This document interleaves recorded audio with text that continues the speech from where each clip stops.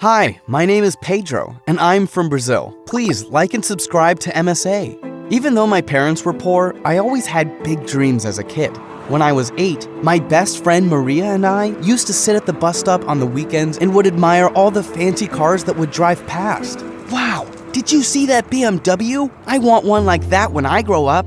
I believe you'll drive a car like that one day, Pedro. Remember what our teacher said. If you believe it, you will have it. Maria also came from a poor family like me, and I cared about her a lot. Once when we were in the 8th grade, she couldn't bring her lunch for the whole week because her parents were so broke. And even though she came up with all sorts of excuses not to take my lunch, I wasn't going to leave my friend to starve. Pedro, I'm not that hungry. Please, I don't want to take your lunch. You know you don't have to have pride with me. Come on, let's share. Okay, but next week is my turn to share with you. But when next week came, Maria had more than enough to share with me since her dad got a big job in the city. I got us candy bars today. Wow, thank you. I'm really happy that your family's doing well. Yeah, and there's something else I need to tell you. She looked a little sad, and then I felt sad when she told me.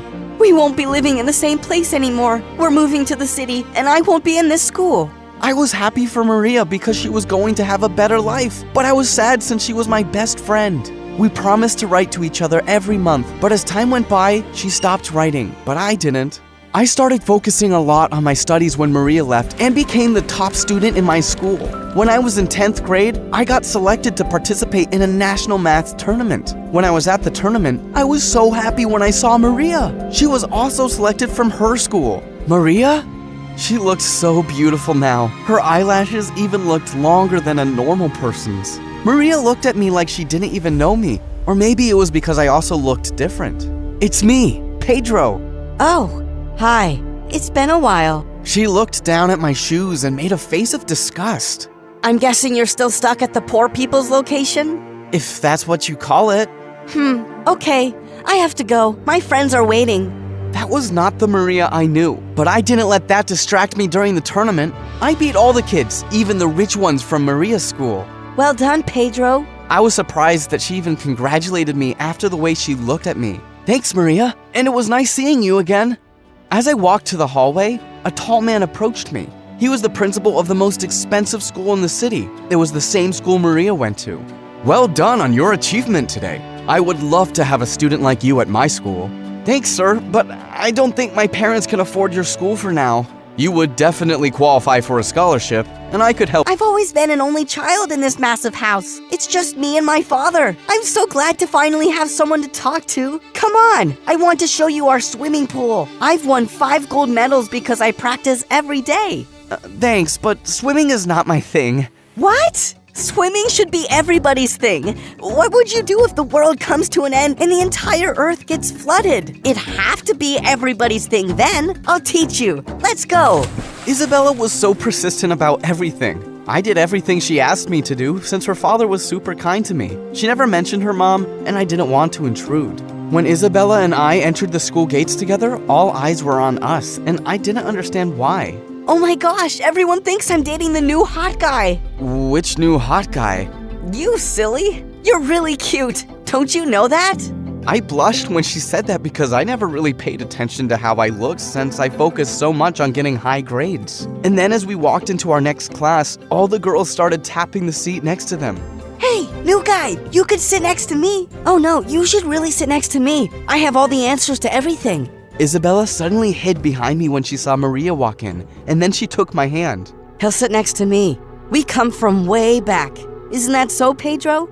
I saw Maria glare at Isabella sternly, and she quickly ran to her seat and didn't look at me for the rest of the day. Maria pulled me along with her everywhere in school, and because I missed her so much, I stuck with her. I'm so happy that you're in my school, Pedro, but we gotta get you some new shoes, okay? But these are my favorite shoes, Maria. I know, but change is good sometimes. Look at me. I live a fabulous life, which starts with how we look. Isabella walked past me and Maria like she didn't even know me, and when I saw her after school to find out what was up, she acted like everything was normal. Hey, you suddenly avoided me? What happened? Nothing. I just wanted to give you and Maria your space. She seems to really like you. Yeah, we're old friends. Are you afraid of Maria? No. She's just this popular girl who gets everything she wants, and I don't have any trouble at school, so we could just be friends at my house. Okay, if that's what you want. The next day at school, Maria immediately approached me and took me to a quiet place, and then she took a new pair of sneakers from her bag for me. I felt very uncomfortable taking them. Maria, I told you I don't need new shoes. Pedro, it's rude not to take a gift. You know that. Remember that time you made me share your lunch and I took it? Yeah, but I was Take my gift, Pedro. Please. I looked at her eyes, and she looked like she was about to cry, so I took the shoes. But it didn't stop there. Maria changed my whole look, and I kinda liked it, but hanging out with her and her friends felt awkward. Like this one time when we were in 12th grade, they invited me to a beach party, and when I decided to bring Isabella along, Maria acted like she owned me. Pedro, can I speak to you alone, please? She seemed angry, and I left Isabella waiting for me. Why did you bring her to a party that I invited only you to?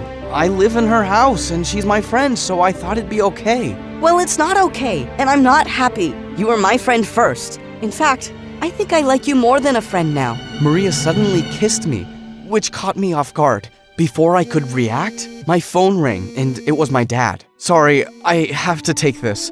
My dad called to tell me that in a month's time, they would be losing the house because he lost his job. Maria could see that I wasn't okay, and because I was so worried, I ended up telling her everything. So you're going to be homeless? No, I won't allow that to happen.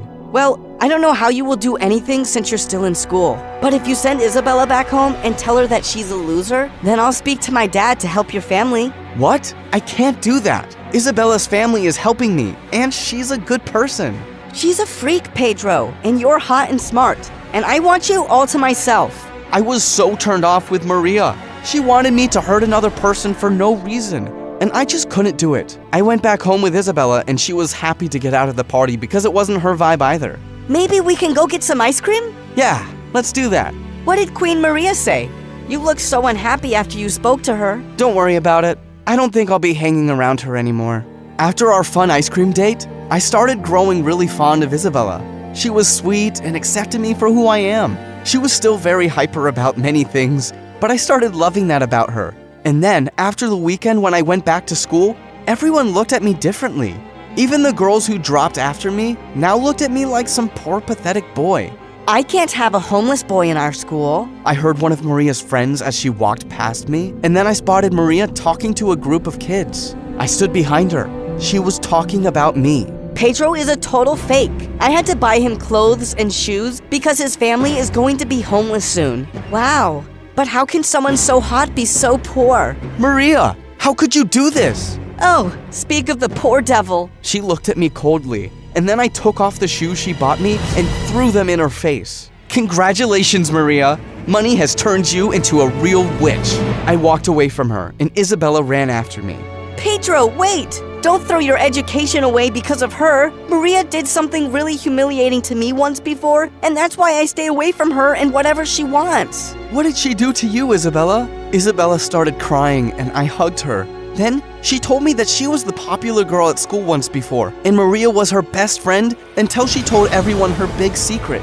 Maria kept asking about my mom, and then I told her something my family never shared with anyone. My mom is in a mental institute. Maria told everyone at school, and from that day, everyone called me a mental case.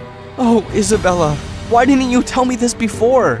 Because I didn't want you to think that I was a mad person. I'm not my mother. I'm me. After what Isabella told me, I wanted nothing more to do with Maria. So I completed my last year of high school with Isabella by my side, and her dad also helped my parents not lose the house. Thank you so much for all that you did for my family. I hope to pay you back one day, sir. You have a bright future ahead of you, Pedro, and it was a pleasure having you in my house. I'm going to miss you so much. I got a scholarship to study medicine in one of the most prestigious universities abroad. And my school helped my parents pay for my flight ticket since I was the best student they ever had. I worked hard in university and became one of the best heart doctors in the world. When I went back to Brazil to visit my parents, I also paid a visit to Isabella and her father. Pedro, I'm so glad to see you. Isabella looked emotional. What's wrong? My dad is in the hospital. It's his heart. I spoke to the head of the hospital that Isabella's father was in, and I was ready to do anything to save him. While I was at the hospital, one of the nurses suddenly approached me. Pedro? I couldn't recognize her since she had her hair covered up, And when I looked closer, it was Maria. Hello, Maria. Wow, you're a doctor now. Yes, and I am a very busy person, so please excuse me. I walked past her, and I could feel her eyes still on me, but she was someone I forgot about a long time ago. After my successful operation on Isabella's father, he couldn't stop thanking me, and I was happy that I was able to do something good for him and Isabella. Pedro, you are like my angel. You always come into my life at just the right time. When I was lonely back at high school, you filled up my life, and today, you saved my father. I hugged Isabella, and then suddenly Maria tapped my shoulder. What can I do for you, Maria? I just wanted to say I'm sorry to both of you. She looked really sincere, so Isabella and I forgave her. She asked if we could have dinner together. I looked at Isabella and she nodded, so we hung out together. As we sat in a restaurant, we actually enjoyed ourselves. And when Isabella excused herself to go to the bathroom, Maria held my hand. I still love you, Pedro. I don't know what came over me in high school, but I've changed now. I slowly pulled my hand away from her. I'm sorry, Maria, but I'm in love with Isabella, and that's why I came back to Brazil. Maria understood and then got up and left. Where's Maria? She's gone, so it's just the two of us. I took Isabella's hand, looked into her eyes, and told her how I felt. Isabella, will you go out with me on a real date? She smiled. So, I guess I did get the hottest guy in school after all. She always knew how to make me blush. Never let your current situation determine your future. When life throws you lemons, make sweet lemonade.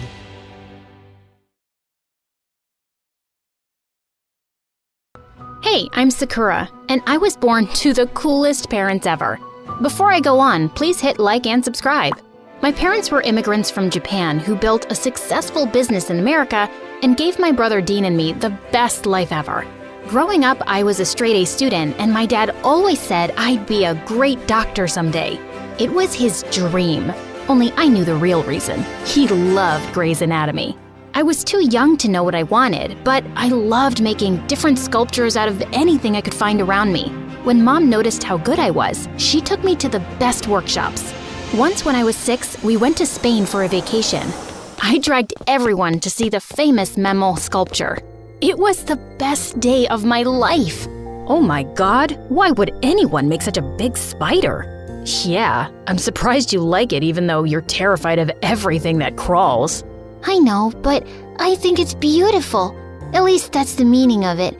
It shows how the spider protects her babies even though she looks so delicate because of her thin legs. People around me who heard me were surprised, and the tour guide told me that my observation was correct. Dad looked so proud at that moment. See? My Sakura is so smart. And you both thought it was just some ugly spider. You should spend your free time with her and learn facts like this. While Dad treated me like a princess, we all know who the real royalty was. Dean. And he knew that as well. He was 10 years older than me and always got on my nerves. One time when I was 8, Dean caught me eating cookie dough and started to laugh like crazy. Your mouth. You stuffed it all in your mouth. You look like the panda from the movie Kung Fu Panda. Mom, Dean's making fun of me. He called me a panda. Then stop stuffing your face like that. And stop blaming your brother for everything. Now help me in the kitchen, will you? He always makes fun of me and you never tell him anything. It's like you don't love me at all. It's not that she doesn't love you. She just loves me more than you. Dean snickered in the corner, making ugly faces at me, and I felt so mad. He was annoying, just like every older brother. But he was also very protective of me and cared for me. Once I was getting ready for school when I saw the biggest lizard ever and let out an ear-splitting scream. Sakura, are you all— Lizard! Lizard! Big, fat, staring at me! Lizard! It's so creepy! Get it out! Save me! Really? Did you howl because of a lizard? And you liked that creepy spider statue? Wow. He did chase the lizard away, but kept making fun of the way I had screamed for days. When I was in the 4th grade, it was time for Dean to go to university, and Mom was a sobbing mess. I'll keep visiting Mom, don't worry. And before you know it, I'll be here for Christmas. You better get your gift ready because I already have yours. Dean and I had a tradition of exchanging Christmas gifts on the roof with a cup of hot chocolate. When he visited for the holidays, I was over the moon. I was so looking forward to opening gifts with my brother. But 2 days before Christmas, I heard something crash in my parents' room. I ran upstairs and saw Dad and Dean having a yelling contest while Mom cried inconsolably. "You have ruined my name, this family's name. You brought him up and this is how he turned out. Don't talk to Mom that way, it's not her fault. You have the nerve to talk back to me? You..." Dad stopped mid-sentence when his eyes met mine. Seeing me, Dean rushed out of the room, but I followed him. "Why were you fighting with Dad?" "It's nothing, Sakura. I failed my exam, so Dad was angry." I tried to talk to Dean after that, but he shut himself in his room. I knew what would make him happy, the present. I waited for him on the roof, but he didn't show up. The next day when I went to his room, Mom told me he'd left for his university while I was asleep. I couldn't believe he'd broken our tradition. How could he do this? I immediately called him. "You left without saying goodbye." "I'm sorry, Panda. Something came up, but I'll make it up to you, okay? With the best gift ever." "Yay, cool! But what about your gift?" "Keep it safe with you for now. I'll take it when I come back home next. Deal?" "Deal." But Dean never came back. I waited every year for him, but he missed all the occasions. Every time I called him, he said he was busy. It broke my heart. With time, I got used to not having Dean around and started concentrating on making Dad proud. Soon, I was 18 and going to medical school. I was excited, but not as excited as my dad. He was over the moon. I tried my best, but being a medical student was tough. And before I knew it, I was failing my classes. Dad was gonna be so mad. I remembered how he was fuming at Dean for failing. My fear got the best of me, and I asked my tech-savvy roommate to make me a fake report card with an A+ grade, and she did a fab job. I wish I had this talent. That weekend when I went home, Dad looked at me with a poker face as he saw my result. "Dad, look, I'm the smartest in my class." "You could have done a better job, Sakura." "I'll do better and get better grades, don't worry." "No, I mean with this Photoshop work." Blood drained from my face as I saw Dad looking like he was going to explode. "Your professor called me and told me you failed your semester exams. I got your original report card a few days ago." "Dad, I'm so sorry." "You better be. Do you know how much money I spent for you to get into that college? Not only did you fail, you're also lying. How could you?" I flinched at how loud Dad's voice had gotten and saw Mom run into the room. "It's just, medical school is really tough, and I knew you'd get mad at me if I failed. I got stressed out, Dad. I don't think I'm made for this. I want to drop out." "Drop out? Have you lost your mind? Life is tough, Sakura. If I had to quit every time I was stressed, we would be homeless now. And what would you do if you quit medical school?" "I could get into sculpting. I'm really good at it. If you could just see that, maybe you'll agree with me too." "You want to make clay dolls? No way. You better get your grades up soon. Listen to me carefully, Sakura. If you decide to leave med school, you will not come back to this house. Understood?" His words really angered me, and I snapped. "Loud and clear, Dad. Loud and clear." With that, I packed my stuff and went straight to my aunt's place. Aunt Lexi was my mom's younger sister. She was the cool aunt of the family and lived by herself in a big villa. I told her everything, and she gave me a big hug and sent me to my room. When she called me for dinner, my jaw dropped at seeing Dean sitting in front of me. "Dean, what are you doing here?" "Hi, Panda. I missed you so much." Dean hugged me while I cried. "Ew, you're getting your snot all over my shirt." "Oh, I'm sorry, Dean." I then told Dean about what happened, and he looked sad for me. But I had only one question for him. "Why did you stop coming over?" "I told you, I was busy with uni and stuff." "It was because Dad and you fought, right? About your..." "What? Oh, yeah, because I failed my exams, yeah." The following week, Dean helped me get admission into the art college I wanted, and I was finally free from med school.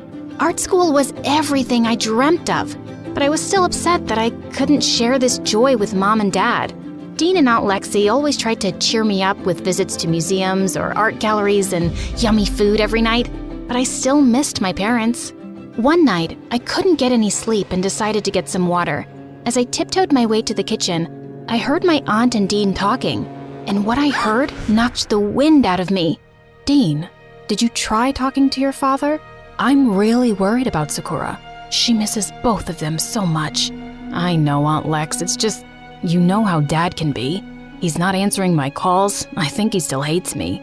I hope he finds it in his heart to forgive me someday. Forgive you? He should be the one to realize his mistake. How could he just kick out his own son for falling in love with a boy? He did what?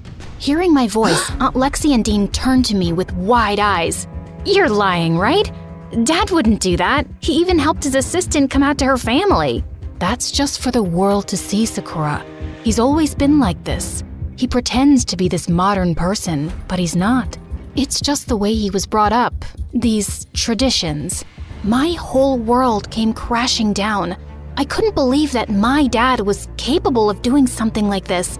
He was a completely different person for me now. I was furious, so I went home with Dean the next day to confront my parents. When Mom saw Dean, she hugged him tight. My Dean, I missed you so much, son. Just then, Dad walked into the house, and Dean moved away from Mom immediately. How dare you come back? I brought him here. Yes, I know you kicked him out. How can you be this two-faced person, Dad? You go around supporting others and being this modern person, but here you are, holding back your own children. Sakura, you have no right. But I do, Dad. He's my brother, and you kept him away from his family. How did you have the heart to do this to your own son? He was ready to ruin the name of this family. He is not my son. How can you say that? Why, it's the truth. Ask him or your mother. When I looked at them, they looked pale. What are you doing? You promised never to bring it up. He left me with no choice. He is breaking apart this family. I loved him and brought him into this house from that orphanage. And this is how he repays me. What in the father-freaking world? I looked at Dean and instantly knew that Dad was telling the truth. You're adopted? Why did you never tell me? I found out the day you were born, and you'll always be my little sister. I couldn't hurt you. And Dad, I never meant to hurt you either. But I won't apologize for being who I am and falling in love. I can't believe you still have the nerve to stand in my house and talk to me that way. Get out. His words made my head spin, and it was then that I heard Mom yell, for the first time. You are such a cruel person. Congratulations. You yourself broke this family apart. I'm going with my children. You can have all the traditions and your wealth and business, but we are going to live a better life, where we can breathe. Saying that, Mom took mine and Dean's hands and stormed out of the house. I'd never seen her this angry. We stayed with Aunt Lexi for a while until we could figure out what to do.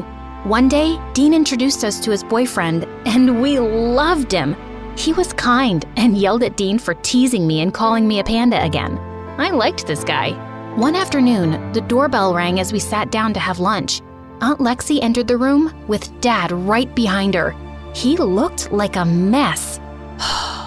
Can I talk to you all, please? We have nothing to say to you, and I doubt we would want to listen to you. Mom. Dad then began sobbing, and it broke my heart. Dean went and held him. Dad turned and hugged Dean tight. Son, I'm so sorry. I was rude to you and I shouldn't have done that. I thought what I was doing was right, but it wasn't. You're my son, the future of my house and business. But before all that, you are my son. And then you came along and my world was complete. I hope you'll forgive me. Please forgive me. I ran toward my dad and hugged him as well. Of course, Dad. We're so glad that you found your way back to us. Everyone in the room was a sobbing mess. Dad agreed to meet Dean's boyfriend one day, and to everyone's surprise, they bonded really well over sports and the fact that they dislike ice cream and loved Grey's Anatomy. Weird. Our family was nowhere close to perfect, but it was much stronger, and that's all I could ask for now.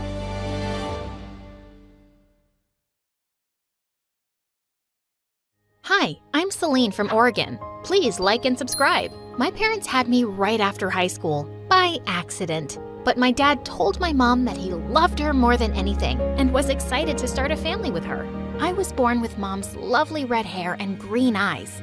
Aw, honey, she's beautiful. Just like you. My perfect little family. But things started going downhill really soon. Mom stayed with me at home, and Dad just wasn't earning enough to afford everything we needed. And that made them fight a lot. Once when I was 5, Dad and I went to go buy some burger buns from the supermarket, and he started ripping open each package, taking one out, and tossing it aside. Sir? What are you doing? All these packets have 4 buns, and I'm a family of 3. What about people like me, huh? Why should we pay for the extra bun? So I'm taking one out, 'cause I only want 3 buns. I'm sorry, but you can't do that, sir. Oh, yes, I can. You can't make me pay for something I don't want. Dad flung it at the storekeeper's face and started running away. He was caught by security guards, and he punched one of them and spent the night in jail. And when he got back home, he packed up his bags to leave. I love you, Celine, but this is just too much responsibility for me. I can't handle it. Goodbye, darling. And just like that, he was gone. We had to leave our house and move into a trailer. Mom had to work for the first time ever, and she wasn't very good at it. She did odd jobs like cleaning and waitressing and got fired often, and she'd spend the next few days crying on the couch. It's okay, Mommy. Not everyone can be a good waitress. Pouring coffee is hard. I know, right? I really tried, but my manager said he wanted to give me an award for the worst waitress ever.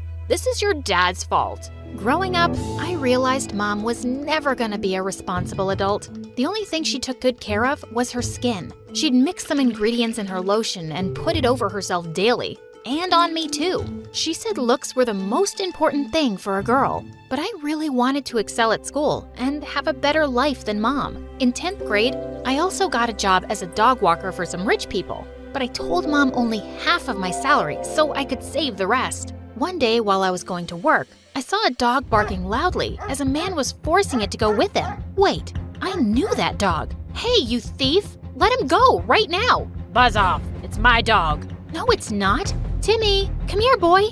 The dog tried running towards me, but the man wouldn't let go. I grabbed a rock from the ground and threw it at him, and he yelled as he ran away. I immediately took the dog to its owner, a rich old lady named Mrs. Grant, who was already looking for him frantically, and I told her everything. Oh, how can I thank you? Come in, child. I'd like to get to know you. After asking me many questions, she said something really surprising. She wanted to send me to a great private school, all expenses covered. What? This was an offer I just couldn't refuse. But Mom didn't seem very excited. She should have just given you the cash for finding her dumb dog. You already go to school. I was too happy to argue with her. Going to a good school meant great opportunities for college. Mrs. Grant had me enrolled a week later, and I was so nervous as I walked into the building. Luckily, the school had a uniform, so no one would see my own worn-out clothes. But I noticed several people looking at me, and I had no idea why.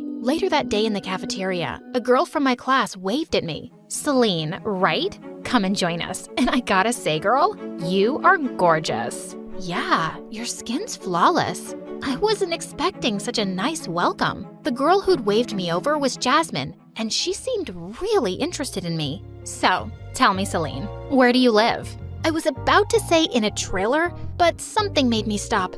I just knew these girls wouldn't see me the same if I had said that. Oh, Cherry Tree Hill? OMG, that's such a posh neighborhood. What's your address? 251, Street 20. That street has the biggest mansions. That was Mrs. Grant's address, and I'd said it before I could stop myself. Now, I'd have to live with this stupid lie, but at least the girls looked impressed. A week later, we were in the library when Jasmine suddenly elbowed me. What do you think about Aiden, the football captain? I don't even know who that is. It's that guy in front of you, dummy, who can't take his eyes off of you. I looked up to see a really cute boy, and he did seem to be looking my way. I ignored Jasmine, but some moments later, a paper plane landed on my desk. I can read your mind, and yes, I'll go out with you. I burst out laughing at the cheesy line. Aiden took that as a sign to come over, and he seemed to be really nice. We started hanging out often, and soon enough, he asked me out.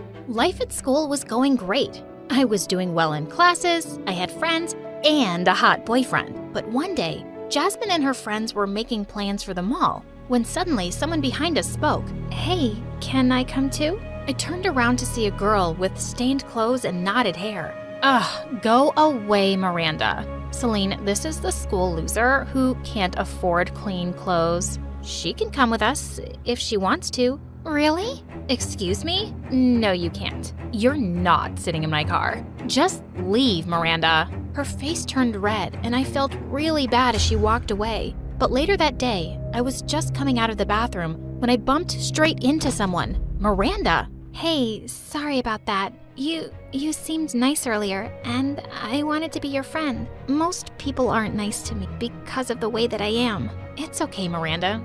You don't have to be embarrassed around me. Can you keep a secret? Of course, anything. I'm poor just like you, so I know what you're going through. You're poor? Shh, yes. And yeah, we can be friends. Meet me outside school later. I ditched Jasmine and her gang and took Miranda home. On the way, we walked past Mrs. Grant's house, and I explained that she was paying for my school.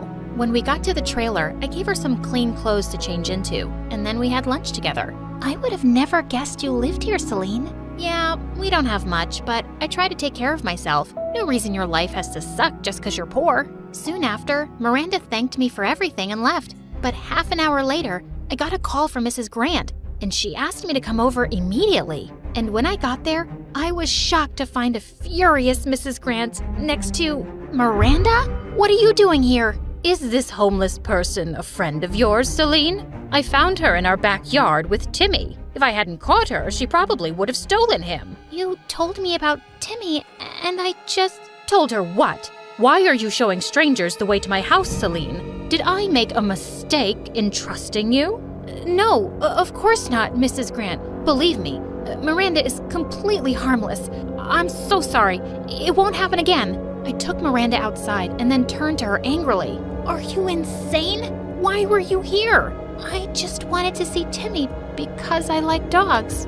That's all. But you can't just walk into someone's house. I work for that lady, and she's the reason I go to a good school. She could easily take it all away from me, thanks to you. Miranda looked upset and ran off, and I didn't stop her. Gosh, she was crazy. Maybe I'd made a mistake letting her into my life. The next day at school, I just wanted to avoid her. But later, as I was sitting with my friends on the bleachers, Miranda suddenly appeared and sat next to me. Listen, Celine, I'm really sorry about yesterday. What happened yesterday, garbage girl? Celine, what's she talking about? Oh my God, was Miranda about to give away all my secrets? How would I know? She's a total nutcase. No, wait, I know you're mad at me, but aren't we friends?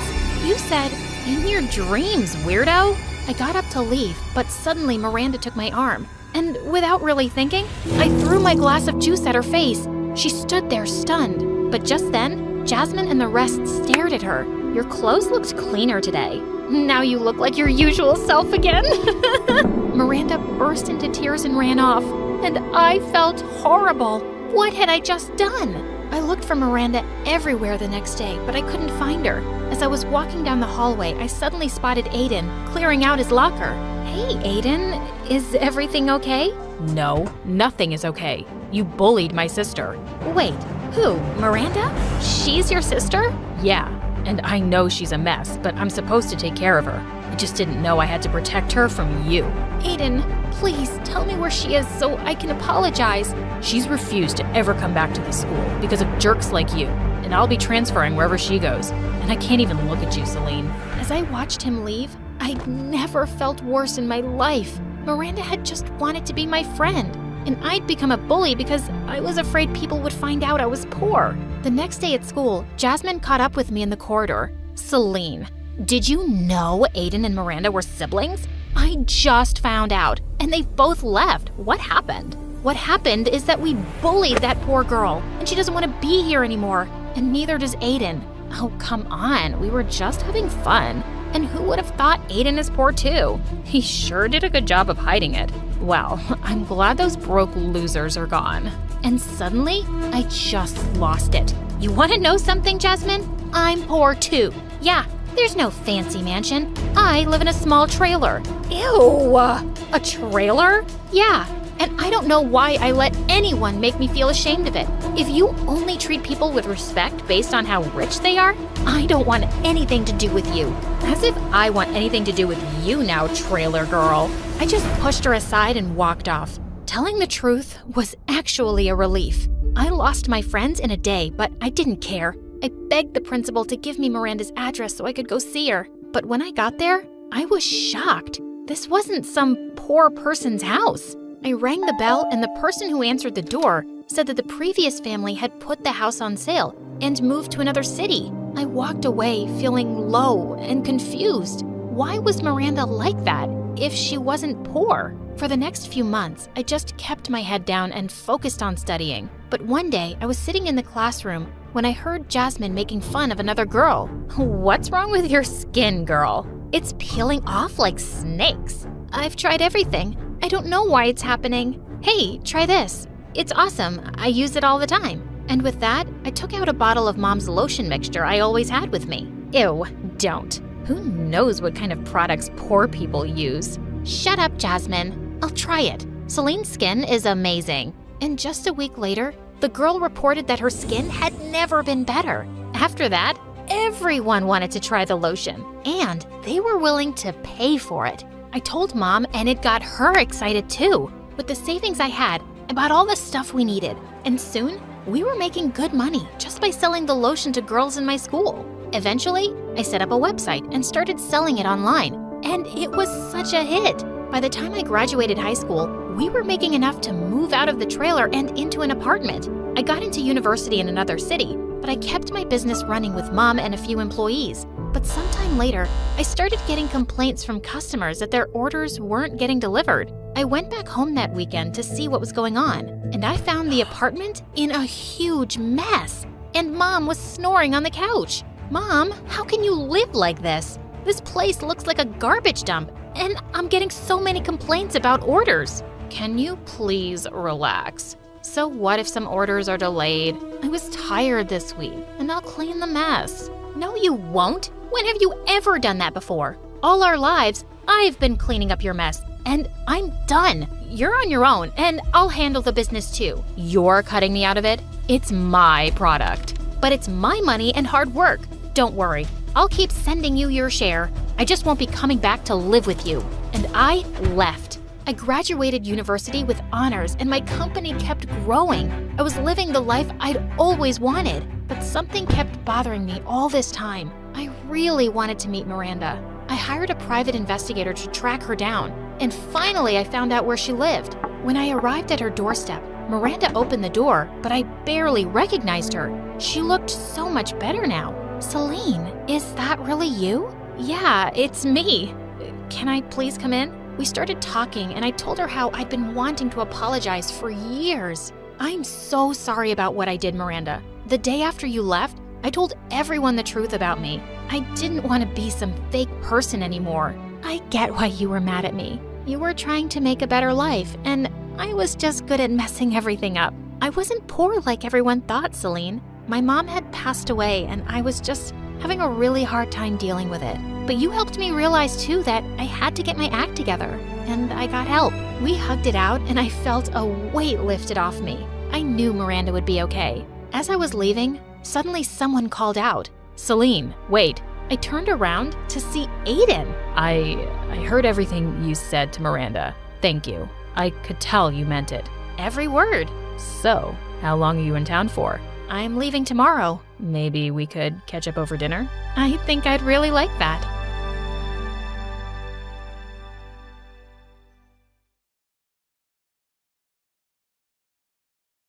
There I was, caught in my own game, outwitted and destroyed. My heart raced with the painful realization that I'd been a complete fool. Hi, I'm Ella Holmes, the world's best detective. No wait, I'm Ella Stone.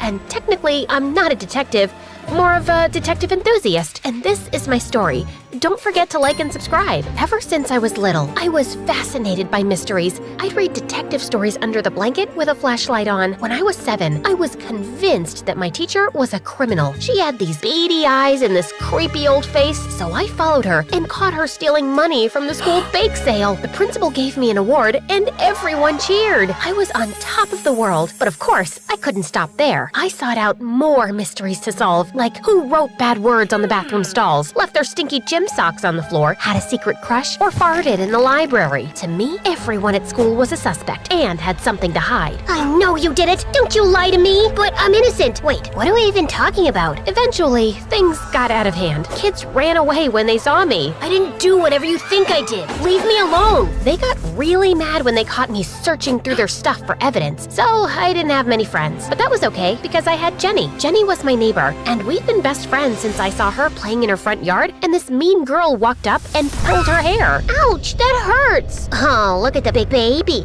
Is she gonna cry? Leave her alone, you dirty scoundrel! You shameless knave! What the heck is a knave? Use a dictionary! Then I threw my dictionary in her face, kicked her in her big butt, punched her nose, and started screaming like a maniac. After that, Jenny and I were inseparable, and she always made sure I had the best shoes. You see, Jenny's dad was the biggest shoe manufacturer in the country, and Jenny was a spoiled princess. She had the most outrageous birthday parties, and they always had a theme. When she was turning 15, her theme was awesome magical princesses, but I wouldn't wear a pink glittery dress, not for her or for anyone. Ella, who are you supposed to be? Hercule Poirot? Duh. You were supposed to be an awesome magical princess. If you're not a princess, then the party won't work. It'll be too confusing. My birthday will be ruined. The pictures. Oh my god, the pictures. What am I gonna do? This is terrible. This is a disaster. Just as Jenny was about to have a meltdown, I got an idea. I snatched a tiara off a piñata and put it on my head. Hey, look, Jenny, I'm Princess Poirot. Jenny gave me a hug, and the party was going fine until I saw this shady-looking clown hanging around Jenny's gifts. I crept over to get a closer look, but he spotted me and he started running. Hey, stop that clown! I chased him down. He tossed a balloon at me, but I jumped over it and accidentally bumped the gift table, which fell into the pool. Then I tackled the clown and we smashed into the cake. Ella? I looked up to see Jenny crying and all the guests glaring at me. Come to find out, the clown was Jenny's harmless grandpa. After that, I was kicked out of the party and Jenny stopped talking to me completely. But things changed a couple years later when I heard Jenny sobbing in her backyard one day. Hey, are you okay? Do I look like I'm okay? My heart is shattered. I'll always be alone. I'll never find love again. Want to talk about it? To my surprise, Jenny spilled the beans. She told me she met a boy, but she lost his number. Okay, what's his name? Alex? Jenny shook her head in despair. She only knew his first name. Don't worry, I'll find him for you. I kept my promise to Jenny. We spent the whole night combing the internet, and we finally found Jenny's crush. We sent him a message, and he asked Jenny out on a date. Jenny was over the moon. You're the most awesome friend in the entire world, and the best detective I know. It felt good to have my BFF back. A couple weeks later, Jenny threw one of her famous slumber parties. She invited me and the most popular girls in school. We were having fun playing games and asking Ask Brain 2 to tell us our future when nature called. Jenny's bathroom was already taken, so I had to go to the one in the hallway. I went past Jenny's dad's office. The door was open, and there was enough light for me to see his huge library with wall-to-wall bookshelves. I couldn't help myself. I had to look around. Then I noticed a slightly crooked book. It messed with my OCD, and I pushed it so it was symmetrical with the rest of them. Suddenly, the shelves started moving, and a door opened behind them. There was a room with stacks and stacks of documents. I picked up a file and read it. I was shocked to discover that Jenny's dad's factories were a complete scam, and that the shoes that were supposedly made in the US were made in a foreign country in sweatshops. I took one of the folders and ran out of there. I knew this wasn't right. I stashed it in my bag and ran back to Jenny's room to tell her about it. Your dad has a secret. We need to talk. Not now, Ella, but it's really important. How many times must I tell you? This is not a mystery party. It's a TikTok party, so please shut up and dance. The next day, Jenny left town with her family before we could have a conversation. I tried calling her, but she didn't answer her phone. After a few days, I started getting squirrely. I couldn't sit on the secret for another minute. I'd solved the crime of the century. Okay, maybe it wasn't that big, but it was the biggest crime my city had ever seen. I went to the police. I had to do the right thing. It was my duty as a detective. I took the evidence to the police, and the next day when Jenny and her family got back to town, Jenny's dad was arrested. My face was in the paper for cracking open the case. I was suddenly famous, and people started hiring me for my detective skills. But soon after, Jenny's dad's company was shut down and he was sent to prison. Her mom had to sell their house and move into a small apartment on the bad side of town. Jenny's mom hadn't worked a day in her life, so she struggled to find a job. Things were so bad, I even saw Jenny and her mom waiting in line at the soup kitchen. I felt so bad that I tried to apologize. Get out of my face, you traitor! I'm sorry, Jenny. I didn't realize that this would be so painful for you. Are you some kind of idiot? You sent my dad to jail and destroyed our lives. What part about this did you think would be fun for me? I started leaving money from my detective jobs in Jenny's mailbox to help Jenny and her mom out, though it wasn't much. My biggest job was finding Principal Bynum's lost cat Pookie and my math teacher's missing golf clubs. Then one day, I got a DM for a job, and the client wanted to pay me $50,000. I met my potential client at a coffee shop downtown. His name was Vance, and he was a couple of years older than me. He was dressed in a Versace suit and a Rolex watch, and he smelled like heaven. Something was stolen from me, and I need you to get it back. I'm good at finding things, but shouldn't you go to the police? A couple from another table glanced in our direction. Vance leaned toward me. I think we may need to speak somewhere a little more private. He grabbed my hand and pulled me outside. When his fingers touched mine, my heart raced. An evil man tricked my grandmother into giving him a priceless heirloom. Vance showed me a picture of a golden Fabergé egg lined with emeralds and rubies. It was the most beautiful thing I'd ever seen. It's worth $1 million, but I'll give you a finder's fee. All you have to do is break into this evil man's house and get it. Vance took off his sunglasses and looked up at me with the most beautiful sapphire eyes, and I almost melted into a puddle. I'd never felt like this about a boy before. I shook the feeling off and regained my focus. I was a professional. Sorry, I'm not a thief, I'm a detective. What you're asking me to do is a crime. Vance stared at me for a moment, then he leaned against the wall and sighed. You're right, that would be wrong. I was just so sad. I didn't know where to turn or what to do. I read about how you took down that corrupt businessman. I thought you could help me. That egg means so much to me. But I see now that I was wrong. I hope you can forgive me. Vance stepped toward me. He brushed a strand of hair behind my ear. My heart turned a dozen flips. It's okay. I understand. We all make mistakes. Thank you, Ella. My granny would have liked you. Vance kissed me on the cheek, then walked away. I could barely sleep that night because I kept dreaming of Vance and his pretty eyes. A couple of days later, the strangest thing happened. I went to Jenny's house to drop off some money in the mailbox, and I heard Jenny screaming like a banshee. I ran inside and saw Jenny's house in shambles. Furniture was knocked over, and glass was shattered everywhere, like there had been some kind of struggle. My mom's been kidnapped! I started to call the police, but Jenny snatched my phone and threw it out the window. What did you do that for? The kidnappers left a note. They said they'd hurt her if I called the police. The detective in me leapt into action. I snatched the note out of Jenny's hand and read it. The kidnappers said they'd trade Jenny's mom for $100,000 in the next 24 hours. But if we called the police, we could kiss Jenny's mom goodbye.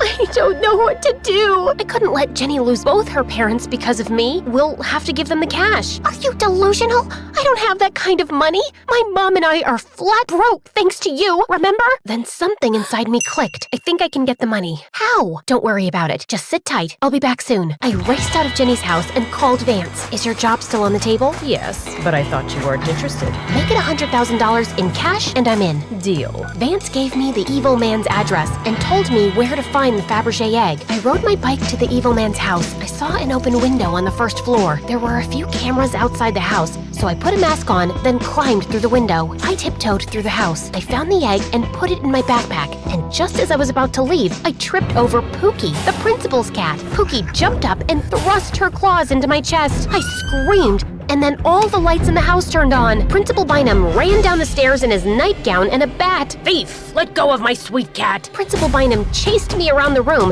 and Pookie got so scared she started scratching me. I finally pulled Pookie off me, set her on the floor, and rushed out the door. I climbed on my bike and raced home as fast as I could. As soon as I walked through the door, I got a call from Jenny. The kidnappers want their money now. I thought we had 24 hours. They changed the timeline. I hung up with Jenny and called Vance. We met at a park near my house. Do you have the egg? Yes, it's here. I gave Vance the egg. What about the money? Vance gave me a duffel bag. It's all there. I must get going now. I have a flight to catch. Vance kissed me on the cheek and then got into his fancy car and drove off. I hopped onto my bike and headed straight to Jenny's, but as I was riding down the road, the cops appeared out of nowhere. They'd received an anonymous tip that I'd stolen the egg. The police hauled me off to jail. Principal Bynum and my parents were so disappointed. Mom, Dad, the principal's evil. He stole that egg from someone, and I had to steal it back because I had to pay off the kidnappers because Jenny's mom's life was in danger.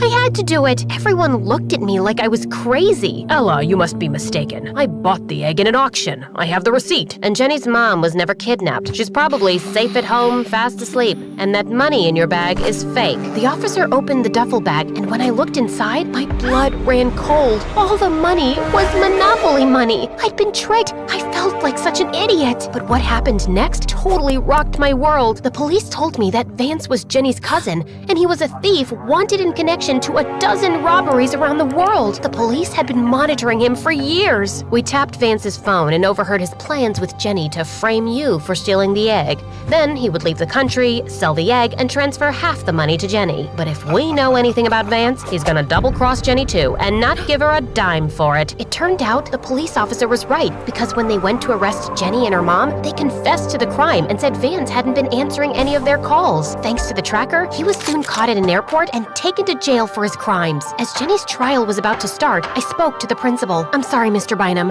What I did was wrong, but please don't be so hard on Jenny and her family. It's my fault she did what she did. I set out to find the truth, but I hurt her more than I could ever know. Because of me, her dad is in jail, and she's lost the life she knew. On the day the judge was set to sentence Jenny, Principal Bynum asked him for leniency. Instead of going to juvenile hall, she had to do community service, picking up trash on the road for 6 months. And one day, I joined her. I heard what you said to Principal Bynum. Why would you want to help me after I framed you? You're my friend, and I regret what I did to you, even if what I did was right. I'm sorry for what I did, and I think we're way past even now. Maybe we could start with a clean slate? Really? I miss my best friend. Me too.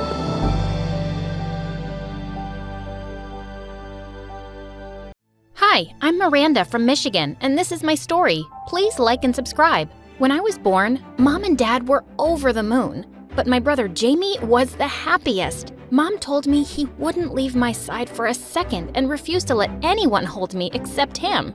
Once when I was 4, I was sitting on a swing when an older boy pushed me and I landed in the mud.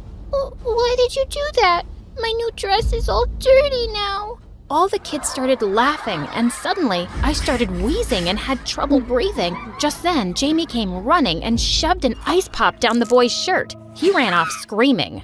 "Are you okay, Miranda? What's happened to you?" He immediately rushed me home. My parents took me to the doctor, and I was diagnosed with asthma, and it got triggered every time I got stressed. Since that day, Jamie's life mission was to protect me from anything stressful. When we were little, I loved Jamie's overprotectiveness, but as I got older, it started annoying me, especially since Jamie made it clear to every boy in school that I was off limits. In 9th grade, when a boy finally asked me out, I was super excited, but just as I was sneaking out of the house, I bumped into Jamie. Where are you going dressed like that? Who are you, my mother-in-law?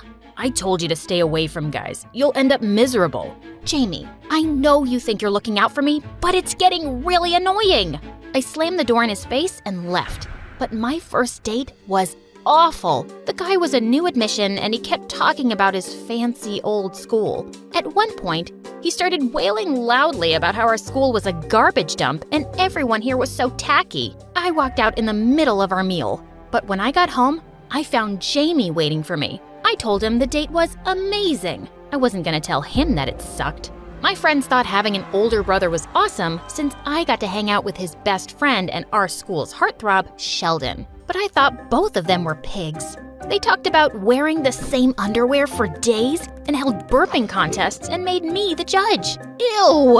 And they were always getting into trouble at school for bunking classes and were even caught smoking once. They made me swear I wouldn't tell Mom. I had to keep their stupid secrets. But one afternoon when I got home, I saw Sheldon's car in our driveway, and he was cleaning its windshield with his t-shirt.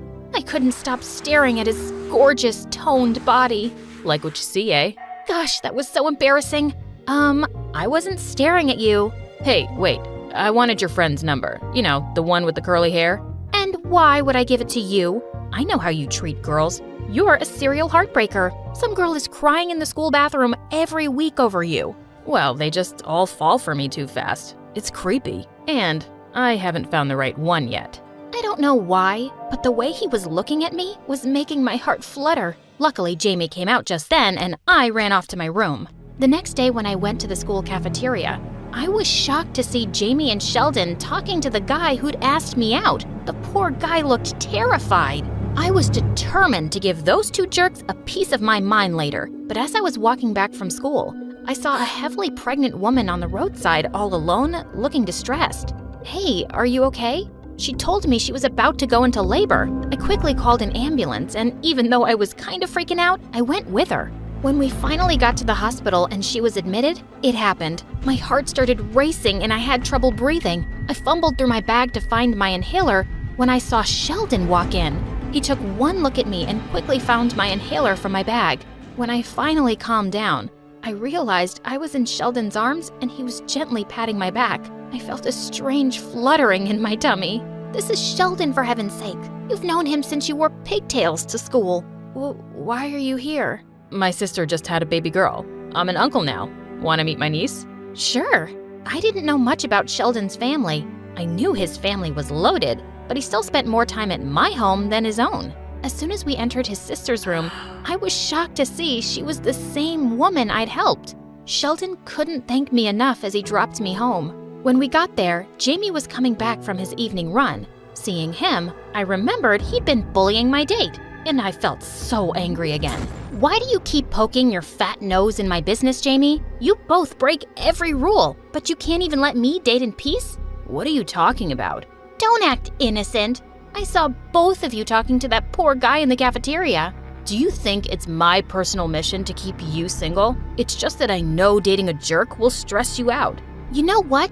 I think you stress me out more than anyone else. I don't think you care about me. You just want to control me.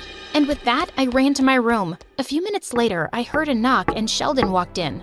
That was unfair, Miranda. You know how much Jamie loves you.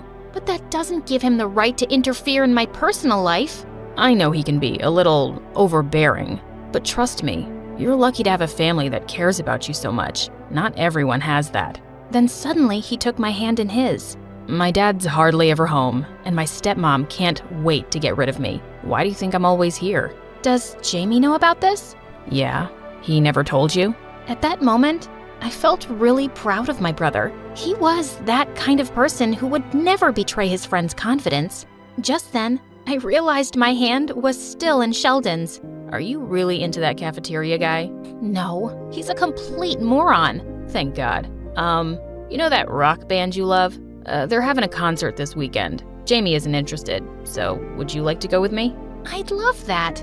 When I told Jamie about our plan, he didn't think too much about it since Sheldon was practically family. And I made an extra effort to get dressed that day. It didn't go unnoticed. When Sheldon came to pick me up, he gave a low whistle. "Don't be a jerk, I'm not your girlfriend." Yeah, and that's a shame. What did that mean?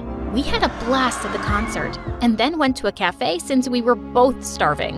Whoa, slow down, Tiger. Jamie would kill me if you choked on that burger. Wait, you've got mustard just there. Oh, I can be messy. Cute's more like it. You're nothing like the girls I've dated. Because I don't wear makeup or because I'm eating too much? I don't know. You're just different. When we were going back home, Sheldon asked me if we could make a small stop on the way. And I was really surprised when we ended up in a nursing home. I followed him into a room where a weak-looking woman was lying in bed, but her face instantly lit up when she saw Sheldon. Sheldon stroked her hair and read to her until she dozed off. Then we gently tiptoed out of the room. "Sheldon, was that your mom?" Yeah, but she doesn't actually recognize me as her son now. She's been unwell for a long time and lost her memories. I'm just a friend who comes to visit. It makes her happy. I felt a lump in my throat thinking about how much Sheldon had to go through. When he dropped me at home, I was about to get out of the car when he stopped me. Miranda, I have a small gift for you. He took out a silver bracelet from his pocket with hearts hanging from it. This was my mom's. I want you to have it now. What? No, I can't take this. Please, I insist. I know you're my best friend's little sister, but lately, I'm seeing you as so much more. You know what I mean? Yes. I think I like you too, that way. But there's one problem. Jamie? Yeah, he'd kill me if he gets to know about us. Don't worry. He doesn't want me to date random guys, but I know he trusts you. We'll tell him when the time is right. With that, I leaned in and kissed Sheldon on his cheek. But when I entered the house, I found Jamie glaring at me like an angry bull. I just saw you kissing that backstabber in the car. What? He's your best friend. And yeah, we have feelings for each other. I thought because you know him so well, you'd actually be happy. That's the problem, Miranda. I know Sheldon too well. He's never serious about any girl. I'm telling you, he's bad news. He's a fantastic friend, but a hardcore playboy. But what we have is special, Jamie. He even gave me his mom's bracelet today. The one with the hearts? Suddenly, my heart sank. Yeah, he gives them to all of his girlfriends. Don't be stupid, Miranda, and trust me on this. Sheldon will let you down. With that, Jamie stormed off. But I knew he was wrong about this. Sheldon really cared for me. Jamie started avoiding me and Sheldon completely after that day. And anytime Sheldon tried to talk to him, he walked off angrily without listening to a word. Gosh, he's being so awful. But I really do hate seeing you two fight. Don't worry about it. He has to come around. I know he will. Being with Sheldon was amazing. But some weeks later, I was getting to see less and less of him because he always had football practice after school. And then one day, I walked into the school hallway to find Sheldon by the lockers talking to a blonde girl. He whispered something in her ear, and then he slid a bracelet on her wrist. What are you doing? Sheldon turned to me with a completely indifferent expression. I was gonna tell you, I just didn't find the right time. I met Casey here at football practice. She's a cheerleader. I think we work better together. You didn't find the right time to tell me? Come on, Miranda. You know my history. I just think you like me more than I like you. Can you please not have an asthma attack right now? It's so melodramatic. He stepped forward to take my inhaler out of my bag, and I slapped him hard. You're such a jerk. Don't come near me. I pulled out my inhaler as I ran to the bathroom in angry tears. How could I have been so wrong about Sheldon? And later at home, as I cried in my room, Jamie came and sat on my bed. I guess you heard. Please, just whatever you say right now, don't say I told you so. Because I just can't deal with... Sheldon and I got into a huge fight, and I told him to never come near you again. I'm sorry you're going through this. No, I'm sorry for not listening to you. I should have believed you. A week later, things were back to normal between me and Jamie, but I missed Sheldon. As pathetic as that sounded, I missed his silly banters with Jamie and his goofy smile. Heck, I was still wearing that stupid bracelet he gave me. That weekend, I was watching MSA videos and sulking in my room when Jamie walked in. You're still crying over Sheldon? Yes, I am, and it's your fault. You always treated me like some porcelain doll when you should have been my friend. Look at me now. I'm so bad at judging guys, and I dated two jerks. But I told you to stay away from both. And why would I listen when you're always telling me what I can do? And now, I don't think I'll ever fall in love again. Wait, you loved Sheldon? Of course I did, but he turned out to be a lying jerk. I hate myself for being stupid, and I hate you more for not letting me grow up. I was so mad that I threw the bracelet Sheldon gave me. Jamie picked it up, and suddenly looked like he'd seen a ghost. Oh my God, Miranda, I messed up, big time. Sheldon told me the bracelet he gave you was really his mom's. He said something about her initials engraved inside.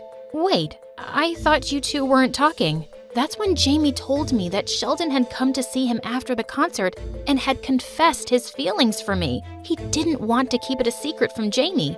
I was so pissed at the both of you that I told him to back off or lose me as his friend forever. I kept refusing to listen to him. Miranda, I think he hurt you on purpose, just so you'd fall out of love with him. He did this because of me. It all started making more sense now. You must hate me. Yeah, a bit, but not really, you doofus.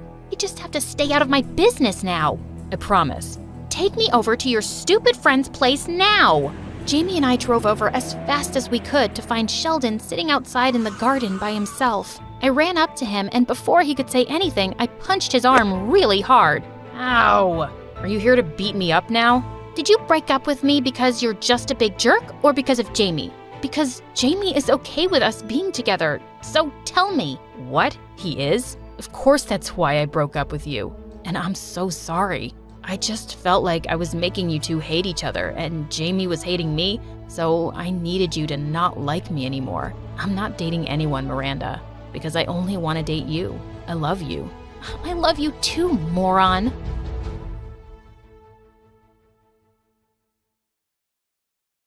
Hi, I'm Jody from North Dakota.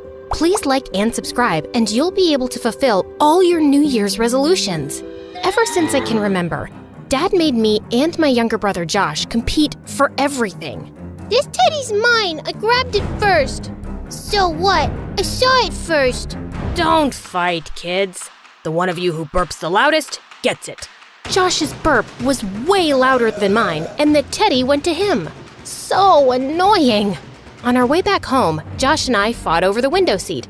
And again, Dad had a weird solution. Let's see who can stick their head out of the window and spit the farthest. Josh won again. But I accidentally spilled some orange juice on the window seat, so his butt ended up all wet and sticky. Josh usually won these crazy competitions, and he and Dad were a team. But Mom adored me, and we spent hours baking together. And unlike Dad, she didn't make us compete for stuff. The purple cars for Josh and the red ones for you, Jody. Why buy 2 cars? They could have shared one. When will you understand that money doesn't grow on trees? Dad left the office looking upset, but Mom turned to us with a huge smile. I got you guys 2 packs of crayons too, but don't tell Dad, okay? You're the best, Mom. But Josh broke all his crayons in minutes, then grabbed mine and flushed them down the toilet. He really was a top-grade jerk. Other than that, my life was good. But then one day, everything came crashing down. Mom had ordered pizza for Josh and me, and we were fighting over the last slice when Dad came back from work early. You ordered pizza again? Why can't you cook, lazy woman? I'm not some millionaire. They had a huge fight that day, and suddenly, Mom was packing her bags to leave. I cried and tried to stop her, but she said she'd come and see us soon and just left. Then, Dad gave me the last slice of pizza, and I immediately stopped crying and stuck my tongue out at Josh. Don't judge me for not being sadder, guys. I was only 7 then. A few weeks later, our parents got divorced, and since Mom wasn't financially stable, we stayed with Dad. Mom only visited us on weekends and special occasions. Years passed, and Josh and I finally reached high school. One day, we came back from school to find Mom getting out of a flashy car. Jody, Josh, come quickly. I'm taking you to my new home for the weekend. Her new home was a freaking palace. It turned out that Mom's fiance Steve was a real estate mogul, and this was one of his houses. Later after lunch, Mom said she had something important to discuss. I haven't been able to offer you a home before, but thanks to Steve's support, I can now. I'd love for you guys to come live here with me. What do you think? We were both taken aback. But then Josh said he wouldn't leave Dad and walked out of the room. Mom looked heartbroken. What about you, Jody? To be honest, I'd missed being close to Mom, and it wouldn't be too bad getting away from Josh and not fighting for everything. I think I'd like to stay with you. But what about Dad? I'll talk to him, don't worry. And you can still see him whenever you want. Oh, this is just such wonderful news. After the weekend, Josh went back to Dad and I moved in with Mom. She let me have the biggest bedroom. I love it here, Mom, and I love you. I've been waiting to hear that for so long. In the coming days, Mom got me anything I wanted. New clothes, new shoes, new handbags, new bedroom furniture. I even had 3 maids waiting on me hand and foot. One day, I decided to bake a cake for Mom, but I just couldn't figure out the fancy oven settings. Before I knew it, there was a small blast. Just then, a girl my age came running in. Are you trying to burn the kitchen down? I'm sorry, I was just trying to bake a cake. Well, it looks more like a volcano now. No wonder it caused so much destruction. She looked at me, and then we both burst out laughing. The girl introduced herself as Darcy, our butler's daughter. We got to talking, and I found out that Darcy loved baking too. We exchanged a few recipes and decided to try them soon. The next day, Mom got me enrolled into a fancy private school, but it looked more like a 5-star hotel. And the students looked like they'd walked off a modeling ramp. Feeling kind of nervous, I was trying to find my classroom when a group of the most gorgeous girls suddenly blocked my way. New admission. We like your Gucci's and Chanel, girl. You can join our pack. And just like that, I became a part of the most popular group in school, the Wildcats. And boy, these cats were wild. They partied like crazy, blew thousands of dollars on useless stuff, and got tattoos in the weirdest places. But for the first time in my life, I was among the popular kids in school, and I was loving it. A few weeks later, I was hanging out with my cool group outside school, and to my shock, they started smoking. One of them pushed me to try it too, and I didn't want to look uncool, so I did. But I started coughing like crazy. Jody, what are you doing? OMG, Jody, who's this peasant talking to you? What are you doing here, Darcy? I study at the school 2 blocks down. I was just walking home. Ew, are you talking about that gross public school? That confirms you're poor. Jody, you're a wildcat. You can't be talking to people like her. Yeah. Darcy, please go away. I'll talk to you later if I have time. Darcy gave me a disgusted look and left. I felt terrible, but I had a reputation to maintain now. When I got back home, I found Steve and Mom waiting for me, and I knew there was trouble. So, you're smoking now? Is that why I'm paying your sky-high school fees? Jody, I'm so disappointed in you. What? I didn't. There must be some mistake. Don't you dare lie to me. You were smoking, and the butler's daughter saw you. Steve was always so calm, and seeing him like that was kinda scary. He shouted at Darcy to come in. Tell me what you told us earlier, girl. Did you see Jody smoking or not? Darcy looked at me, then turned nervously to him. Sir, I think I made a mistake because that girl was wearing a different dress. I'm so sorry for the confusion. Steve sent her away angrily, and soon after I followed her. What were you thinking, being a snitch? I was trying to save you from falling into bad habits, but I wasn't expecting Mr. Steve to react so badly, so I changed my statement. You should be thanking me. Well, no thank you. Just mind your own business. Yeah, I'll do that now. You're just a rich brat. I don't know why I thought you were different. I felt so mad at her, but I forgot about the fight soon because the following weeks, I had a crazy schedule. I went to school, attended salsa and French classes Mom enrolled me in, and then went out partying with my friends. I was so busy with my new life that I almost completely forgot about Dad and Josh, too. Then one day, I got a call from Josh. Can you come home this evening? I want to plan a surprise party for Dad. I promised Josh I'd be there, and that I'd also bake a special cake for Dad. But when I came back from school that day, Mom was already waiting for me. Jody, there's an important event tonight, and Steve says I need to look my best. So I was thinking we'll go shopping first, and then maybe we'll both get makeovers. That sounds cool. By the time we came back home from the mall, I was so exhausted that I took a short nap. And when I woke up, it was already so late. When I got to Dad's place, Josh was done with all the preparations. I am so sorry. No problem. At least you turned up. No need to be so snarky. I was just tired. Yeah, I know how exhausting shopping can be. I saw you at the mall with Mom. You've changed, Jody. No, I haven't. Really? Then where's Dad's birthday cake? That's when I realized I'd completely forgotten about it.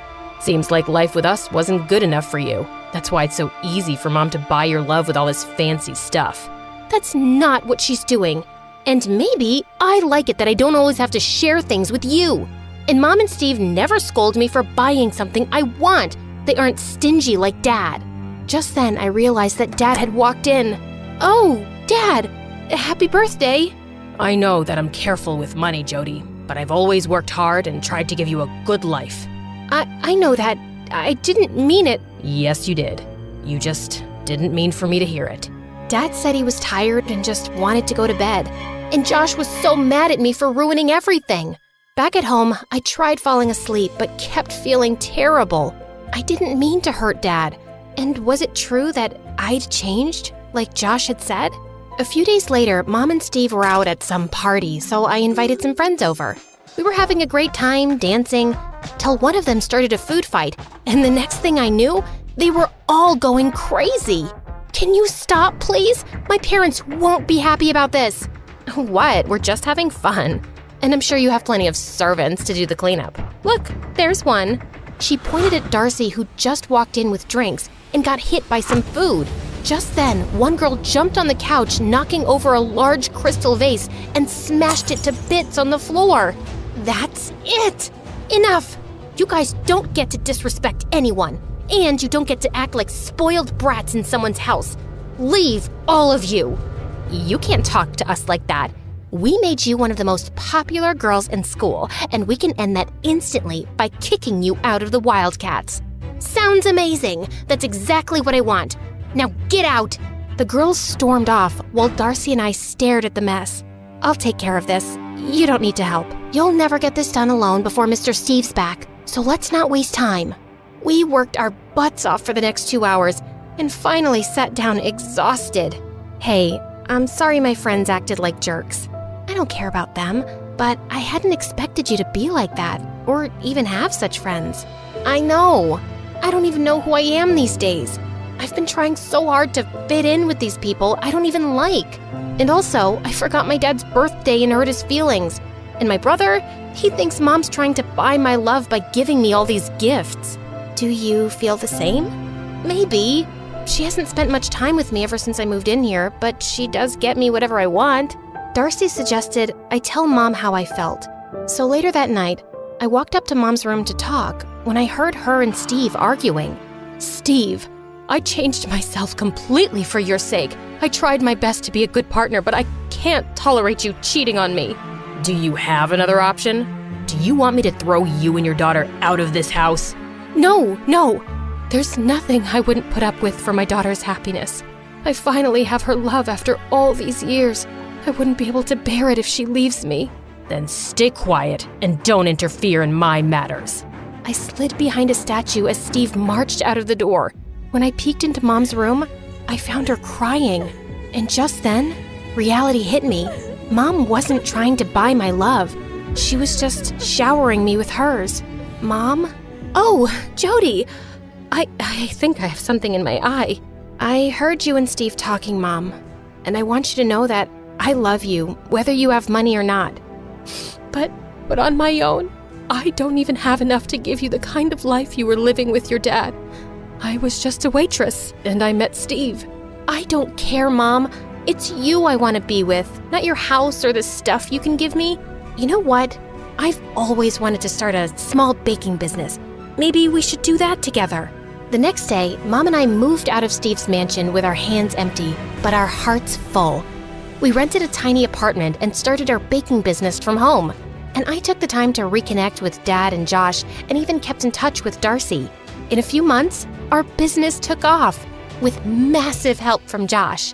Cake number 17 delivered. Thanks, bro. Aren't you the best?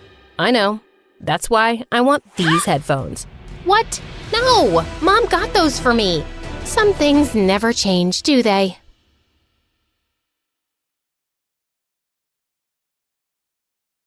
On March 14th, 1879, an unusual baby was born to a family in Ulm, Germany. For starters, he had an unusually big head.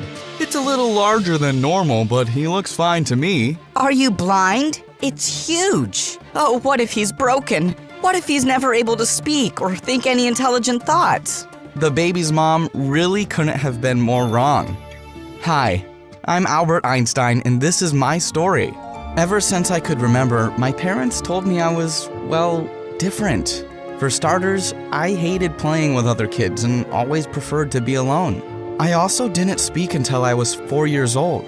Then when I did speak, people would act as if I'd said something strange. Like one time, Mom invited her friend over for lunch and I had an important question for her. Your arms are so thin, your skin is almost see-through, but for some reason I can't see your bones, only the color of your veins. Get your hands off me! Does your son have no manners? Wait, I'm just curious. I wonder what would happen if I lit a candle and shone it close to you. Do you think I'd see anything beneath your skin? You're not making any sense, Albert, and you're being rude. Sometimes I worry there's something wrong with him. Mom sent me to my room then, and I didn't understand what I did wrong. I just asked a question, and as time passed, I really started getting into trouble. One day, when I was 15, I was in class and I was bored to death. And when my teacher, Mr. Windsor, asked us to work in pairs, I just snapped. So we have to solve. I'm not doing this. School is dumb and I'm not letting any teacher tell me what to do. But we have to do what the teacher says. No, I've got a better idea. I convinced the guy to steal Mr. Windsor's notes and bag when he wasn't looking and sneaked out of the classroom. We ran away from school to a nearby river where I tossed my teacher's notes. This'll teach him not to make us memorize stuff until our brain hurts. Throwing those notes away felt so freeing, but my happiness didn't last for long. Mom, Dad, our principal, and the police found us, and we were toast. Albert's behavior is completely unacceptable. This has gone on too long. He pulls pranks on teachers, never pays attention in class, and now he's stealing. This is the last straw, young man. I got suspended for a week, but when I got back to school, things took a wild turn. I was sitting in class when Mr. Windsor called to the chalkboard to solve a math problem. All right, Mr. Einstein, I have an equation that even you can't mess up. All you have to do is figure out. The answer is 9.27001 over 16. Mr. Windsor looked like he was having a stroke, and all the kids started whispering. God, what had I done now? Mr. Windsor grabbed his calculator and asked me again what the answer was and how I'd gotten it because, well, it was correct. I don't know, it just popped into my head. Mr. Windsor pulled me aside after class. I completely misjudged you.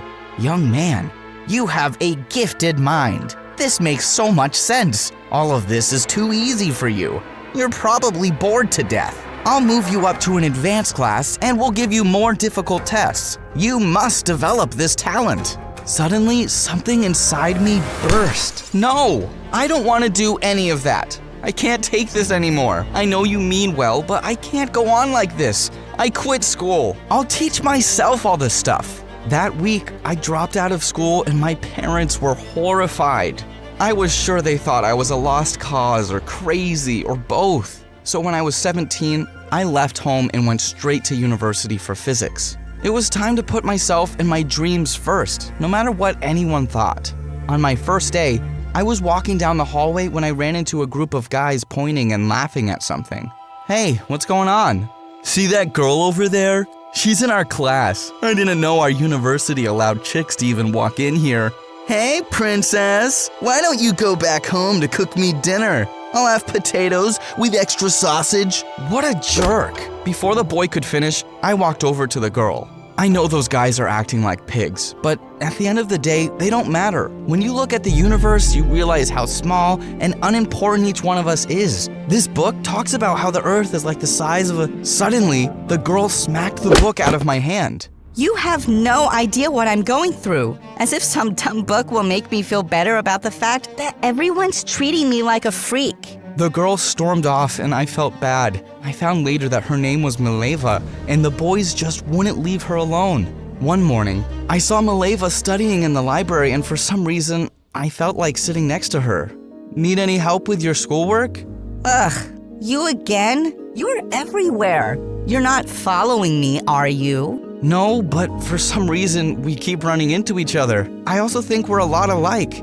People treat me like I'm a weirdo too, but I'm actually pretty cool and really smart. And modest. If you're so smart, how come I'm ahead of you on the honors roll? What was she talking about? I'd been number 1 in our class all semester, but Mileva led me to the school bulletin board, and she was the top of our class instead of me. Congratulations, genius. You finally found someone smarter than you. Mileva smirked at me and walked off, and I couldn't help feeling annoyed. But after that day, something changed between us. She invited me to do homework with her every day after school, and even asked our professor if we could be lab partners. She still teased me nonstop, but I just knew she didn't hate me as much as she pretended. Then one day, I got a letter from Dad saying Mom was sick and asked me to come home as soon as possible. And to my shock, Mileva said she'd come with me. I know we have finals, but you shouldn't have to deal with this alone. I'll get on the next train with you. Mileva hugged me, and I felt my heart race. When I arrived home, I went straight up to Mom's room and she was happy to see me, especially with a girl. But Dad was furious. Albert, this is a family matter. Why did you bring this strange girl to the house all of a sudden?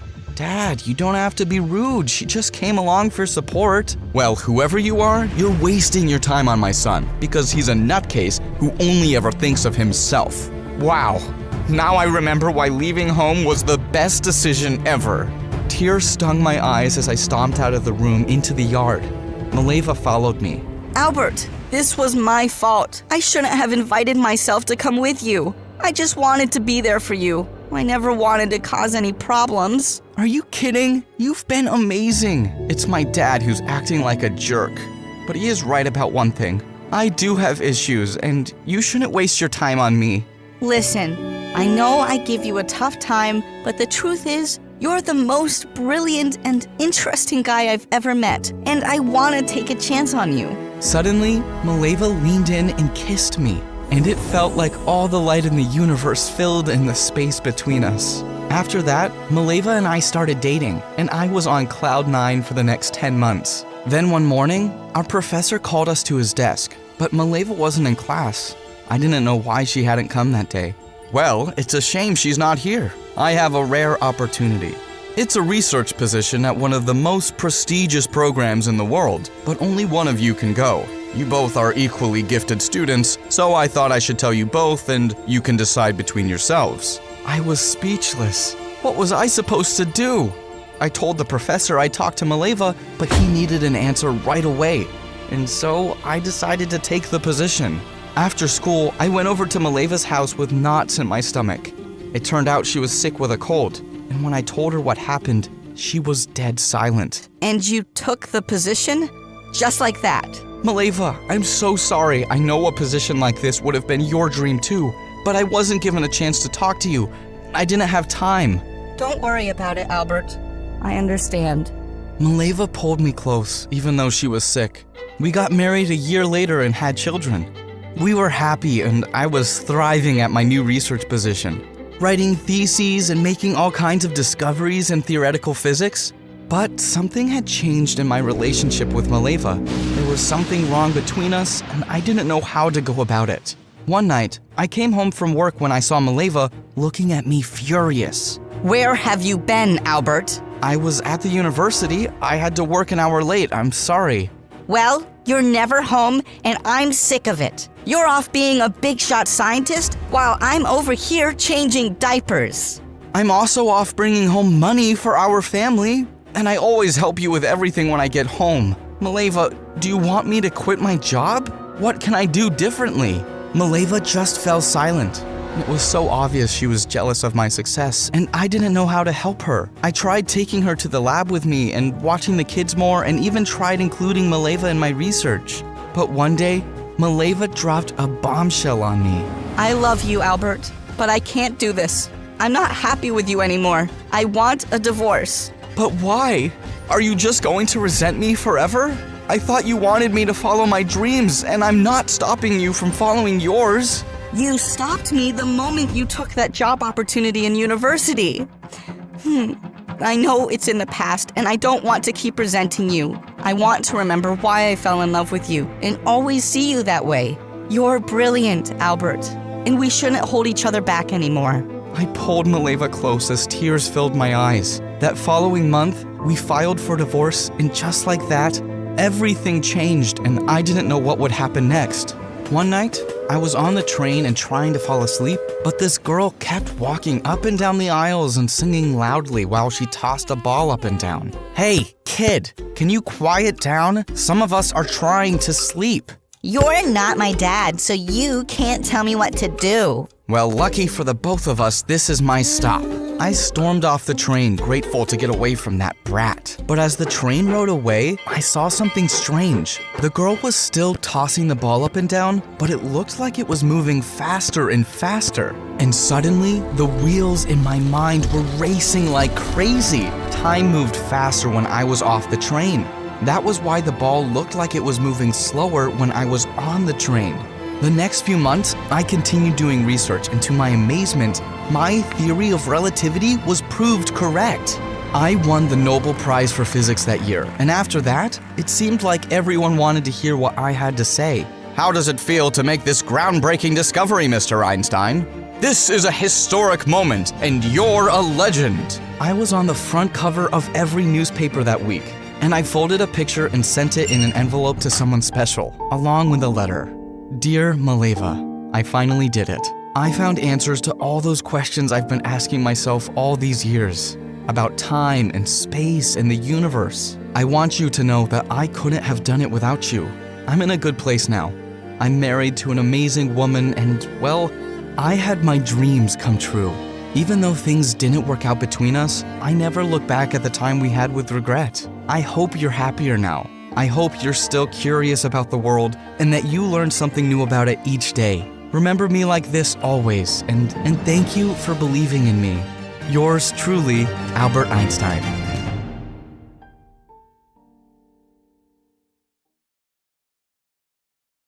Hi, I'm Chloe from Oregon. Please like and subscribe. I was born to an activist mom who was so crazy about saving the world that she gave birth to me in the jungle while protesting against the cutting of trees. This craziness was the reason Dad divorced her a long time back, but I had to live with it. Wake up, Chloe. We have to save the dolphins. Let's go, Chloe. The old beggar near the church needs our help. If she could, she'd probably help ants move their food. But that wasn't all. She was so careful about the environment that we lived in a tiny house and grew our own veggies and never used a vehicle to drive around. Even though she was kind of weird, she was a good mom. She was always there for my school functions, baked cookies for my friends, and never forgot my birthdays. Honey, I made you this cake. Oh, Mom, I love you. But just as I was about to cut the cake, she whistled and a bunch of kids came storming into the house. These are some kids from the homeless shelter. You can share your cake with them, right, honey? Well, I didn't want to, but I had no option, so I forced a smile. But the next morning, something bizarre happened. My favorite doll, Sally, was gone. Mom, I can't find Sally anywhere. I think one of those kids took it. Oh, no, dear. I gave it to them. You what? Some kids never get to play with dolls, honey. You must learn to be charitable. Yeah, but not my doll. I was so mad at her, and it just got worse with time. If anyone came asking for help, she gave my clothes and things away without even asking, leaving me with nothing but damaged goods. I knew kids made comments on my appearance in school, and I was tired of it.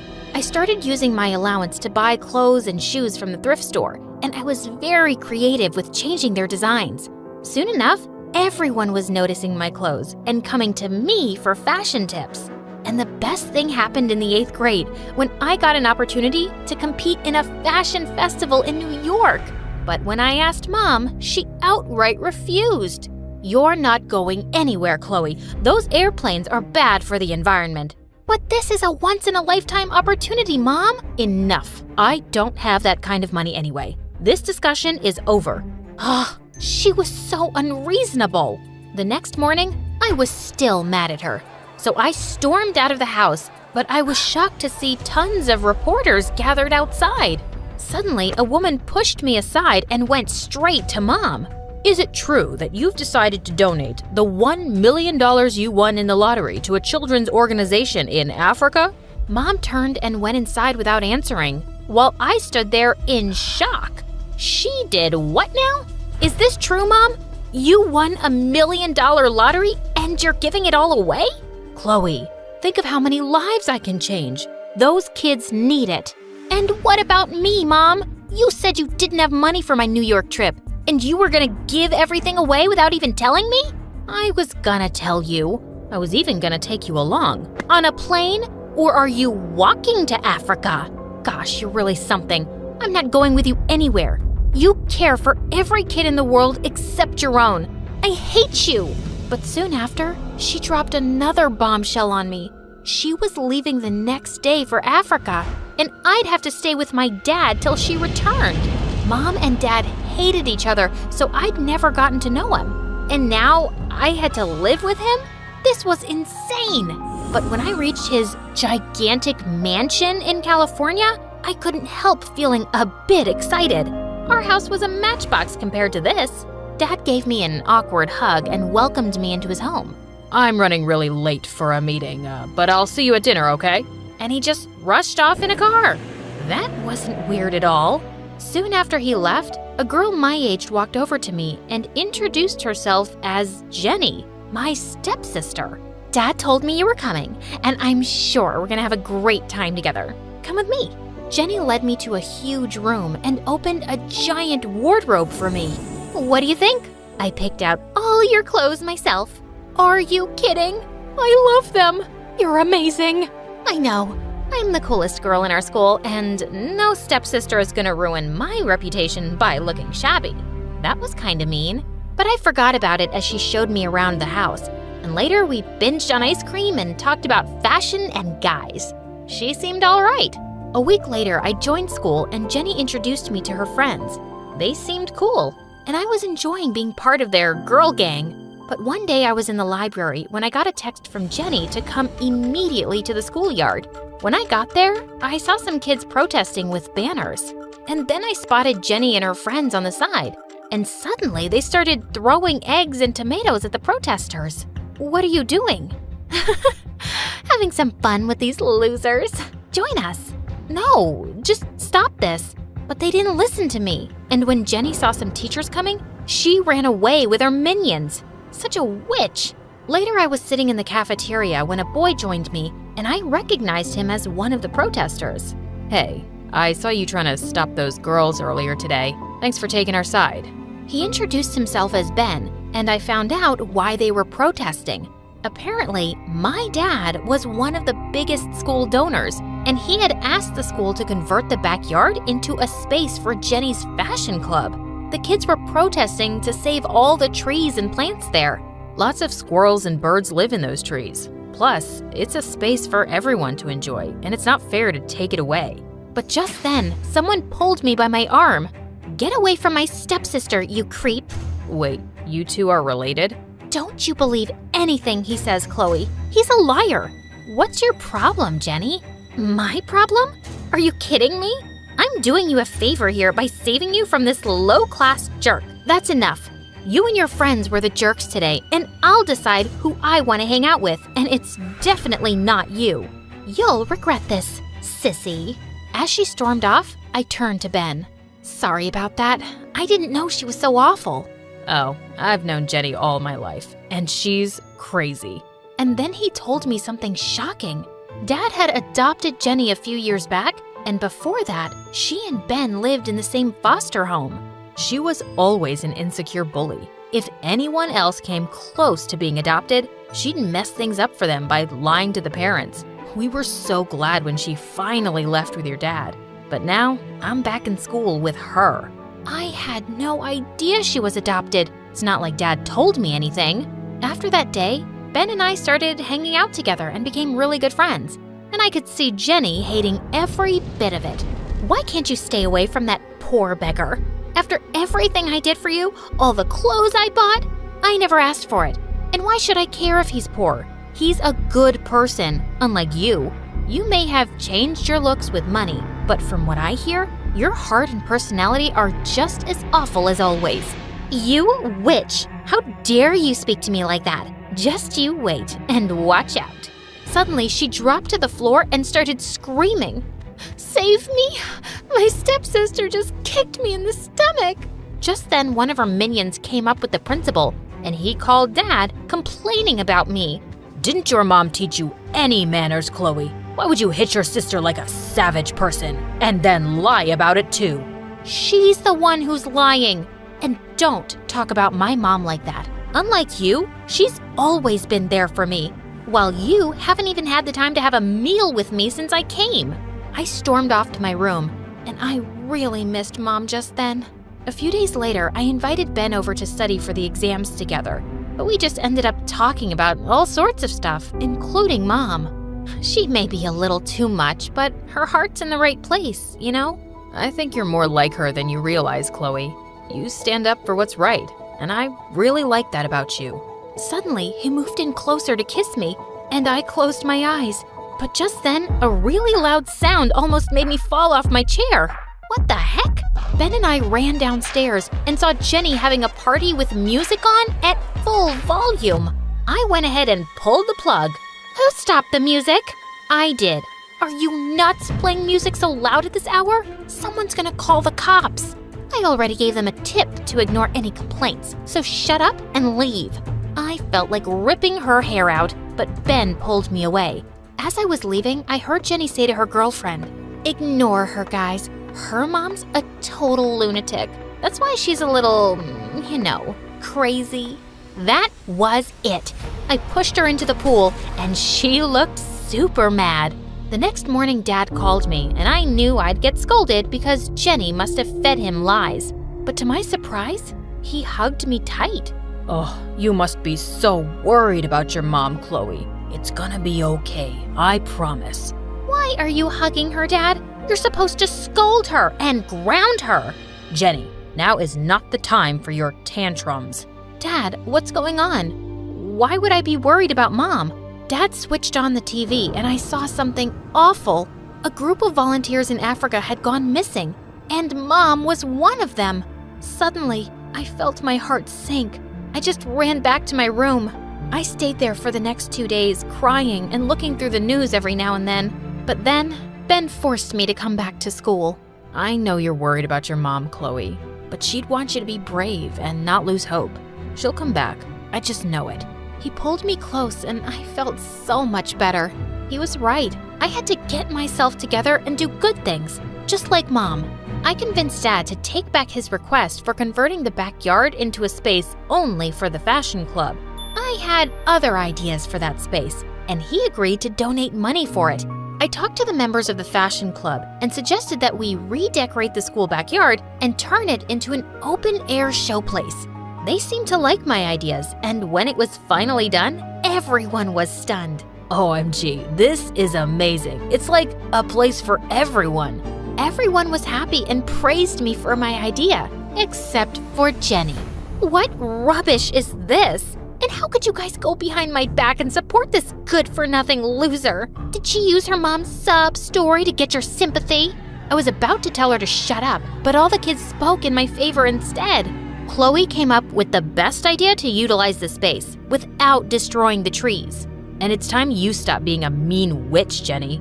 It's getting really old now. Everyone seemed angry at Jenny, and I expected her to throw a tantrum. But surprisingly, she turned around and ran away. Something was definitely up, so I followed her and found her weeping in the bathroom. Jenny, are you okay? No, I'm not. Ever since you came, everything's gone wrong. You became close with the kids at school in no time, and even Dad's been favoring you lately and ignoring me.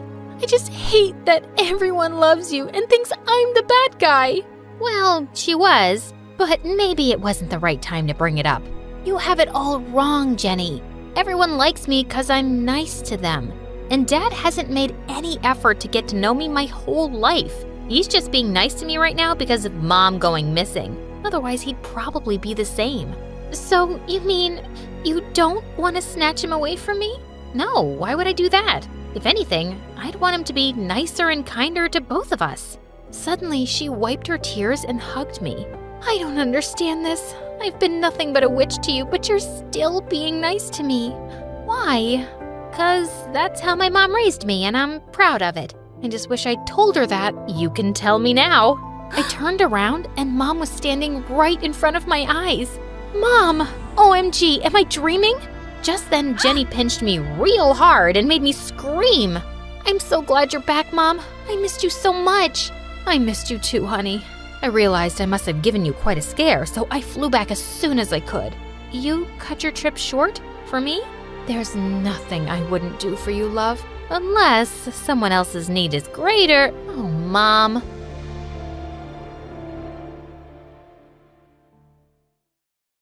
Hi, I'm Grace from Canada. Please like and subscribe. I was raised by my single dad, and he was the best parent anyone could ask for. He was a lawyer and worked long hours, but he was always there to make me breakfast, take me to school, and give me piggyback rides when we got home. Charge, my trusty horse! Giddy up, giddy up.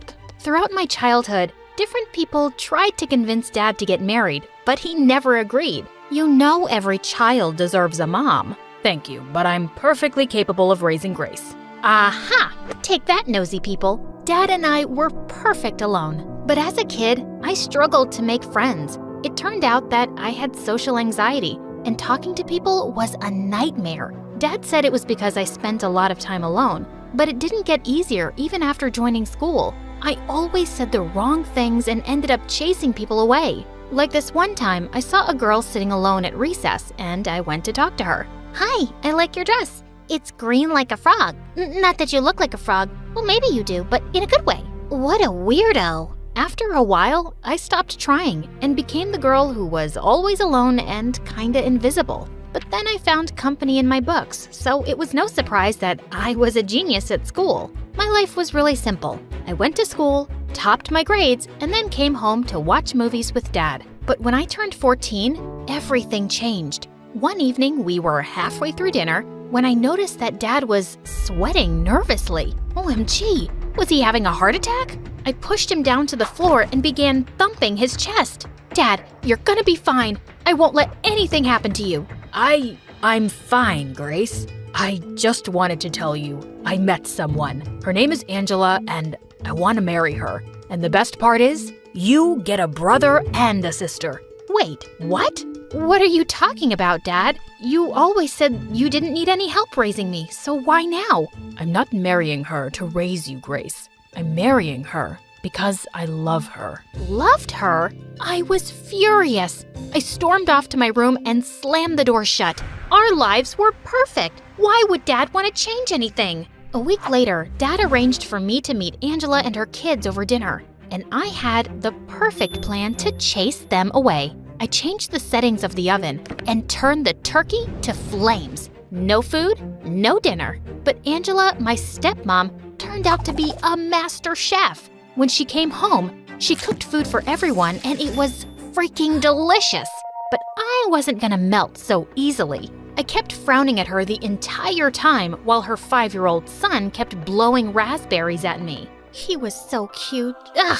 Focus, Grace! This is a really lovely home and I'm so happy to meet you. Well, sadly, I'm not. Grace, you will be nice to our guests. Apologize right now. I mumbled sorry under my breath and turned my focus to her daughter. Her name was Eva, and she kept going around and touching everything. Wow, what a big house, and what a shiny sculpture. Don't touch it. It's my dad's favorite and really valuable. Don't you mean our dad, sister? And listen to me carefully. Don't play with me. I'm warning you. What? She gave me the most evil smirk and rubbed her dirty hands all over the sculpture before she ran away smirking. After they left, I told Dad I didn't like Angela and her daughter, but he didn't listen. And a month later, they were married. At their wedding, I was the angriest guest ever, but Eva was happier than the bride. A day after the wedding, Dad came into my room and sat on the bed. I know this is hard for you, Grace, but I want you to promise that you'll try to like them. For me, okay? Dad had never asked me for anything before, and his request moved me. So I decided to chin up and try to love my new family. The same day Dad and Angela were supposed to leave for their honeymoon, Dad said their trip was canceled because the sitter they'd arranged wasn't available. And I took this chance to be supportive. I can handle everything here, Dad. You should go. I insisted. How hard could it be to take care of a 5-year-old? They agreed and left for the week. And Fred was great. But Eva was a witch. She refused to help and would litter all around the house, thus making me do all the chores by myself. Then one evening I looked out my window and saw Eva yelling at Fred. I rushed outside to his rescue. You idiot! How dare you put a bug on my bed? You can't even talk right, you weirdo. She was about to hit him when I came and stopped her. Stop it, Eva. Don't touch him. And don't speak to him like that. Back off. He's my brother, not yours. I'll speak to him any way I like. I knew what it felt like for someone to call you a weirdo, so I gave him a hug. You know, I don't think you're weird. In fact, you're the best 5-year-old I know. His face lit up and he happily skipped away. I already knew that I was gonna love him so much. And soon enough, he became my first friend ever. And that drove Eva mad. Fred, you know I'm your actual sister and not her. But Fred ran to me and climbed into my lap. Soon enough, our parents came home and Eva joined my school. She instantly became friends with the popular girls, and everyone wanted to be close to her. Eva, it's time to go. Ew, who are you? I'm Grace. We've been in the same class since the first grade. Wow, I really never noticed you before. What? All my life, these people made me feel invisible. And Eva walks in and suddenly she has a million friends? One weekend when our parents were away, I heard loud music coming from the backyard. I went to check and found Eva having a huge party in the garage. It seemed like half the school was there. What's going on? I'm having a meet and greet with my new friends. My dad would not like this. He'll only know if you tell. Just then I heard someone say, "No way, loser nerd girl is your sister." And that hurt so much. I'd spent so many birthdays alone because these people never came, but they were all here now. I hated that Eva had walked into my life and was living it better than I ever did. So I went to the main controller and I shut down the electricity. The music died and soon everyone left. And Eva came screaming at me, but just then our parents came back home. And when they saw the mess, Angela was pretty upset. How dare you have a party without asking? You are in trouble, young lady. I'm grounding you for a month. It's all right, Angela. She's just a kid. Ugh, I wish he knew. As soon as Dad took her side, Eva turned all smiles and Angela came to me. I wanted to thank you, Grace. You accepted us as a family and looked after both Eva and Fred. So I got you a present as a token of thanks. It was a beautiful gold necklace. She put it around my neck, and for the first time, I noticed how beautiful she was. Maybe she wasn't so bad after all. Hello, where's mine? You're not getting it anymore. I'll sell it and give the money to charity. Eva grew red with anger and she marched to her room. And later that night, she stormed into mine. Look here, you nerd. If you think my mom loves you, you are wrong. She married your dad for his money, and that's the only reason she's nice to both of you. So before you get any mommy-daughter fantasies in your head, I thought you should know that. I just tried to ignore her because I knew she was mean to her core. But it annoyed me so much that people still adored her, even my dad. One evening, I came down into the lounge and I saw Eva jumping around happily. Oh my God, we're gonna go see Funky. Funky? It was our favorite band. Dad and I always watched them play when they came to town. Actually, Eva and I are going. I only managed to get the last 2 tickets, and Eva's never seen them play before. What? But that's our thing. This is crazy. You're taking her and not your daughter? Come on. You've seen them a million times, and Eva is my daughter too. Stepdaughter? With that, I picked up a picture frame on the shelf and smashed it to pieces. Grace, I am so disappointed. I didn't raise you to be a brat. I didn't care. I was really angry at Dad. In fact, I was angry at all of them for changing my life. But it was hard to hate my stepmom. While Dad and Eva were at the concert, she took me shopping and we did fun things I never did with Dad. One morning I overslept and I was in a hurry to get to school. I was struggling with my hair when she walked into the bathroom and helped me. There you go. You look beautiful. Thank you, Angela.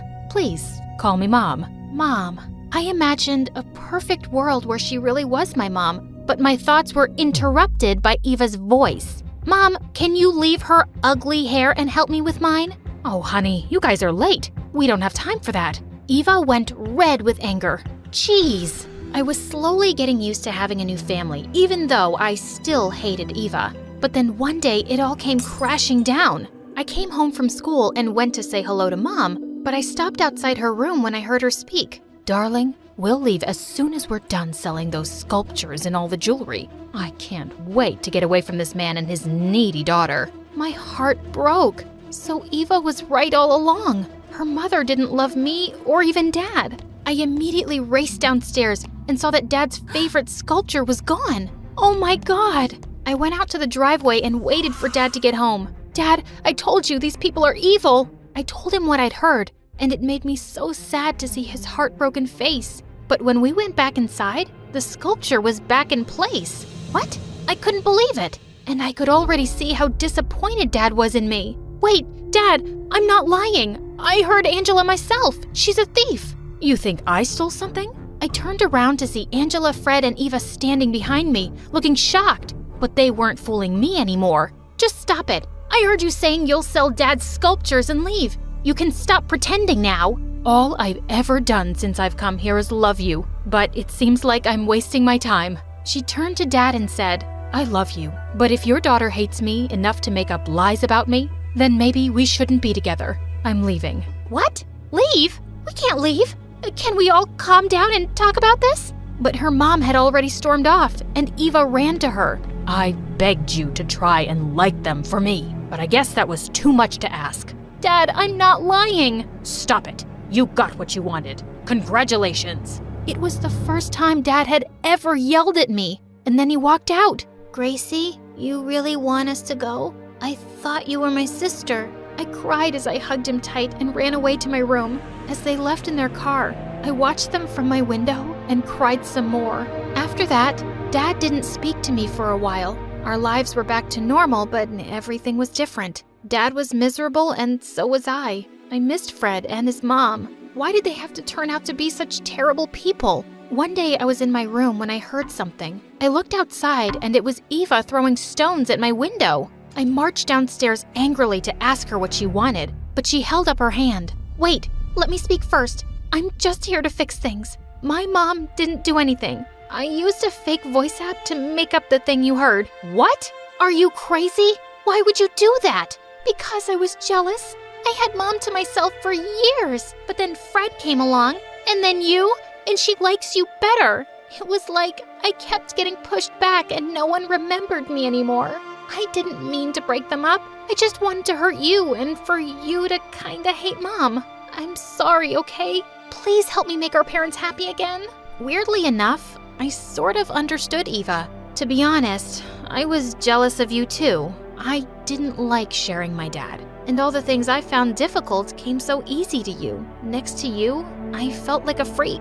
Don't say that. You're the smartest person I know, and you may not have friends, but you have a brother and sister who care about you. If you still want them. I could feel tears rolling down my cheeks as we hugged, and I noticed for the first time that she smelled like flowers, just like Angela. Let's go tell our parents about the mess you made.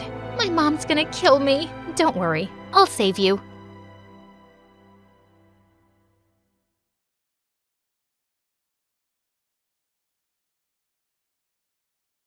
Hi, I'm Emily from Scotland.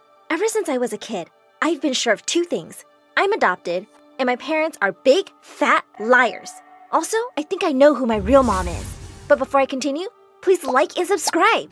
My sisters and I are triplets, except Daisy and Rose have red hair, green eyes, and freckles, just like my parents. But I'm blonde and blue-eyed. I look nothing like my family. On our third birthday, when my parents invited all the neighbors, everyone was staring at me like I was some exotic zoo animal. Wow, she looks like an angel. So different from her sisters. She's gorgeous! Kinda makes up for the other two, eh? Just then, my sisters came charging at me with a ketchup bottle and squirted it all over my head. There, now you look more like us! I also discovered soon that my sisters were super dumb, so we couldn't be related. Once I told them if they buried their pocket money, a whole tree would come out, and they did! Months later, when they said their money wasn't growing, I burst out laughing, and they attacked me. You awful witch! I wish you were our sister! I'm not, you fools! I'm adopted! My parents looked like I'd slapped them. Who taught you that word, Emily? Do you know what it means? Mom, Dad, I read books, and I'm not stupid. Stop reading rubbish. You're our daughter, and that's the truth. But I wasn't buying it. I was always imagining who my real parents might be, and if they'd come for me someday. Someone rich and famous, I hoped. In the 7th grade, I was reading in the lounge one day when my sisters walked in with suitcases. You were right, Emily. You are adopted, and your real mom's here for you. What are you talking about? Haven't you seen the lady who's moved in next door? She looks exactly like you. So take your things and leave. I just ignored those morons. But suddenly, they grabbed me by my arms and legs and threw me out. I was banging furiously on the door when I heard someone behind me. Oh, hello. I'm your new neighbor. When I turned around, we both gasped. Oh my God! This woman did look like me! She was staring at me like I was a ghost. Suddenly, she turned and ran away. What just happened? I had to find out more about her. I tried spying on her with binoculars, but her curtains were always closed. One day, I baked some cookies and took them to her as a welcome present, but no one opened the door. As I was walking away, I saw her looking at me from a window. Was she avoiding me? One evening at the library, I was so lost in my book that I didn't realize it was so late. I started walking home, but as I went further, everything looked unfamiliar. I was feeling a bit lost and scared when suddenly a toothless woman jumped out of an alley and grabbed my wrist. What a pretty girl you are! Just like me! Let's go home. Let go of me, you mad cow! That's no way to talk to your mother! Just then, an egg came flying out of nowhere and hit the woman in the eye. She yelled in pain and I turned around to see my neighbor hitting her with more eggs. The crazy woman ran away, cursing us. I thanked my neighbor for saving me, and she said she'd take me home. As we were walking back, she suddenly spoke. I'm sorry I ran away that day. I was just a bit startled because you remind me of someone. I'm Gladys. Just then, Gladys saw the book in my hand, and it turned out she was a huge Shakespeare fan too. She invited me in for dinner, and we talked about books for hours. This woman could totally be my mom. The next night, I'd just fallen asleep when I woke up gasping as water hit my face. Wake up, sleeping moron! The neighbor's here to take you away! Wait, what? I ran downstairs and peeked into the study to find Mom screaming at Gladys. Are you crazy? Emily's our daughter. We don't want you to talk to her. Just stay away from her, lady, or else. Now get out of my house. Gladys ran out in tears, and I was stunned. What weren't they telling me? Could Gladys really be my mom? The next morning at breakfast, as Mom and Dad were acting completely normal, I snapped and pushed my cereal bowl off the table. Are you just gonna keep lying to me forever? Why was Gladys here last night? And what are you hiding? I already know I'm adopted, so why can't you just say it? Is she my mom? You are not adopted! You listen to me, Emily. I don't know what that woman's been telling you, but she is crazy. You are not to go near her ever again. Understood? I kicked my chair aside and stormed off. Gladys hadn't even told me anything, but I was surely gonna ask her now. That night, once everyone was asleep, I climbed out my window and landed softly below. The second I turned around, I screamed and fell back in fright.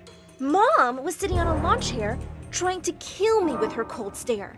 If you don't stay away from Gladys, I'll tell the police she's dangerous and I'll get a restraining order.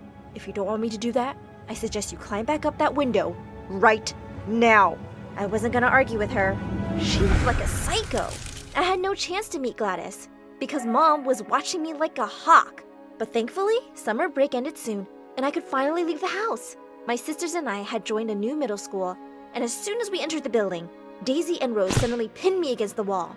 Just stay away from us here, okay? Don't tell anyone that we are related to you. I was about to spit at them when suddenly a bunch of boys surrounded us and pulled the two away. Why are you tomato heads hurting the prettiest girl in the school? You want us to throw them in the trash, Goldilocks? I told the boys to let them go this once, and my sisters gave me death stares as they stormed off. But these boys were just stuck to me like glue all day.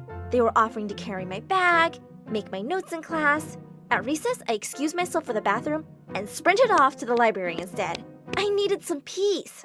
As I walked in, I bumped straight into someone with a tall pile of books, and I saw who was behind them. Gladys? Emily, what are you doing here? It turned out she was the school librarian. Oh, I'm so happy to see you. Listen, I really need to know what you and my parents... No, Emily, stop. I can't talk to you.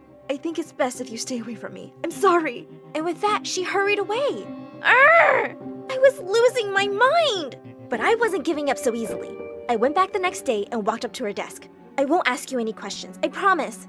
But can we please just be friends again? I'll only talk about books. Gladys slowly smiled at me, and after that, we started hanging out every day.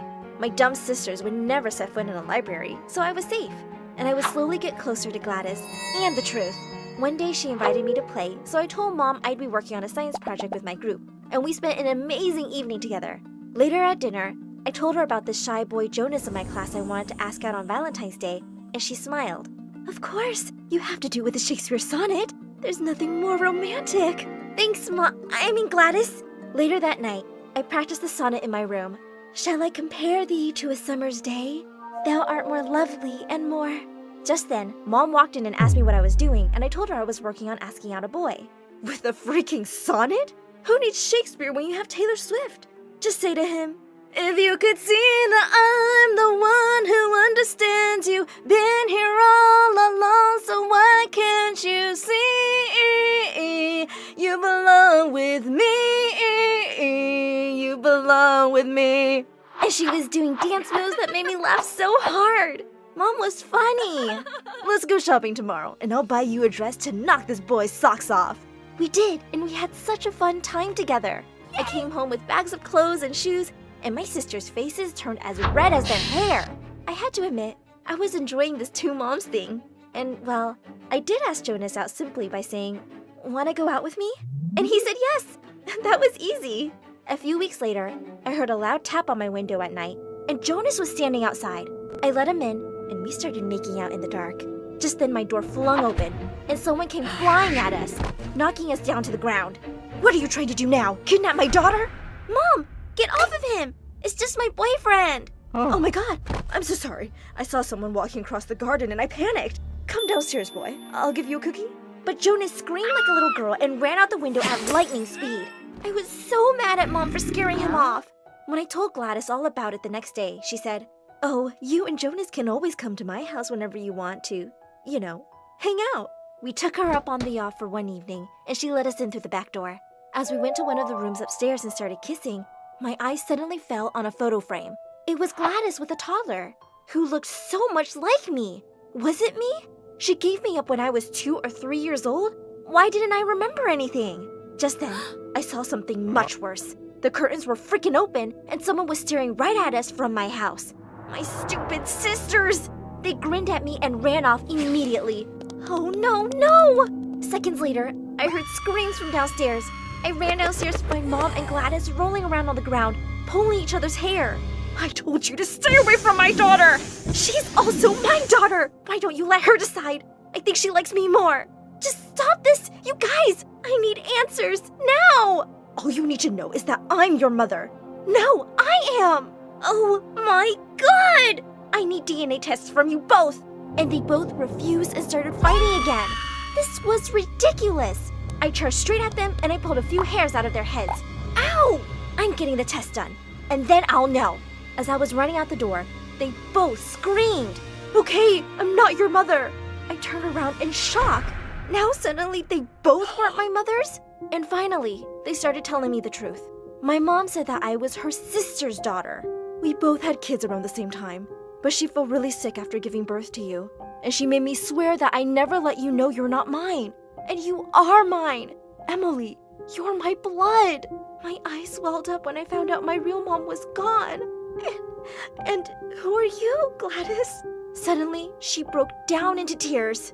I had a daughter who looked just like you, but she had an accident a few years ago, and when I met you, it felt like I had my baby back. I tried to stay away from you, but I couldn't. That night, I came to ask your parents if I could adopt you, and of course, they refused. I just miss my daughter so much. As I looked at them both, I realized they'd both lost people they dearly loved, and I could make them both hurt a little less. I love you, Mom, and I'm sure you're as good as Mom as my own would have been. And Gladys, I love you too, and you can always think of me as your daughter. Well, now I finally know who my real mom is. And I've got 2 really amazing ones too. And turns out, I am related to my sisters. They're just my dumb cousins now.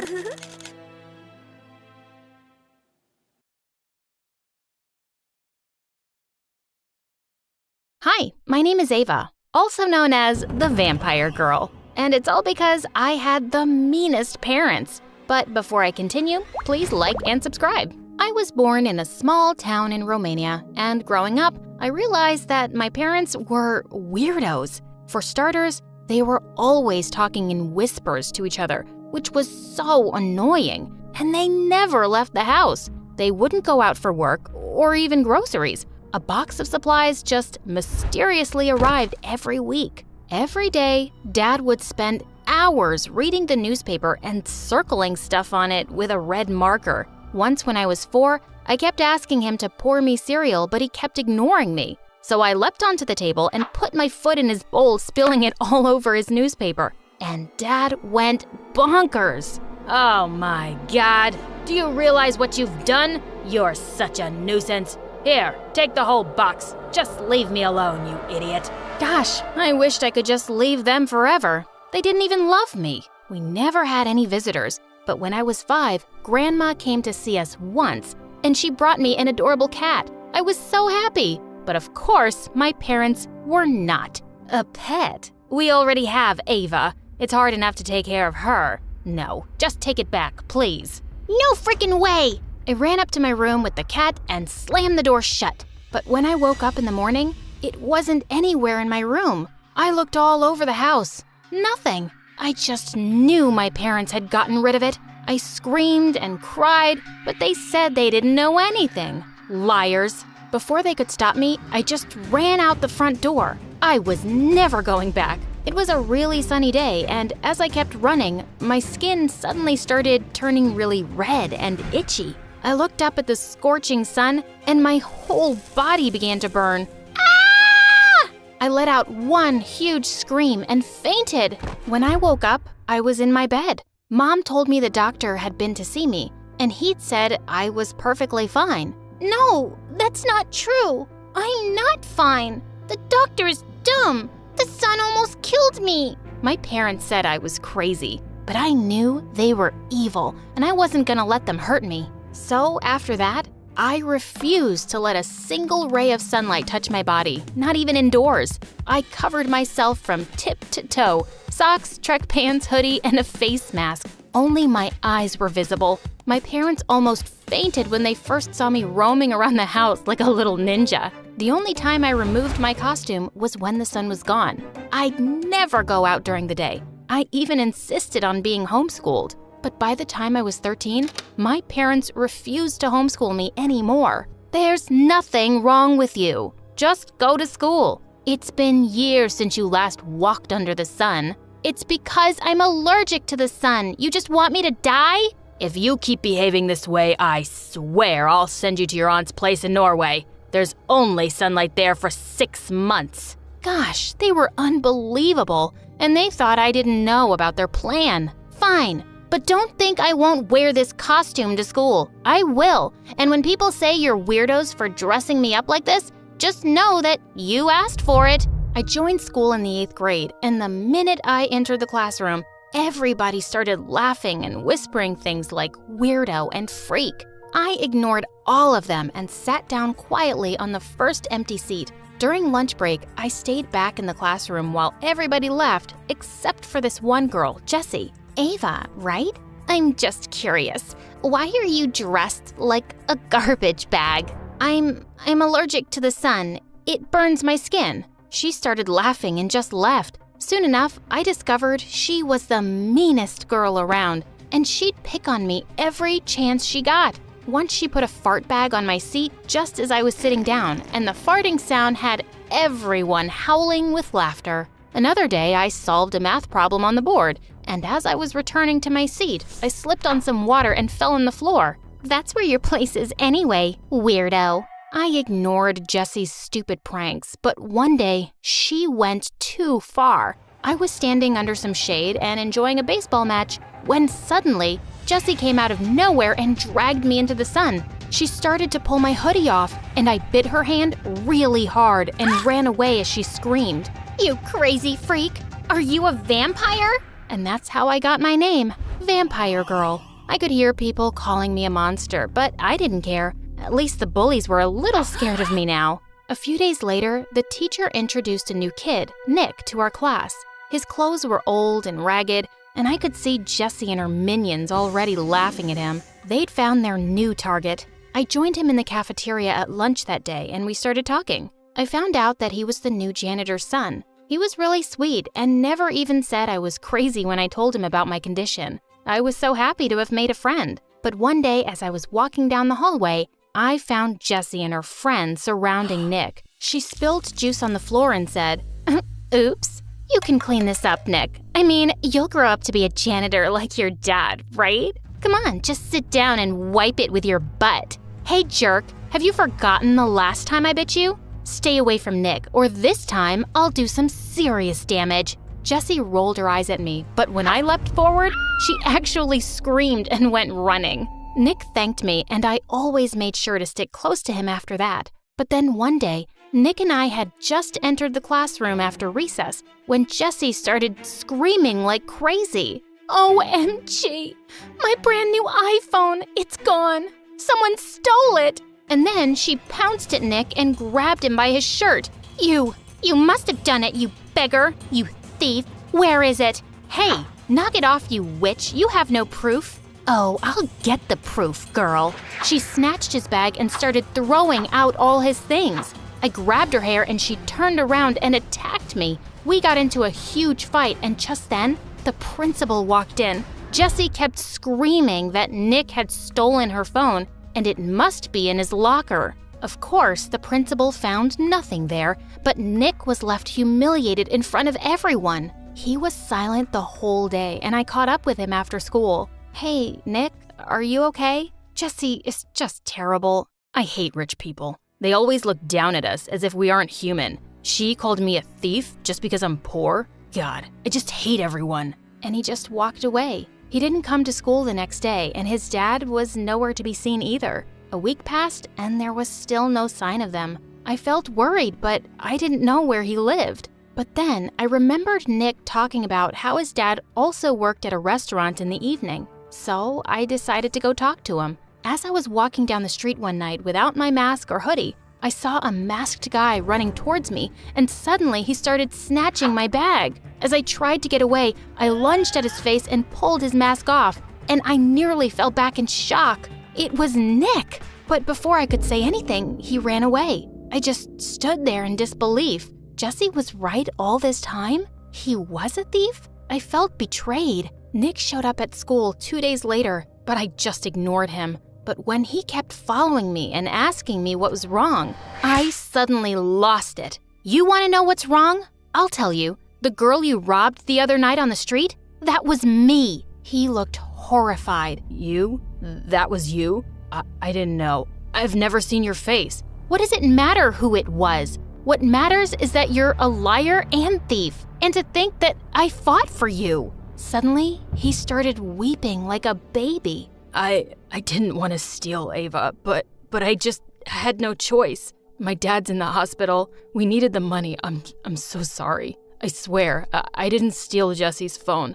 I've never stolen anything until that night. He kept crying and my heart went out to him. I'm sorry about your dad, but stealing isn't the answer, Nick. You should have told me. I could have helped. Let me help you now, but promise me you'll never steal anything ever again. He promised, and I went to talk to the school principal. Together, we planned a fundraiser for Nick's dad, and within a day, we were able to raise all the money Nick needed for his dad's treatments and more. And the biggest donors were Jessie's parents. They kept praising me at the fundraiser for arranging the event, and this made Jessie even angrier. Don't let it get to your head, Ava. You're still a freak, and you could never be me. As if I want to be. What's so special about you anyway? Other than being super dumb. Excuse you? I've been prom queen for the last 2 years. You could never. Oh, is that so? We'll see this year. Seriously? It's the prom, not some freak show. You'll never win against me, loser. Nick whispered into my ear, says the girl who's never seen your face. I bought a beautiful red dress for prom. Since it was at night, it was the first time anyone in school would be seeing me without my mask and hoodie. As soon as I entered the hall, I saw people turning around and asking each other who I was. Just then, Nick came to me and took my arm. Ava, you look beautiful. That's Ava, the vampire girl? I can't believe it was that face behind that mask all this time. She's gorgeous. Jessie looked furious when she saw everyone's attention was on me. And to my shock, I was actually voted as that year's prom queen. As I was being crowned, suddenly Jessie came charging at me on the stage, trying to rip the crown off my head. But then something strange happened. The bullies who used to pick on me saved me. They all stopped Jessie and took her away. Don't lay a finger on our prom queen. That was amazing. Things at school started getting better. Everyone was super nice to me now. Nick was tutoring kids after school, and his dad came back to work soon. Nobody paid any attention to Jessie and her gang anymore, and all they could do was give me death glares. But one day after gym class, I was quickly changing in the dark locker room when suddenly Jessie and her minions barged in. One of them quickly grabbed my hoodie, while the others grabbed me by my hands and legs and started carrying me outside. Oh my God, no! They dragged me out into the sun and pinned me to the ground. This is for stealing my limelight, you witch. Now, let's see what happens to you in the sun. I hope you melt and disappear. Suddenly, someone pushed the girls away. It was a teacher, and Nick. While the teacher dragged the bullies off to the principal, Nick quickly took me inside as I cried like crazy. Hey, you're okay now. And your skin? It looks totally fine. It's not even red, Ava. Does it hurt or burn? I looked all over my arms and realized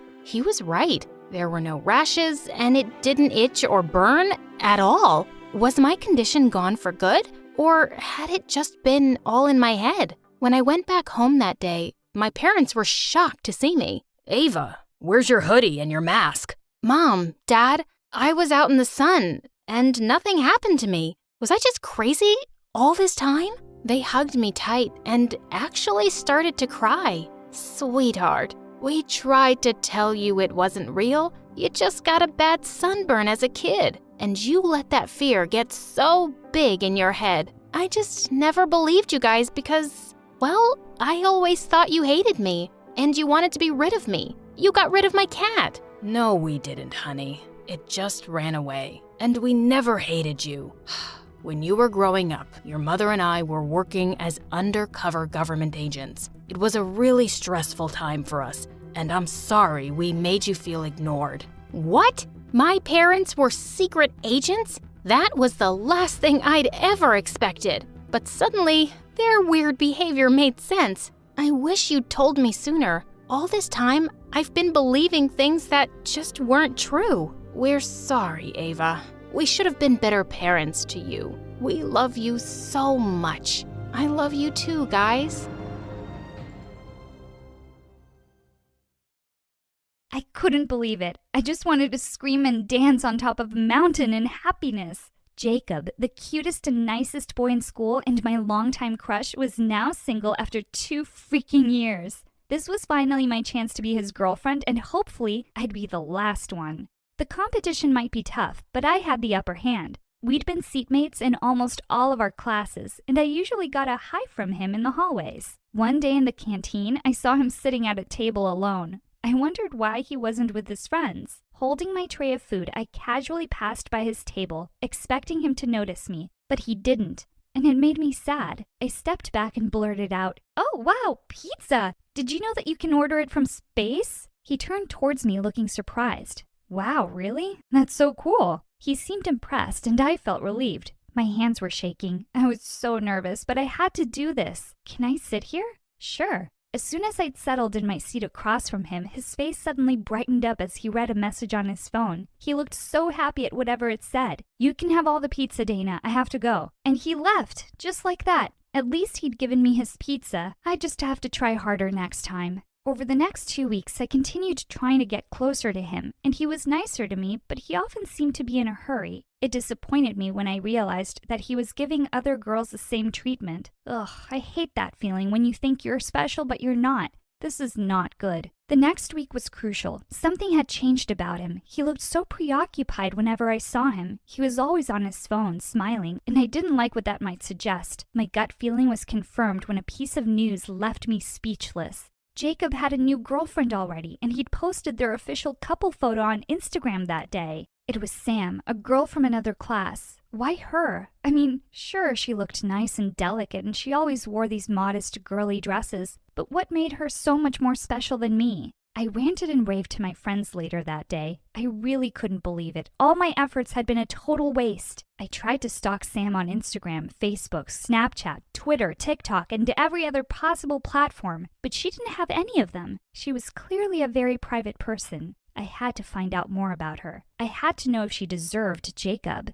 One night, while out buying some cleaning sponges, a familiar face caught my attention. It was her, Sam. She was wearing a huge black hoodie with the hood almost hiding her entire face. She looked so different. She had her hands deep in her pockets as she was talking to a tall and muscular older guy with tattoos who was also wearing the same black hoodie. They were talking about something seemingly very private in a corner of the store, neither of them holding a basket or anything to buy. They looked suspicious. I hid behind the toiletries rack as I secretly observed them. They then went outside and continued talking in front of the alley. They kept cautiously looking around as if they were hiding from someone. I sensed something fishy. What was Jacob's new girlfriend up to? And what was her relationship with this guy? A few more moments passed, and the older guy handed something to her. I didn't get the chance to see what it was because she immediately shoved it in her hoodie pocket. They then walked into the alley, and I immediately ran to follow them. I squatted behind a smelly garbage can as they checked if there was anyone around. I couldn't hear what they were talking about.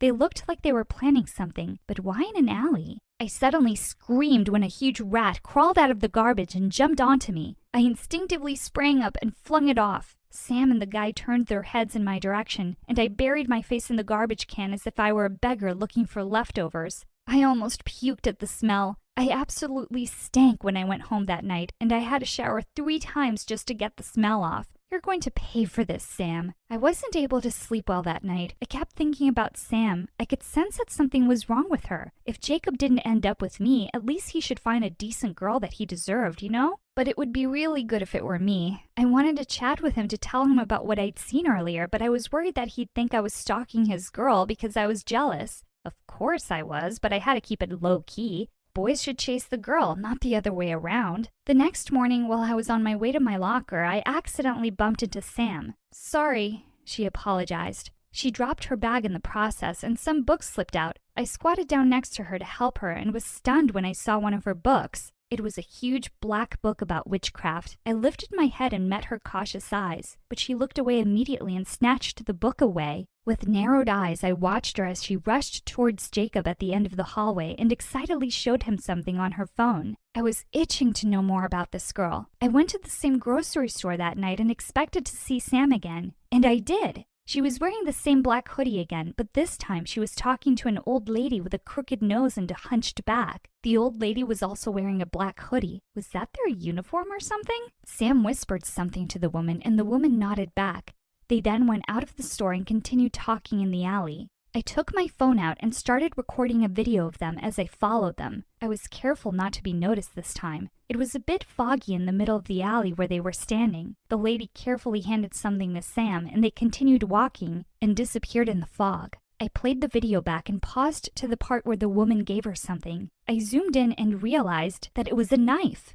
Oh no, this Samantha girl was definitely bad news. I then heard a short crying sound somewhere in the fog. What was happening there? I left my hiding place and walked further to spy on them. I needed more evidence to show Jacob. I finally made it out of the fog, but they were nowhere to be found. All I saw were car tracks and a dirty white shirt on the ground. Wait a minute, was that red stain on the shirt? I checked and realized it was blood. Oh my God, Jacob had to know about this. His girlfriend was dangerous. The next day at school, I couldn't concentrate on any of my classes. I was itching to tell Jacob what had happened last night. As soon as class was over, I gathered up the courage to finally talk to him outside the classroom. Hi, Jacob. Can I talk to you for a second? Sure, Dana. He seemed to be in a hurry, but I didn't care. He deserved to know the truth. Listen, I trailed off when Samantha appeared from behind him all of a sudden. There you are. I was looking for you everywhere, she exclaimed as she hugged him from behind. She then turned to me and smiled. Hi, I think you're the one who I bumped into yesterday. Sorry if I left so suddenly. I was in a hurry. No problem. It's Sam, right? I pretended to be cool, but deep down I was fuming. How dare she act so nice and innocent when she was holding knives in alleys at night? Yeah, and you're Dana. Nice to meet you. Sam shook my hand while giving me an adorable smile. Who would ever think that this girl was involved in such seedy stuff? As the couple walked away, Jacob looked back at me and said, Oh, hey Dana, I forgot to tell you something. Justin will be throwing a party later at his house at 7. It would be cool if you'd come. Wait a minute. Did he really invite me to his best friend's party later? I temporarily forgot about my problem with Sam in all my excitement. It was the first time that I'd be going to a party where Jacob was, and I could barely contain myself. When the party came, I had my eyes on the new couple for the first few hours, but I got temporarily distracted when his best friend Justin came up to me and asked me if I wanted another drink. I was flattered to be noticed by him, as he was so close to Jacob, But when I returned my eyes to the couple, I couldn't see them anymore. I looked for them everywhere, but they'd already disappeared, just like that. The night was still early. Where the hell did they go? I looked up at the night sky and saw how bright and full the moon was. And then I remembered the witchcraft book and the old lady with the crooked nose and white hair. Oh my God, was Jacob in danger? I had to save him. I continued looking and saw his car roaring out of the driveway. I immediately hopped into my car and followed them, hoping that they wouldn't notice me. We arrived in a seemingly abandoned neighborhood. Jacob and Samantha finally got out of the car after stopping near a huge old house. They walked side by side with Jacob's arm around Sam. They were even giggling.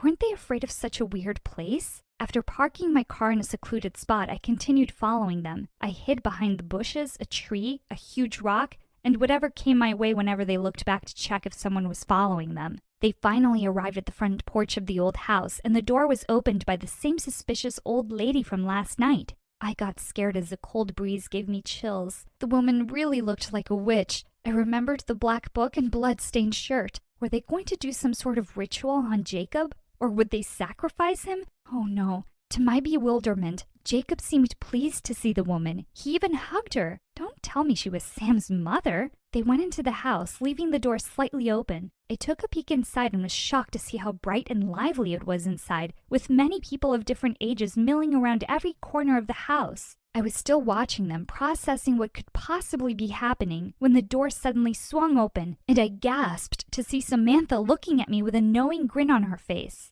"We know that you've been following us," she revealed, which made me turn as red as a tomato. I bowed my head as I fiddled with my fingers. "It's okay, Dana. You can join us if you want." Jacob appeared in front of me, and what he said relieved me. "What is this place?" I asked. "This is one of my grandfather's old properties, and my father and I decided to make it a home for beggars and homeless people," Sam started to explain. "So, those nights in the alley?" I trailed off. I needed more answers. Sam explained further. "Whenever I have time, I look for beggars and bring them here with the help of other people. There were a lot of them in the area, and some of them even had injuries from fighting for food. That's why you saw me there." She then introduced me to the old lady, who was her latest recruit. They also revealed that every other day, Jacob would go with Sam to help her and her mom while tending to these people's needs, such as food and clothing. I was speechless about what I had found out. I watched the new couple as they bonded with the beggars while they ate. They looked so happy with what they were doing, and as Jacob and Sam looked into each other's eyes, I felt the love and connection between them. This melted my heart way more than Jacob's smile. Samantha was actually an angel, and indeed, you can't judge a book by its cover. At that moment, I finally realized that she was perfect for Jacob, and I didn't feel jealous at all. I ended up being good friends with them from then on. I also helped them from time to time. About my feelings for Jacob, I didn't understand why, but I just woke up one day realizing that I had finally accepted that we weren't meant for each other. A year passed, and we were only a month away from graduation. While the three of us were having lunch at a fancy restaurant to celebrate the birthday of Sam's dog, Jacob's best friend, Justin, showed up late.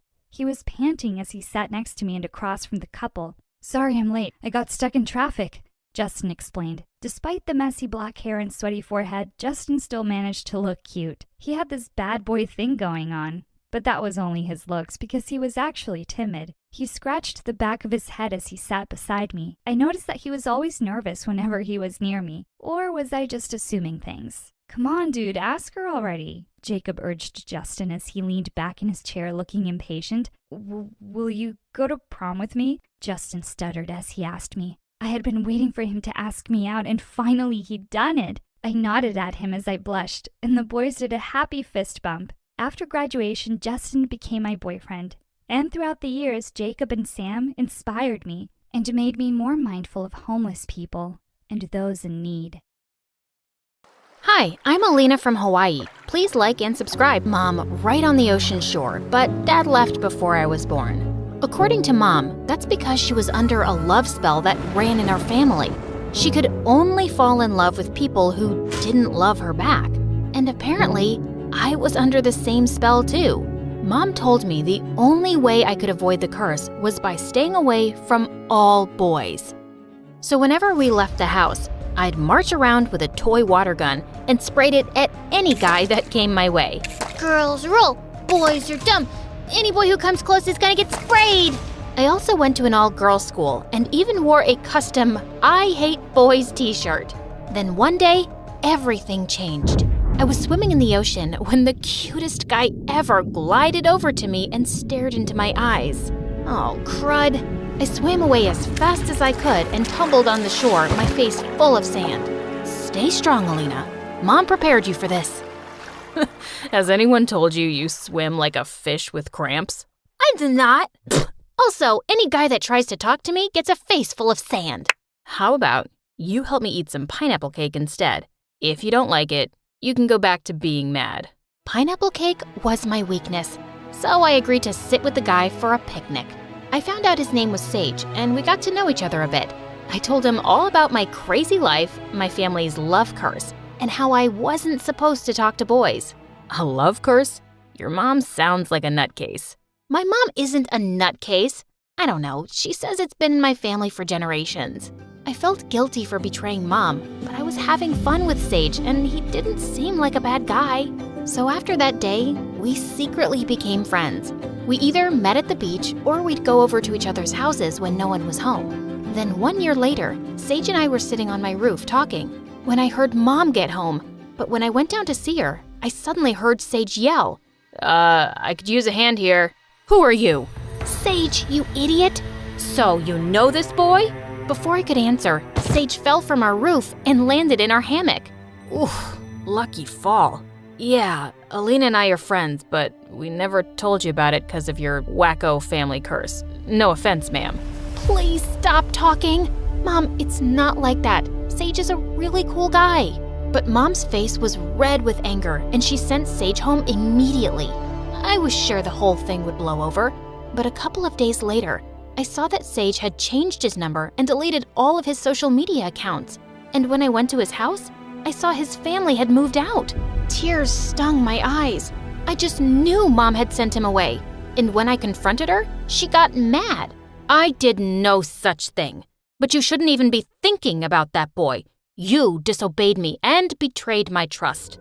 You sent my best friend away because you're a lunatic who believes in some family legend. Sage was right. You are nuts, and I'm not following your rules anymore. And I stuck to my word. I forced Mom to send me to a co-ed school, and our relationship went downhill from there. I did everything I could to go against Mom's rules. I dated every boy I could get and made sure to rub it in Mom's face. Oh, Tommy, your lips are so soft. Grab a net and catch me. I must be dreaming. I knew I was making her crazy, but I just couldn't forgive her for sending Sage away. One night, I was at a high school party with my newest boyfriend, Connor, and we were dancing the night away. Then suddenly, a girl pointed to the door. Oh my God, it's the new guy from school. Who invited him? He's a criminal. At that second, I saw someone smoking a freaking cigarette, and my heart dropped when I realized it was Sage. I hadn't seen him in over a year. What had happened to him? Oh, whoa, babe. Are you okay? Do you know that guy? Sage walked over to me and, to my horror, handed me his cigarette. Good to see you again, stranger. If you could throw this away for me, I'd really appreciate it. Ew, I don't want that. Sage, what is going on? This isn't who you are. You don't know who I am anymore, Alina. Good luck dating this weirdo, bro. Did you know she's under some love spell? Sage walked away and I was totally speechless. What a jerk. Later that night, I got more scoop on him from some kids. Sage went to juvie once because he smashed a lady's car with a bat. And one time, Sage stole a little girl's kitten and ran away with it. There had to be some kind of mistake. That entire week, Sage ignored me at school, even though he stared at me 24/7, especially when I was with my boyfriend. One time, Connor bought me a hazelnut latte, and I was about to kiss him on the cheek to thank him. But then stupid Sage walked by, and I was so distracted, I ended up spilling coffee all over myself. Good God, he was freaking everywhere, like a really handsome mafia guy from a horror movie. One afternoon, I was studying in the library when I saw Sage reading a book there, and suddenly he smiled at me mischievously. So, you really are dating boys now. I'm sorry I said that mean stuff about you the other day. I was feeling protective of you and wanted to scare Connor away. Oh, Are you also sorry for ghosting me for a year? Look, my life is more complicated now than it used to be, but things at school are normal. So maybe we can try to be friends again? What do you say? Sage squeezed my hand and I felt butterflies. Then suddenly, a hand pulled us apart and it was Connor's. He insisted on sitting with us since he didn't trust me sitting with a so-called criminal. But Sage just left soon after Connor came, which made my heart sink. Later, Connor ended up walking me out and pulled me close under some lovely trees. I know you and that Sage guy used to be close, but it's obvious he's changed. The good thing is, I have you all to myself now. No guy will come in between us. Connor kissed me, and that's when I realized I didn't feel any sparks or anything between us then. What was wrong with me? I am so confused right now. You're perfect. I'm awkward, and I don't think I can date you. Something's stopping me, but I have no idea what it is yet. Ugh, pull it together, Alina. I gotta go.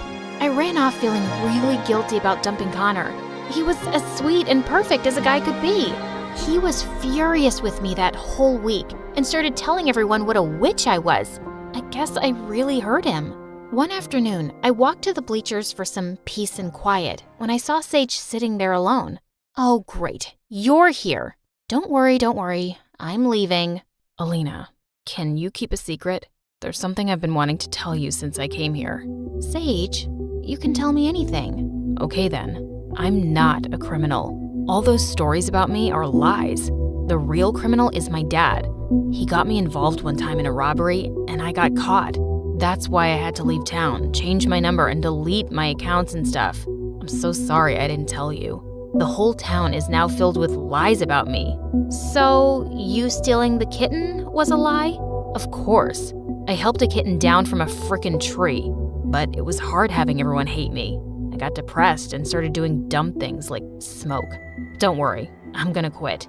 It felt so good to have my friend back, except for some reason, he didn't feel like just a friend anymore.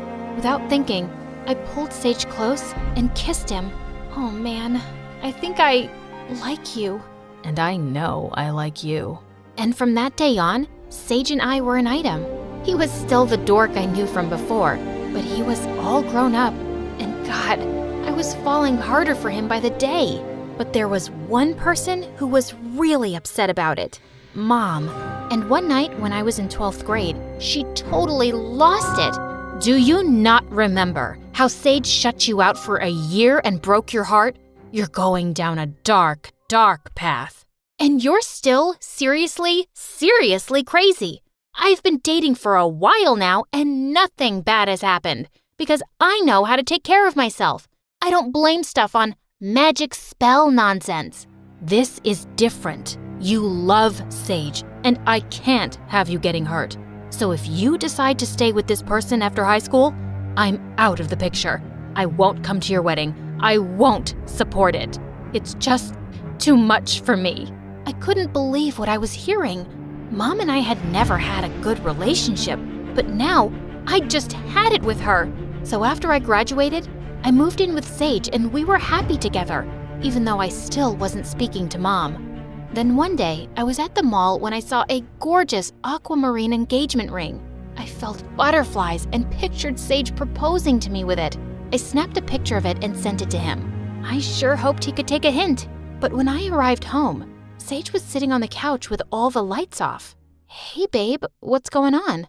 My dad got arrested again. For 2 months. I'm so sorry to hear that, Sage. But I have something that may cheer you up. It's about a text I sent you. About an engagement ring. Ahem, ahem. Alina, we can't get engaged. What if I end up just like my dad? I can't do this to you. I love you too much. I'm gonna stay at my cousin's place for a while to think things over. I'm sorry. Before I could blink an eye, Sage left, and I was shaking with shock. Did he just break up with me? That's when I burst into tears and drove over to Mom's house. For the first time in years, she held me and tried to calm me down. I'm so sorry about everything. You were right.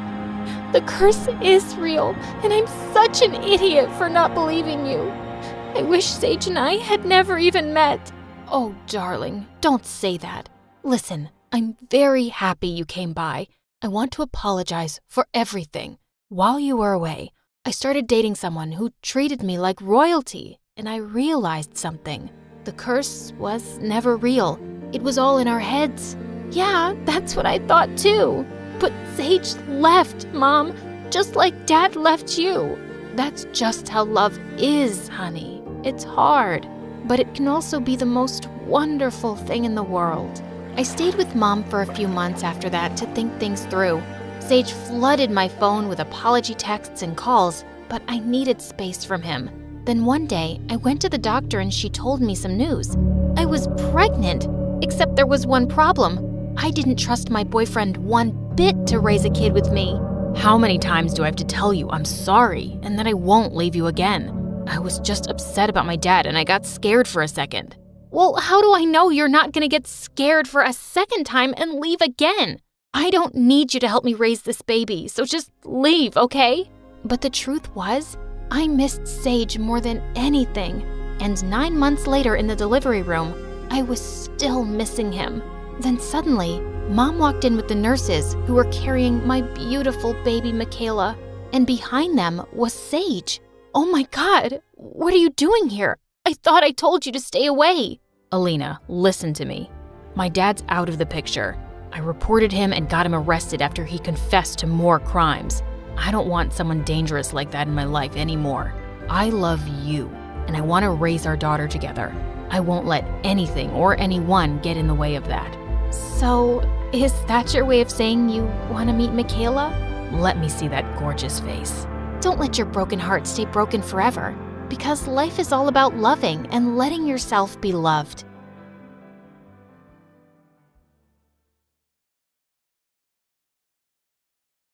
Hi everyone, I'm Meredith, and I can't trust anyone, but I have a good reason for that. Want to know more? Like and subscribe to MSA. My dad was the most special person in my life. He made me homemade milkshakes and taught me how to throw a kick and a punch when I was only 6 years old. He always said that I should know how to take care of myself, and I thought he could do no wrong. Except a day after my 11th birthday, I woke up to Mom crying. What's wrong? Your dad left. Like, left to get some milk? No, he left us, Mare. Look at this note. He'd been stressed for weeks at his job, and I thought he'd be okay, but I guess he wasn't. I tried calling him too, but he left his cell phone at home. What? Dad can't leave me just like that. He tells me everything. I'm sure there's some mistake. He must be around the corner. And I darted outside the house and started running around the neighborhood, screaming for Dad, but he really wasn't around. Finally, Mom caught up to me and took me home, and I was a crying mess for days. We tried looking for Dad for weeks, but it was like he'd vanished into thin air.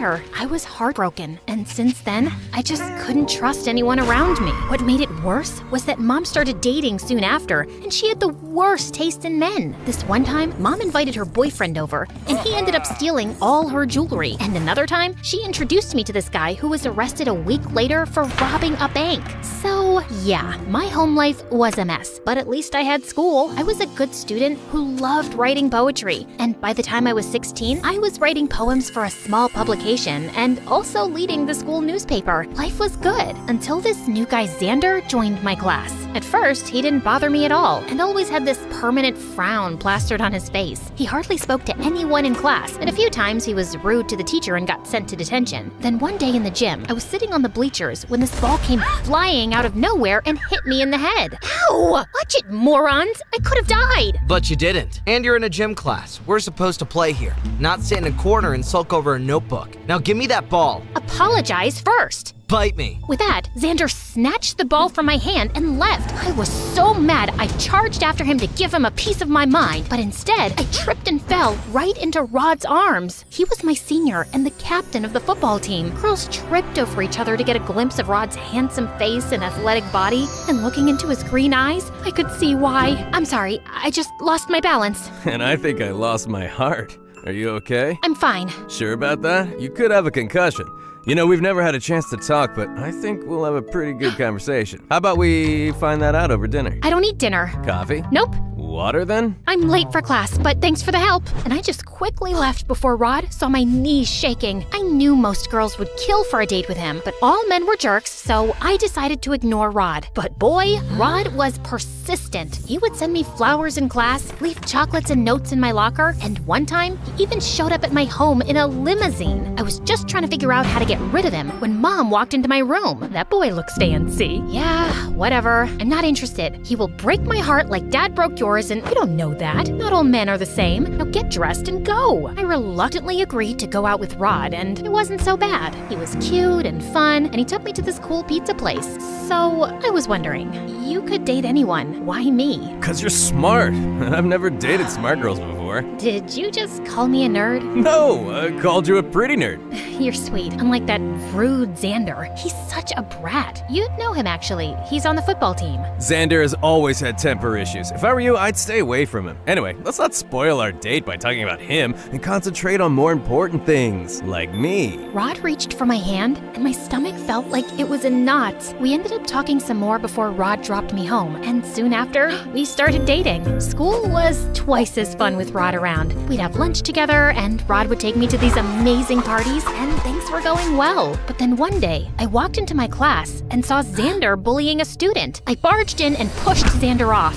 What's your problem, weirdo? Just mind your own business. I will when you stop treating people like trash. I was just asking some questions about chemistry. I'm not blind or stupid. Just get away from this poor guy or what? You'll hit me, princess? Xander inched closer, and I could feel his breath on my face. I wanted to move, but I just felt numb. And seconds later, the teacher walked in, and we all went back to our seats. I tried to ignore Xander after that, but I guess luck wasn't on my side, because a week later, I was picking up a cake for Mom's birthday at the local cafe when someone tapped on my shoulder. May I take your order, You!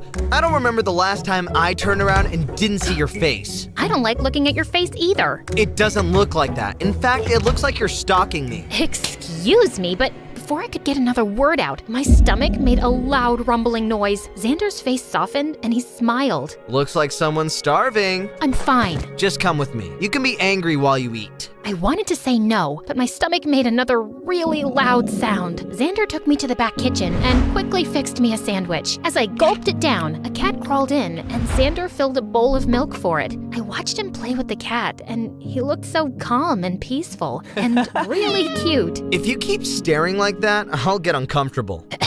Thank you. You're good. I mean, the sandwich is good. It's my specialty. My mom taught me. And you're staring again. Sorry, I was just wondering. You're rude to teachers. You barely have friends and you pretend like you're mean, but you're actually soft. You're nothing like I imagined. You're nothing like I imagined either. Meredith, why are you with Rod? What do you mean? I mean, he's not what he looks like. I know it's not my place, but I don't think he's right for you. You're right. It's not your place. And why should I listen to you? You're literally the biggest bully in school. Just because you fixed me a sandwich doesn't mean you get to comment on my personal life. You're taking this the wrong way. I guess I was taking it the wrong way. But now everything is clear. Thanks for the sandwich and bye-bye. And with that, I just picked up my cake at the counter and left. But I couldn't stop thinking about what Xander had said. What did he mean that Rod wasn't what he looked like? I wanted to talk to Rod about it the next day in school, but he was absent. I tried calling him, but his phone wasn't reachable. So I decided to go to his place. I was at the gate when suddenly I saw Rod screaming at some woman. What do you mean you can't do the job anymore? Tell Xander that I still have the video proof and I will send him to jail if he doesn't get me what I asked for. But he's already done so much for you. Please, sir. We are poor and vulnerable, but you're rich and kind. Please understand. Don't touch me, you filthy woman! And just tell your son that if he doesn't deliver the papers by tonight,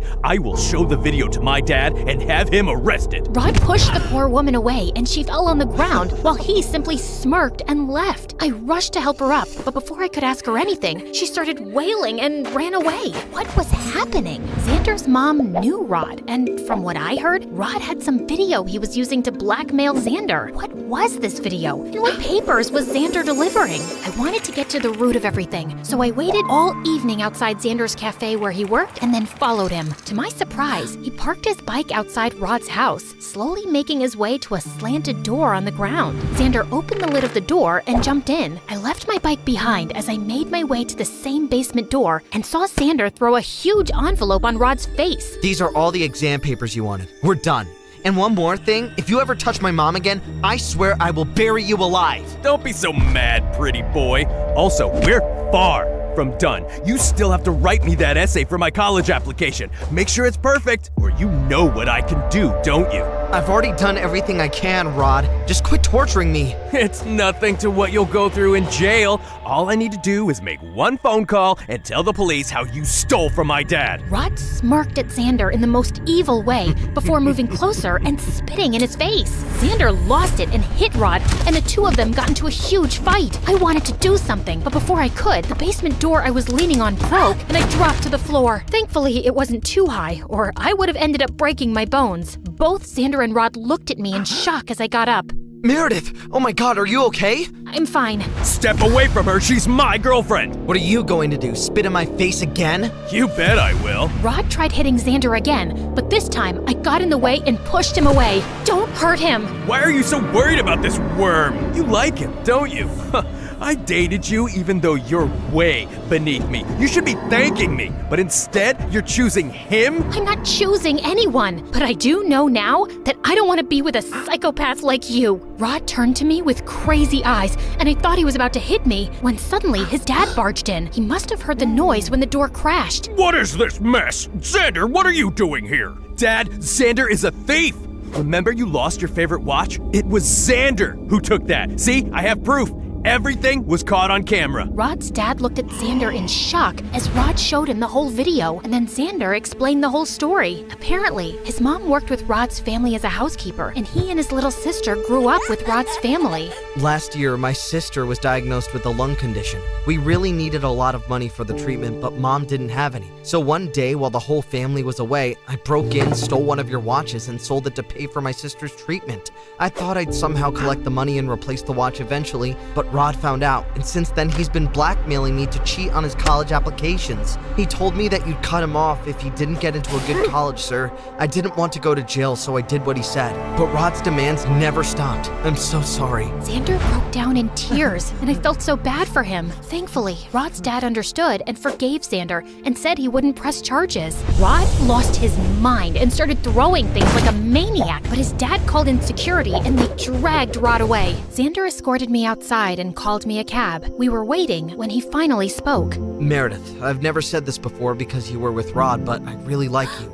I always have. You're a good guy, Xander, but I can't be with someone I can't trust. You should have just told Rod's dad the truth. I know, I was a coward, but I felt I didn't have a choice. You always have a choice. You had the choice of being honest. Meredith, I want to go. Saying that, I slid into the cab and left, leaving Xander alone. I didn't hear from Rod again, but Xander tried calling me a million times, and I ignored him. I didn't even want to go to school and felt totally lost. I guess Mom saw that because one night she walked into my room and asked me what happened, and I ended up spilling everything. I loved your father, and I know you did too. He suffered some hard knocks and didn't deal well with it, and it hurt us. But that doesn't mean everyone else will be the same. Well, Rod turned out to be crazy, and what if Xander is dishonest again? Look, he shouldn't have stolen from Rod's dad, but he did it for his family, not out of some greed, and that says something about him. Go talk to him, Meredith. I hugged Mom and rushed to the cafe Xander worked at, but he wasn't around. Luckily, the manager recognized me from before and handed me Xander's address. I went to his place and knocked, and seconds later, a cute little girl answered the door. Hey, is Xander around? Nope, but you can wait. You're Meredith, right? How did you know? Xander told me you were the prettiest girl he'd ever seen, and you are pretty. I didn't say that. I said she's pretty, but she's the smartest girl I know. I turned around and saw Xander behind me. He signaled his sister to leave, and then it was just him and I. So what brings you here? I thought you didn't want to see me. Xander, all my life I've hated my dad for breaking my trust. It's really difficult for me to open up to people, and dating someone like Rod, who turned out to be a complete psycho, messed up my mind, and I just needed some time to figure out my feelings. And have you figured them out? Kind of, but I need you to promise that you won't lie about anything to me. I promise. Now can I ask you out on a date? Depends on how well you kiss. Let's find out.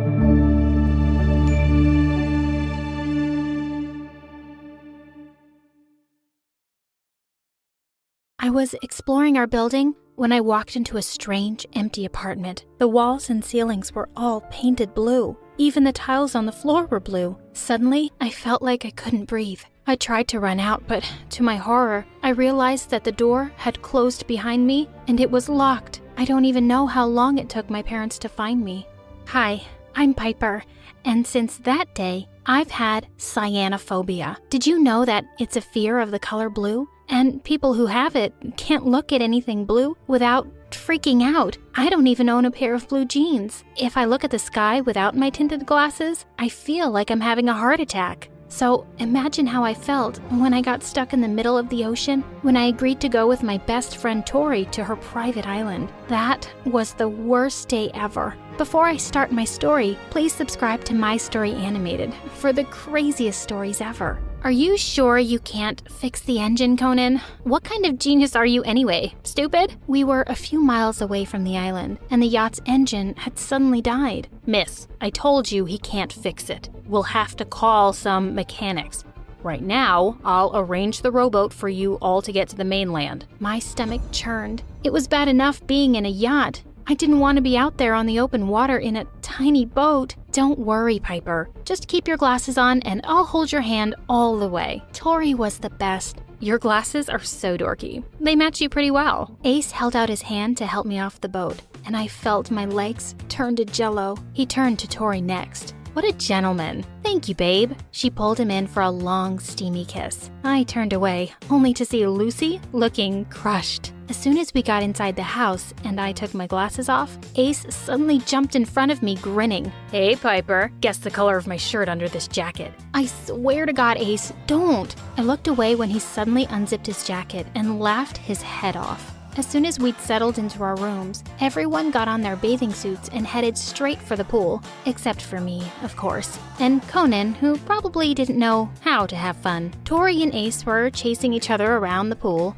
Boy, Ace looked good. I felt so bad for feeling jealous of Tori. She'd asked me to help Ace with math lately, and stupid me, I'd just gone and fallen in love with him, and he only saw me as a weirdo. I wasn't the only one with a love problem, though. Lucy was trying so hard to get Ace's attention. Hey, Ace, I can hold my breath underwater for a really long time. Why don't you time me? When she came back up a few minutes later, almost blue in the face, Tori and Ace were kissing each other. Even though I didn't like her at all, my heart went out to the poor girl. Just then, Lucy started splashing around in the water like she was drowning. Ace, help!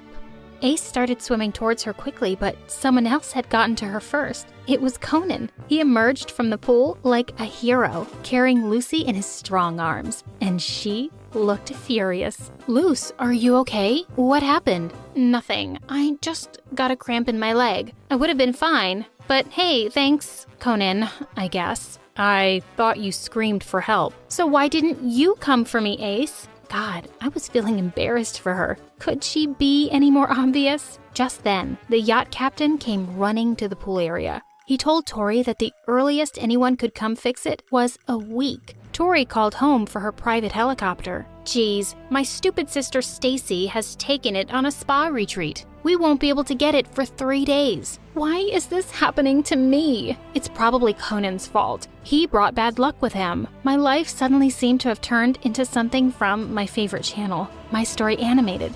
I saw the story of a girl once who got stuck with her crush and his girlfriend in a basement. Who would have thought something like that would ever happen to me? They all came into the house looking bummed out. We were going to miss our own graduation. Everyone started freaking out. I tried to calm them down, so I said, guys, there's nothing we can do but make the most of it. Let's play a game.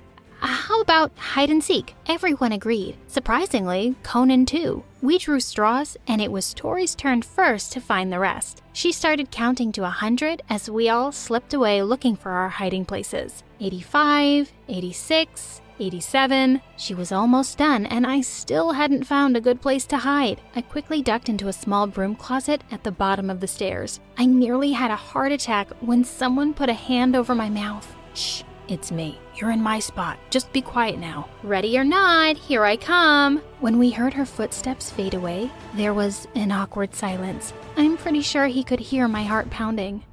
So are you afraid of the dark too? No, Ace. I'm not afraid of everything. You know I'm just kidding around with you, right? I wouldn't actually scare you. Well, honestly, my phobia isn't really a laughing matter. He fell quiet. To my shock, I suddenly felt him take my hand. Listen, I'm sorry.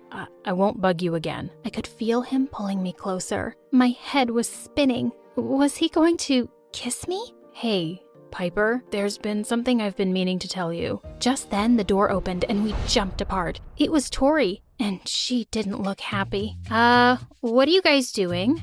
Nothing, Tori. I ended up in Ace's hiding place by accident. Did you find the rest? Ace had turned red, and Tori kept looking between the two of us. Oh, I wish I could walk back into the closet and go out the other way, to Narnia or something. She said that she hadn't found the others yet, and I told her we'd help her look. We found Conan pretty quickly. He was hiding under the sheets in his bed, and he was fast asleep. And we all knew where Lucy would be. Somewhere in Ace's room. Let's call it a night, guys. I'm pretty tired. Walk me to my room, babe? Ace followed her, but he turned back to look at me for just a second. As I headed to my room, I couldn't stop thinking about that moment in the closet. What had he wanted to tell me? The next morning, as I was about to head down for breakfast, I heard Ace's voice from his room. Hey guys, has anyone seen my jacket? I can't find it anywhere. Just then, Lucy came out of her room, and boy did she look pissed. I can't find any of my lipsticks. I'm going to look like a freaking ghoul without them. Who took them? Tori and I decided to check our stuff too. She found out that someone had taken all her credit cards. To my horror, when I went through my things, I couldn't find my bottle of anti-anxiety pills anywhere. Who would want a bottle of crazy pills? Hey, don't be mean. Who'd want a bunch of lipsticks? Guys, there's no one here other than us. Who's doing this? We all exchanged glances when we remembered Conan. Just then, we heard the sounds of things being thrown around and ran to Conan's room. He was sitting on the floor looking scary mad. Who took my books? We looked for the missing things, but they seemed to have vanished in thin air. Oh my God, what if this house is haunted? Don't be silly. Of course it's not. But Lucy seemed to be getting really worked up. You know what? This getaway was a bad idea, and this is all your fault, Tori. Suddenly, the always nice Tori seemed to lose her patience. Who forced you, Lucy? We all know why you're really here. I didn't even want you to come. Oh, of course you didn't. You just wanted Ace yourself, right? Duh! He's my freaking boyfriend! Whatever, Tori. I jumped between them and tried to push them apart before they ripped each other's hair out. Get off me, freak. That's enough. In case everyone has forgotten, it's my birthday today. That's why we're here. Ace gave her a quick hug and wished her a happy birthday. Guys, let's not ruin Tori's birthday, okay? Yeah, let's cut the cake. You'd think we were at a funeral. Everyone looked miserable, but Tori blew out the candles in delight and cut the cake. She picked up a slice and turned to Ace. First one for my babe. Lucy glared at the two of them, grabbed the knife, and took a big piece. Well, here you go, babe. And she shoved the piece in the mouth of a completely unsuspecting Conan. Weirdly enough, he looked really pleased. I'll just cut myself a piece. Nobody seemed to want to hang out, so we all went to our rooms. I was reading a book when Tori came in, carrying Ace's jacket. She said she'd sneaked into Lucy's room to search around while she wasn't there, and she'd found it under her pillow. She told me to come with her. We had to tell Ace. Reluctantly, I followed her to Ace's room. We got the shock of our lives when we found Lucy in his bed. Tori grabbed Lucy by the feet and dragged her out. Are you insane? First you steal all our things, now you're trying to steal my boyfriend? I didn't steal anything, and I don't think your boyfriend likes you all that much. I found the jacket in your room, and Ace loves me. I guess the ghosts in this house put it there because I didn't. And why were you in my room? Why are you in Ace's bed? What are you all doing here? Ace had just stepped out of the shower, and for a couple of seconds, all three of us forgot the fight. Damn, he looked hot. Then, Tori started screaming again about how Lucy had stolen their stuff, and they'd found her in his bed. And she said, "You didn't love me. Tell her she's crazy." Ace looked strangely nervous. Of course I do, babe. Can we just stop this and go to bed? Just then, Conan walked in. He stood staring at us for a few seconds. Then, before we knew it, he seemed to have flown over to the other end of the room, straight at Ace. Hey, what the hell? Get off me, you ape. Isn't one girl enough for you? Do you always have to take them all? Why don't you take them all and get out of my room? I'm so sick of everyone. Tori looked furious and stormed out of the room. Lucy followed her in a huff, and I quickly slipped out too. I couldn't wait to go back home. I'd had enough of all this drama. I woke up the next morning to my worst nightmare. Everything in my room was blue. I screamed and dove under the bed. No, this couldn't be happening. I could feel my chest getting tighter and everything closing in on me. It felt like I was 8 again, stuck in that apartment. Suddenly, I felt a hand reach out to me. Piper, are you okay? Let's go, and keep your eyes closed. While I sat on the bed with my eyes shut tight, I could hear Ace going around the room. When he told me I could open them, I saw all the blue sheets were gone. I couldn't stop crying. I need my inhaler. I pointed to the drawer, but when he opened it, it wasn't there. Ace quickly took a brown paper bag and told me to breathe in and out of it. He held me close while I calmed down. Oh my God. Ace, why'd you have to be so nice? Just then, Tori walked in, but before she could say anything, Ace explained that he'd heard my scream and came to see what had happened. Tori looked horrified. I can't believe someone would do that. It's that Lucy, of course. She's always making fun of you. Where is she, by the way? We looked around for Lucy, but she wasn't anywhere in the house. We peeped in Conan's room, and he wasn't there either. When we went downstairs, I suddenly noticed something out of the window. Tori? Where's your yacht?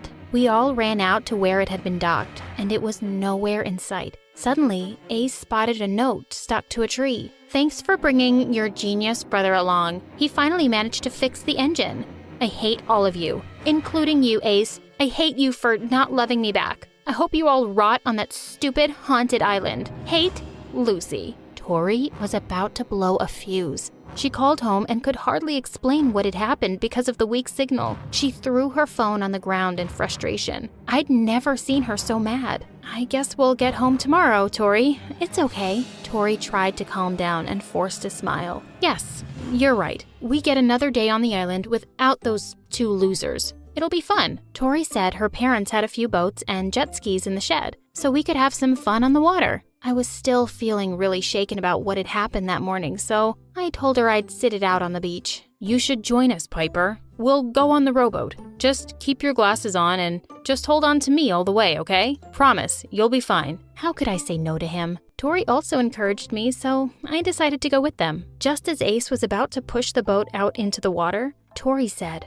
"Hey babe, can you run back to the house and get my sunscreen? I forgot to put it on and I'll get burnt." Ace ran off to the house and suddenly, Tori snatched the glasses off my face. "What are you doing?" "My boyfriend is in love with you, Piper. And don't even act as if you don't know that. I asked you to help him study, and look what you did." "I don't know what you're talking about. Please, give me my glasses back." "He has been planning to break up with me after my birthday. I hoped he'd see on this getaway what a freak you are. I stole everyone's stuff. Messing around with everybody, especially that idiot Lucy, was just an added bonus. And I made your room blue." I stared at her, horrified, as she jumped off the boat and pushed it into the water. "It's really you I want to punish, Piper. You stole my boyfriend." And with that, she walked away with the oars while the boat was carried farther away by the waves. I was going to die. I couldn't take this. I closed my eyes and hid my face in my knees. Just then, I heard the sound of a machine, and I barely opened my eyes to see Ace racing towards me on a jet ski. Oh, my knight in shining armor. He stopped next to the boat, and with shaking hands and legs, I somehow made it onto the jet ski behind him. My eyes shut tight. I'm so sorry she did that, Piper. She must have read my text to a friend. I was planning to break up with her because I've kind of fallen for someone else. Who? Open your eyes. I promise, it's not that bad. I did, and holding onto him tight, this was the least afraid I'd felt in a really long time. He turned around and kissed me, and of course I kissed him back. I couldn't believe the crazy events of the past few days had led me to Ace. Of course, we're no longer friends with Tori and Lucy. I've enrolled in therapy for my phobia, and I have a long way to go, but I'm slowly making progress. I got a delivery on my doorstep today. I chose roses because they're not blue. That would be my life without you. Jeez, he's so lame.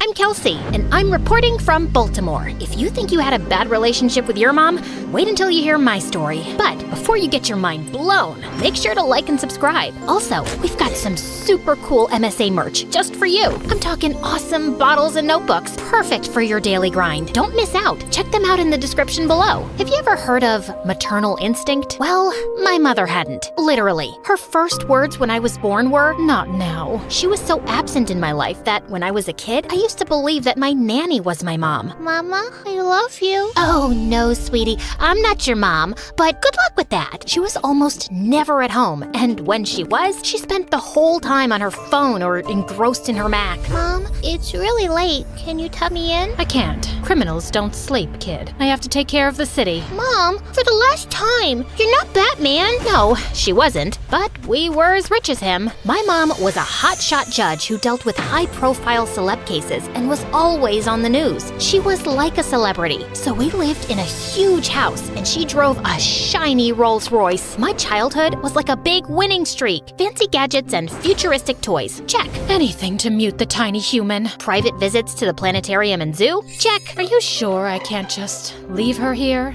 That's the lion's cage? Is that a no? Despite the money, my life was far from being great. I didn't want expensive toys. I just wanted my mom to give me a little attention. So, since I was a kid, I tried to get it any way I could. Let's just say I was a bit of a troublemaker. One time, when I was visiting mom at work, I got bored of finger painting and went to her office, which was strictly off limits to me. You can probably guess what happened next. I took my finger brushes and turned her aesthetic office into a huge 4-dimensional twister board. She didn't yell at me at that time, but I did hear her scream at the nanny who was supposed to be looking after me. I told you never to lose sight of her. You're fired. A few years later in school, this girl was breaking into some teacher's office. She began to shuffle through everything in search of some papers. I noticed her shoelaces were untied, so I walked into the office to warn her. "Hi, your shoelaces," but when she heard my voice, she got so scared that she jumped out the window. She dropped some papers and I grabbed them. Turns out they were math exams. At that exact moment, the teacher came back from lunch. Oops. The next thing I knew, I was invited to the head teacher's VIP lounge and mom arrived, giving me the side eye. "Mom, you're not gonna believe what happened." You're right. I won't. So save it. I only got like a 2-day suspension. But either way, my mom decided to take me out of that school and put me into a much stricter one to make me a responsible adult. Before my first day at my new school, she only said one thing to me. This is your last chance. I didn't know exactly what she meant, but I knew my mom hated having to deal with the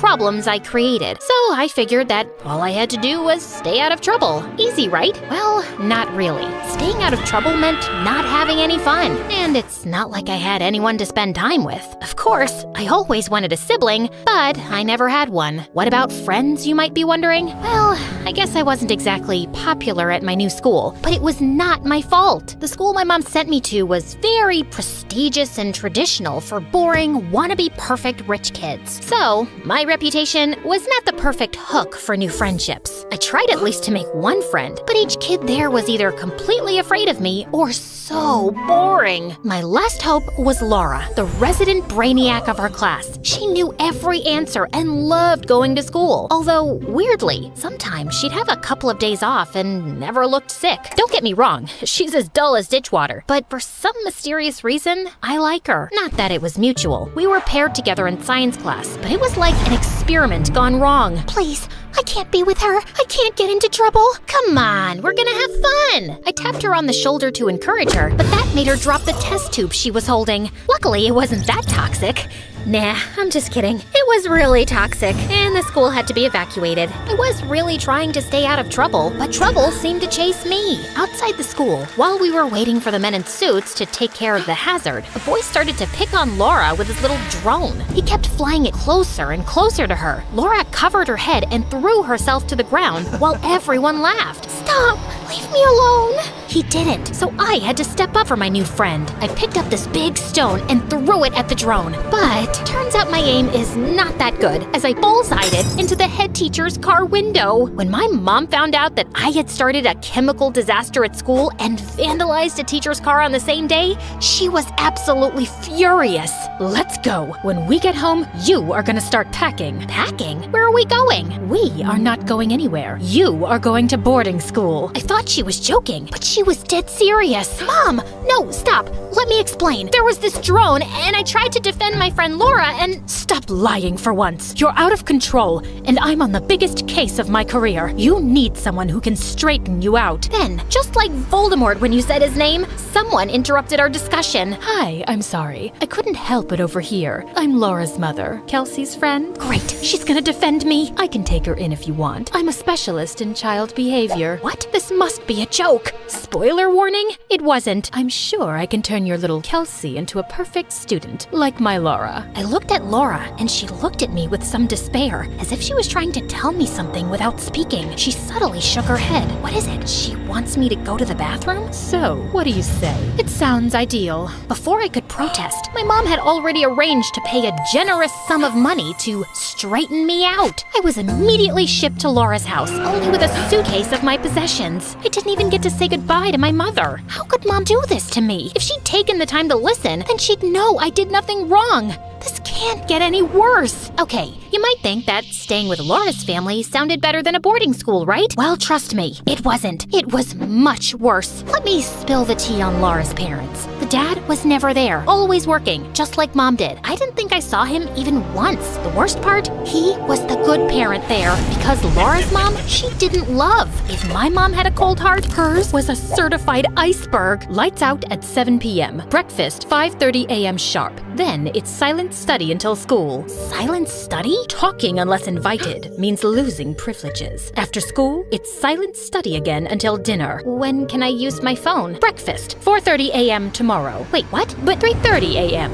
for both of you. Then I saw Laura with her finger over her lips, desperately trying to get me to shush. Hand me your phone. All social networks are completely banned. What? I can't miss my daily dose of MSA. I need to get out of here, and fast. I thought being Laura's roommate would help in devising an escape plan, but to my surprise, Laura was used to this. She can't starve us whenever she wants. Shush, she'll hear. She has supersonic hearing. Come on, don't be ridiculous. Breakfast at 2:30 a.m. tomorrow. Darn! In the next couple of days, things went from bad to worse. I tried to talk to Laura in science class. Can't you see how wrong this is? Kelsey, please, just don't make it any worse. I was actually considering trying to get used to that new lifestyle, but then Laura's mom took it too far. I had been studying for an age, and quick note, wow, it's amazing what you soak up when you actually study. But anyway, I needed soda, and Laura gave me a death stare when I snuck out of our room. When I got to the kitchen, all the cupboards and fridge were locked with Fort Knox level security. Then I was caught red-handed. No wonder your mother gave you away. Hey, don't bring my mom into this. She couldn't deal with you anymore, so she quit on you. I couldn't stand her anymore. Shut up, you meanie. Maybe I didn't say meanie. You are not going to disrespect me in my own house. To the study room for the night. The study room was an extremely small room where she sent us when we misbehaved. I had to spend the night there. I tried to sleep using a book as a pillow, but I couldn't stop thinking about Mom. I had to go see her. I knew she was angry, but I was also so sure that she loved me and that she'd take me back if she knew the truth. One day, I managed to cut school and get to our house, but apparently she had moved. When I snuck back to school, the principal was waiting for me. Hi, Kelsey. Laura saw you leave. That little goody two-shoed snitch. Your foster mom's waiting in my office. Oh boy, I made up my mind. You and your other students shouldn't have to deal with this. She'd be better off homeschooled. The thought of being locked up all the time in that house with her was truly scarier than any horror movie ever. No, I'll be good. I am good. I swear. Of course, my vote didn't count. From then on, I wasn't allowed to leave the house. It's the only way to keep you from trouble. How on earth is she qualified to foster kids? I tried to lay low while I came up with a brilliant plan to escape for good. Still thinking, what is this? What did I do now? Surprisingly, this time, she wasn't yelling at me. She was furious with Laura. You got a B+? It's the day I felt dizzy. I don't care about your excuses. You know where to go. Laura headed straight to the study room. I was still angry at her for ratting me up, But after she spent the whole day there, I started getting worried. I decided to sneak her some food. I'm going to get help to escape. I may need you to cause a distraction. Are you out of your mind? Just leave me. Laura, you don't deserve this. My mom will take us both. When she knows the truth, she'll be so happy to have me back. Laura remained silent and refused the food. After 2 days of being locked in the study room, Laura was released. I guess that explains her absences from school. Sometime later, I asked her how she was able to stand so much time locked up in there without losing her mind. I just draw things on the wall and time goes by. As you can see, things in that house were absolutely crazy. Finally, some days later, my ticket to freedom presented itself. Her mom was out somewhere, and all the windows and doors were on lockdown, but I managed to break one like a superhero. First, I went to school to tell them what was going on, but let me tell you, being a hero is a thankless job. The head teacher looked at me like I was pitching a school play on Mars. Let me call your foster mom. With my superhero escape plan foiled, I had no choice but to step out the window quickly. Next destination, the police station. Go, now, or I'll have you arrested for wasting police time. I seriously must have one of those faces. Nobody believes me. There was only one person who could save me and Laura, my mom. I ran to the court, stayed low, and waited hours until I saw her getting out of a fancy car. Wow, she has bodyguards now? I did my best to get her attention. Mom, hi, Mom! Mom! But it was useless. She didn't notice I was there. Some things never change. When she disappeared inside the building, I snuck into the place hoping no one would recognize me. Soon, I found Mom. She was in court with her gray wig on and in the middle of a trial. I decided to wait until the trial was over to avoid interrupting her work. I knew she hated that more than anything else in the world. See, I can be a good girl. However, it was all so boring. It was so obvious that the guy with the mobster tattoos who appeared on the tapes was the bad guy, and there was no plot twist. After a while, I just fell asleep. Waking up at 4:30 in the morning was too hard for me. A little later, someone grabbed me by the arm and woke me up. I thought it was my mom, but when I opened my eyes, to my shock, it was Laura's mom. Come on, your mom spotted you and told me to get rid of you. She did see me? Can't you understand that she doesn't want you anymore? Laura's mom tried to silently pull me out of the courtroom, but I let go and hopped up on one of the seats. Mom, you gotta help me. Laura's mom is a psycho. Everyone turned to look at me. She forces us to study all day, and when we're bad, she locks us in a tiny room. You have to believe me. Please, Mom, I love you. Mom looked at me in embarrassment, showing no hint of compassion. I'm sorry, everybody. My daughter is a troublemaker, addicted to lies. I should have sent her to boarding school. I could hear my heart breaking. I knew my mom was mad at me, but at that moment, I understood that she didn't love me, not even a little bit. Laura's mom grabbed my arm again to pull me out of there. This time, I didn't resist. I was completely defeated. But right at that moment, Kelsey is telling the truth. Everything she said is true. Everybody, including myself, now turned to look at Laura, who was standing on some seats a few rows behind me. I hadn't noticed, but her mother had brought her with her. Laura! My mom is a monster! Please, help us! Laura, shut up, or you will spend a month in the study room. The whole courtroom gasped, just like in a real courtroom drama. One of my mother's security guards grabbed Laura and was ready to pull her out of the courtroom, but I broke free from Laura's mom's grip and jumped onto him to help her. Chaos followed as the rest of the bodyguards, along with our mothers, stepped in to catch us, while Laura and I scurried around the room. Go, girl! Run! Be free! A few seconds later, more people from the courthouse came in and finally caught us. We were taken to an office where Laura and I awaited our fate. I'm sorry I dragged you into this. Your mom will be extra hard on us. You can say that again. For what it's worth, thanks for sticking up for me. You should have seen your mom's face. I always knew you had it in you. I guess your rebellion inspired me. Finally, we were friends. After a few hours, somebody finally came. Girls, we held hands and waited for the worst. We investigated what you said, and apparently you were right. At your mom's house, Laura, we found the study room with your drawings inside. So she was detained, and you will go to another family's house. What about me? You're going with your mother. She wants to apologize. I'm really sorry, Kelsey. I should have believed you. I don't know how I can make it up to you. Well, to start, we can take Laura in. Done. Laura smiled and I hugged her. We moved in with with my mother. Her remorse was short-lived, and she soon returned to her old ways, ignoring our existence completely. But we didn't care. Me and Laura had each other. We became not only friends, but sisters. I told you guys I always wanted a sibling. As soon as we turned 18, we moved in together and started a new life far from our mothers. A happy life, because family isn't the only one you're born with. It's also the people you encounter along the way, the ones who support and love you no matter what.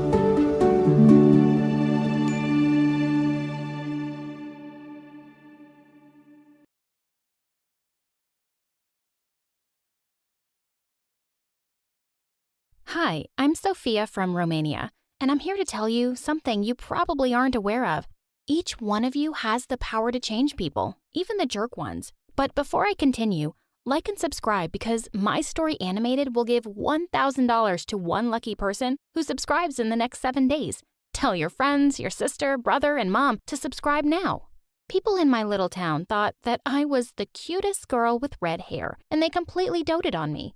Everyone would notice me wherever I went and would start talking and laughing with me. Yes, I enjoyed it. But honestly, sometimes it got overwhelming. One day when I was 3, I was at my neighbor's place and her son put a paper crown on my head and offered me a horseback ride. All hail Sophia, the Queen of Romania! Just then, his jealous little demon sister came running out of nowhere and pushed me off his back. No, she's ugly. Then she squirted glue in my hair. I pushed her and was about to attack her when my mom took me away. All evening my parents cried and I tried to comfort them. It's okay, Mom, Dad. It will grow back, prettier than before, I promise. Eventually, they just had to cut my hair, and it did grow back all lovely and thick in a few months. When I was 4, Mom started taking me to a small farm 2 hours away from our house just to have my hair washed with goat's milk. That was insane, but being around sheep and goats was fun. I refused to let them wash my hair unless I milked the goat myself.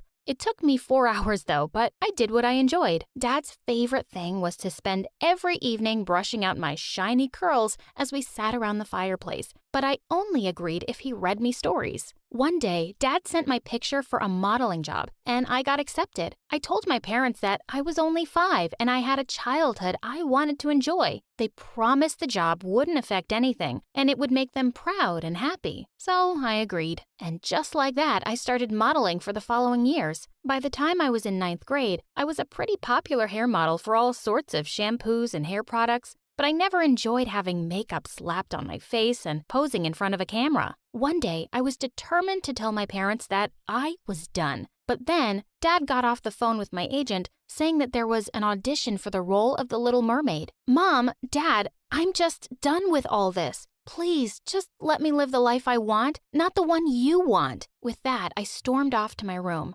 And no, I didn't go to that audition. Months later, Dad said I got an acting job offer in LA. I knew there was no use protesting, but I thought to myself that the States is the land of freedom, and the moment I would arrive there, I would be more free. And just like that, we'd flown across the world and settled in LA. It was really different from anything back home. But all I was thinking about was school. I wanted to do well so I could study law in college. As I walked down the hallway on my first day of school, suddenly someone came rushing straight at me on rollerblades. The only thing I could register was the most beautiful pair of blue eyes before we both rolled onto the floor. For a minute, we gazed into each other's eyes as my heart beat furiously. Someone slammed a locker door somewhere, and we both snapped into reality. He jumped to his feet, and I held out my hand. "Oh, sorry, He smiled and took my hand to help me up. "Yeah, I'm sorry too, for not pushing you harder, ketchup head." And with that, he let go, and I fell back on my butt. He just smirked and skated away.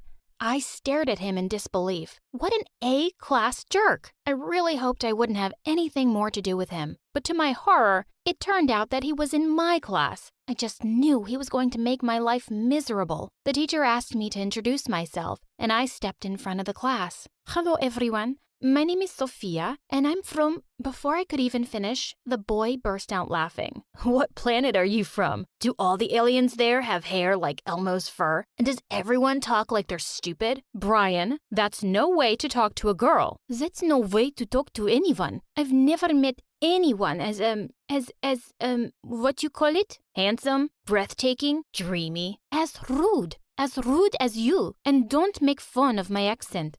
I'm proud of where I come from. Wow, now your face is as red as your hair. Do all ketchup heads get this angry? Only if they meet stupid people like you. Someone from the back called out. Geez, get a room, guys. What room? I'm new here. Can someone guide me? Oh yeah, I will. Everyone started laughing as he got up.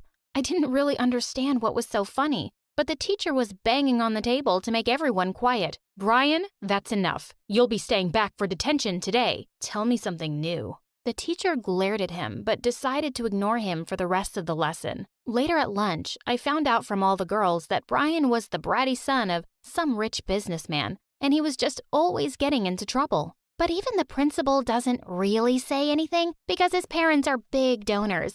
I'd be a bit worried if I was you. You seem to be his next target. I'm not scared of some stupid jerk boy. Just then, Brian walked over to my table with a blonde girl and said, Here, a new friend. She speaks like a robot, but not like a ketchup head. Maybe more like a mustard head? Listen, I have to be honest here. You guys do have a beautiful accent. See, I can be nice. How about a kiss? I felt my temper flaring up again and rose from the bench to punch his face. But before I could attack him, he turned around to leave, and I decided to let it go. The next day, I walked into the classroom for the chemistry lesson to find no one was there. It turned out that it had been shifted to the lab, and I was 15 minutes late by the time I finally found it. Ah, Sophia, you must be the new student. We're doing the experiment in pairs, and the only person left is Brian. Ugh, I couldn't believe I was stuck with him. Things were going smoothly enough for a while, and when Brian handed me a beaker, our fingers touched for a second, and I could swear I felt sparks. I sneaked a glance at him to see that he was also looking at me. Is there something you want to say? Suddenly he came a little closer, and my stomach did a few backflips. Was he going to kiss me? I was just wondering. Why do you breathe like a dragon? I can hear your nose whistling. Ugh! Well, I can hear your face choking, so I guess we're even. And with that, I stormed off to the teacher with my lab results. I was just done experimenting with this boy. For the next 2 years of high school, he kept being a jerk to me. He would call me names all the time or pull stupid pranks. I knew he was just trying to get a reaction out of me, and the best way to deal with bullies like him was to pretend he didn't exist. One day when I was in the library, holding my head over a really puzzling math question, someone suddenly pulled my notebook away. What are you crying over, Tomato Queen? Your sappy diary? Dear diary, Brian is so mean to me. Give me back my notebook. I don't have time for your nonsense. Seems like you're as stupid as you look. You've done the question all wrong. Oh yeah? And you're going to tell me how to do it right? Since you're practically begging me for help, sure, I can't say no to a damsel in distress. And with that, he just sat down and started scribbling away furiously in my notebook. A minute later, he threw the pen down. And that's how it's done. Give me that. Wait, what? That's actually the right answer. I stared at his smug face in complete shock. How come you're always getting such bad grades? Why do you let everyone think you're dumb? That's none of your business. But Brian, wouldn't your parents be really proud to know you're so smart? Suddenly, Brian got up from his chair, looking furious. What do you know about my parents? Nothing. They wouldn't care if I was as smart as Einstein. They're too busy fighting with each other to have any time for me, so just stay out of it, and I don't think you know anything about me. And with that outburst, he stormed off. For the first time, I felt a bit sorry for him. A few days later, the teacher gave back the last math assignments of the term, and she slapped Brian's on his desk. Brian, you're going to have to repeat the school year now. I want to give you one last chance. I'll give you another assignment, and if you do well, I'll give you a passing grade. Thanks, but no thanks. See you again next year. I tried to stop myself, but I just couldn't. Brian, you know you can do it. I can help with it. But I don't think you even need any help.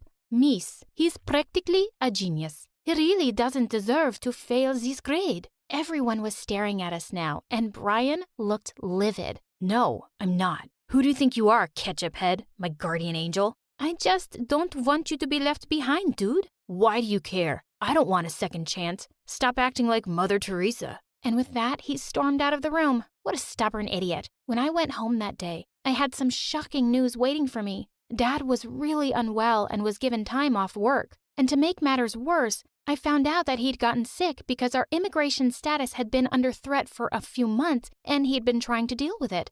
If we lost the case, we'd have to go back to Romania. I felt devastated. I skipped the next few days of school to help Mom take care of Dad. But when I finally returned, I was taking some stuff out of my locker when I heard Brian behind me. Oh no, you're back? My eyes were feeling so much better because they weren't hurting every day looking at your hair. I started walking away, but he kept following me. Come on, what's the big secret? Where were you? Growing tomatoes? Making ketchup? If you must know, Dad has been working too hard lately, and he fell sick. So I was taking care of him. Oh, I feel so sorry for your dad. Sorry that he has such a dumb, ugly daughter. And he brought her all the way from Romania and worked so hard just so she can have a good life. You made him sick, Ketchup Head. You make me sick too, actually. He'd really stepped on a nerve, and I snapped. I turned around and gave him a hard slap. You're just a spoiled, ungrateful brat who's been given everything in this world, and you just want to waste it and make others miserable. To think I ever felt sorry for you. I hate you. And don't worry. Soon enough, you won't ever see me again. I stormed off, and this time, he didn't follow me. A few days later, we went to court to fight our immigration case. But to our dismay, the judge ruled against us. Just then, a well-dressed man came running into the courtroom. Your Honor, I'd like to submit an appeal in this family's case. They deserve to stay here. We just stared at the stranger, and he started firing some legal mumbo-jumbo and handed papers to the judge. And to our shock, the judge actually changed his decision, and we won the case. We didn't have to leave. As we hugged each other, we turned to the man and thanked him over and over again. But sir, if I may ask, who are you? I'm your friend Brian's private family lawyer. The boy has been after me non-stop for the past few days to look into your family's case. Oh my God, Brian? Did he really do that? I headed straight for school after that. I looked everywhere and finally found him sitting alone on the bleachers. He looked stunned to see me as I sat down beside him. Brian, why did you do that? I don't know. Maybe because you tried to help me, even though I've been nothing but a complete jerk to you. And maybe because I've had a crush on you from the start. My face broke into a huge grin. I always knew it. You like Ketchup Head. With that, I pulled him in for a long, steamy kiss. So I have been living in LA for a good long time. I've become a lawyer and mostly deal with people's immigration cases because I want to help others like me. Oh, and I'm married to Brian now. And we have a beautiful daughter, Leah. I'm teaching her both English and Romanian because learning different languages makes you smarter and changes the way you think.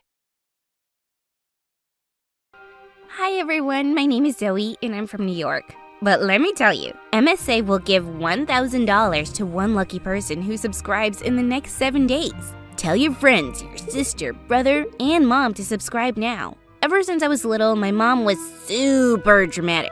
She tried to be an actress before choosing to be a lawyer for money. But she never lost her ability to be extra. When I was 5 years old, I fell in love with the fashion shows on TV, but mom said, "Zoe, you're too young to watch this. I like pretty dresses. My little girl is growing up too fast. We're supposed to wear costumes and pretend we're the Powerpuff Girls."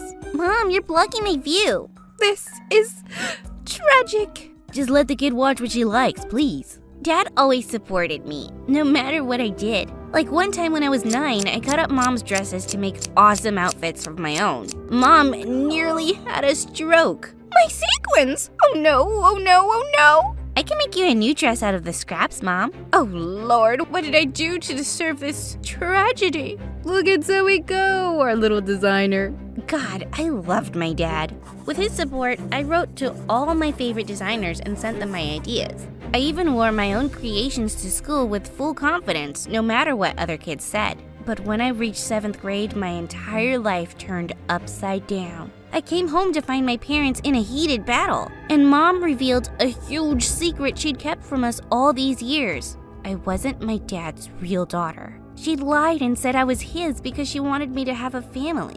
A family built on what? Lies? I can't take this. I begged him not to, but Dad packed up his things and just left. He even blocked us so we couldn't call him. In an instant, my best friend was gone, and my life was shattered. Mom and I got into the biggest fight of our lives, and that's when it happened for the very first time. My ears started ringing. I couldn't hear anything Mom was saying. My heart was racing like a horse, and I couldn't breathe. And the next thing I knew, I blacked out. When I woke up, I was in the hospital. The doctor said, it was just a panic attack. Kids have them all the time. She's fine. Fine? She passed out. What if it happens again? Ma'am, this is the ER. We're very busy. I didn't want her to make a scene here, so I pulled her away. I just wanted to go to school and act like everything was normal, but it wasn't. My friends in school heard about my parents' divorce from their families, and when I got back, they had a million questions for me. That's when my ears started ringing again, and before I knew it, I was hyperventilating in the nurse's office. I would panic before tests, sleepovers, and every time a teacher asked me a question in class. I took months off of school just to stay in bed. Mom tried to get me out in 100 different ways, but I was just too scared to get another attack. I thought things would never get better until one day in the 8th grade when I got a letter in the mail that changed my life. It was from Amelia, my favorite fashion designer in the whole world. She loved the designs I sent her, and she wrote back because she wanted to get to know me. She even sent me her email. I literally flew out of bed. I emailed her in a rush, and like an idiot, I blabbed about every problem in my life, including the divorce. The moment I pressed send, I felt instant regret. Why didn't I talk about design? I was busy kicking myself when she emailed me back. Zoe, I never even got to meet my dad, but I'm still doing great, right? Have hope and hold strong. Wow, she was my idol. I rushed to tell Mom about what happened, but she got so dramatic as usual. You're texting a stranger? Online? Who is this person? Just the most famous designer in the whole country. I felt so relaxed. I didn't have to worry about my fears or my dreams. I could just ask Amelia, and she really believed in me. Amelia had advice about everything. We were in the 8th grade now, and my friends felt distant after my long absence. Amelia had a quick solution for that. Just make one of your friends trip at lunch and then help her up. If she spills food on herself, just give her an extra shirt from your locker. What? That's crazy. Trust me, she'll love you. I did as she asked, and I was shocked when it actually worked. The girl I tripped spilled soda all over herself, and when I gave her my extra shirt, she hugged me. You're such a lifesaver. Wow, that was fast. Amelia, it worked. I knew it. She was a bit over the top, but her techniques were flawless. I followed Amelia's rules, and by the time I reached 9th grade, I was doing well in my classes, I had plenty of friends, and I even became vice president of the school's fashion club. Everything was going well until one day one of the girls said, "Hey, Zoe, is this your dad? He's getting married again, look!" Her words took the wind out of me. She showed me the wedding announcement, and just like that, my ears started to ring. Not this again. Why are you shaking your head like that? Ew, she's putting her finger in her ear. Can you do this outside? I ran out of there with my heart racing. Everything was spinning. Was I gonna pass out again? Suddenly, someone close to me spoke, and it was a really cute guy. Are you okay? Ah, who are you? I'm a new student. Step away from me, please. I didn't want anyone to see me like this. What's happening to you?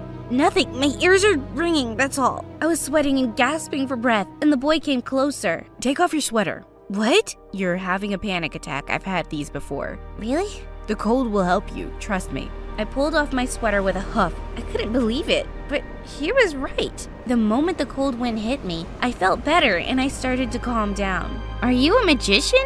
He just smirked and walked away. I'm pretty sure I just fell in love at first sight. I was convinced the boy was just a handsome ghost until he showed up in my next class. My name is Elliot. I like music. I don't like people. Thank you. I waved at him as he sat down, but he didn't respond. Did he not recognize me? Turns out he was so cold and aloof, he ignored everyone that tried to talk to him. The moment class got over, he flipped on his headphones and ran off to be alone. I wanted to get to know him, but his attitude made me nervous. Of course, the best person to ask for help was Amelia. My first tip: stick a bit of your dress into his watch during class. When he moves, you'll be like, connected. So romantic. It wasn't. Elliot just took off his watch and walked away. What? Okay, he sounds like a tough cookie. Just ask him for a ride home on a rainy day. You know he'll help you. He did help. by handing me his umbrella and asking me to walk home. This is not working. I should just talk to him normally. Not if you want a real romance. There's one last trick as old as time. Grab a bunch of papers and fall into his arms. Let him catch you. It will work. As one final effort, I took some papers in my hand and waited until the perfect moment. Then I flew into his path and all the papers went flying in the air. He grabbed me by my shoulders. Did you just fall down on purpose? No? Liar. He dropped me and started walking away. Hey, wait, do you not remember me? You helped me on your first date. I wouldn't have helped you if I knew how weird you were. Okay, rude. Maybe I did try to get your attention, but that's your fault. You were like a beautiful angel who just appeared out of thin air to help me. I'm a girl. I'm not made of stone. I turned to storm away and he said, I'll be gone in a while. There's no point in getting to know me. What? I change foster homes every few months. I don't stick around. He walked away and my heart twisted. He didn't have a home? Is that why he had panic attacks? I wanted to reach out to him, but I had no time to myself the next few weeks. There was a huge fashion contest in the school, and kids from all over the town were gonna compete. I worked my butt off for that show, but the day of the contest, the fashion club president walked in with some news. One of our male models has the stupid flu. No! I found a super hot replacement in the hallway. Elliot walked in and I was shocked. You're joining the show? I'm handsome and tall, and I was rude to you, so I owe you one. Oh, thank you. Also, your president's paying me $50. Let's do this. I helped him practice his walk and chose an outfit for him. Dang, he looked so good in everything. I couldn't help but blush every time I touched him. When the show started, I was literally holding my breath as the models walked by in my outfits. I wanted to win so bad, and I did. At the end of the show, the judges announced my name as the winner, and my entire team screamed. We ran up to the stage to accept our award. Mom was hooting for me from the audience. Presenting our award today is a special surprise guest. Please welcome Amelia from Amelia's Designs. My heart dropped to my stomach. I watched Amelia walk up to me like a goddess. Congratulations, Amelia. How are you here? Oh my god! I grabbed her in a tearful hug and she looked shocked. Are you a fan of my work? I'm Zoe. We've been best friends for years. I'm sorry, have we met before? No, but you've been writing letters and emails to me since I was in the 7th grade. Look! I pulled out my phone and showed her the proof, but she just shook her head. Why would I spend so much time talking to some idiot kid? I mean, these emails aren't for me. That's impossible. Here's your award. Good luck with everything. She ran away awkwardly while the people around me buzzed with whispers. I felt so humiliated. If it wasn't Amelia emailing me all this time, who was it? Suddenly, I couldn't breathe, and the panic attack hit me like a truck. My ears started ringing so loud I knew I would pass out. That's when Elliot took my hand. You need fresh air. Come on. He pulled me outside where I took off my sweater and rushed. That's when I got an email from Amelia? I had to act like I didn't know you, so I didn't make my other fans jealous. I'm sorry. I sent her a hasty reply, but the moment I hit send, I heard a phone ring nearby. I sent another message and heard the sound again. I followed the rings only to find my mom crouching behind her car, replying to my emails. Mom? Zoe? It's you? You've been sending these emails? No. Let me see your phone. No! Give it to me! I jumped on my mom and wrestled the phone out of her hands. One look at her email and I knew. It was her. Are you kidding me? All this time it was you? What's wrong with you? I'm sorry. I felt so guilty about the divorce and you were so unhappy without your dad. I couldn't bear the thought of you having those panic attacks and you didn't want to go to a doctor. I had to do something. What? Violate my privacy and make me dance to your tune like a monkey? That's not how it was, Zoe. All these years, I thought I'd made a true friend, and I thought I was sharing my fears and hopes with my idol, and it was you! What a waste! I threw her phone to the ground and stormed back home. I'd never felt so angry or so embarrassed. How could I have not seen it? All those dramatic ideas right out of a movie? Of course it was Mom. There was no way I was going back to school, and I refused to even look at Mom. No matter how many times she apologized, I just slept in a pile of my clothes like an old cat until a week later when there was a knock on my bedroom door.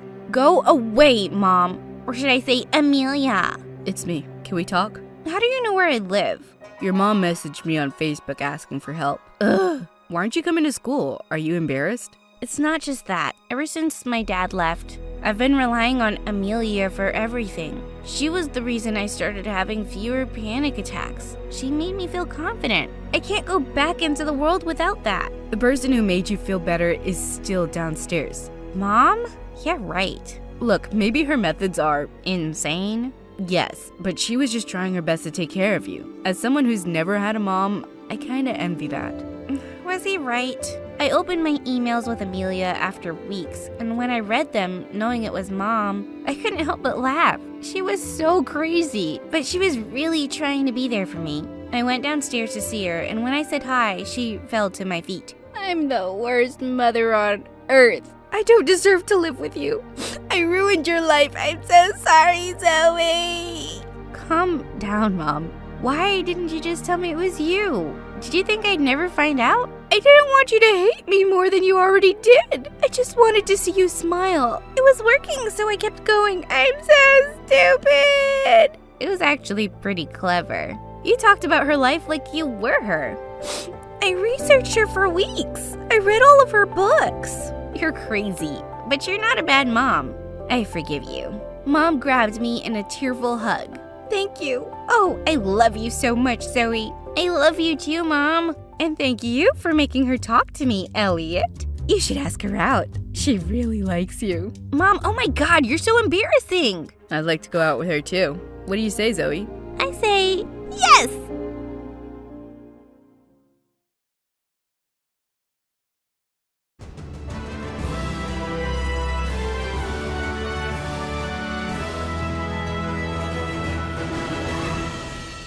My darling, she said, are you sure you don't mind being a mouse for the rest of your life?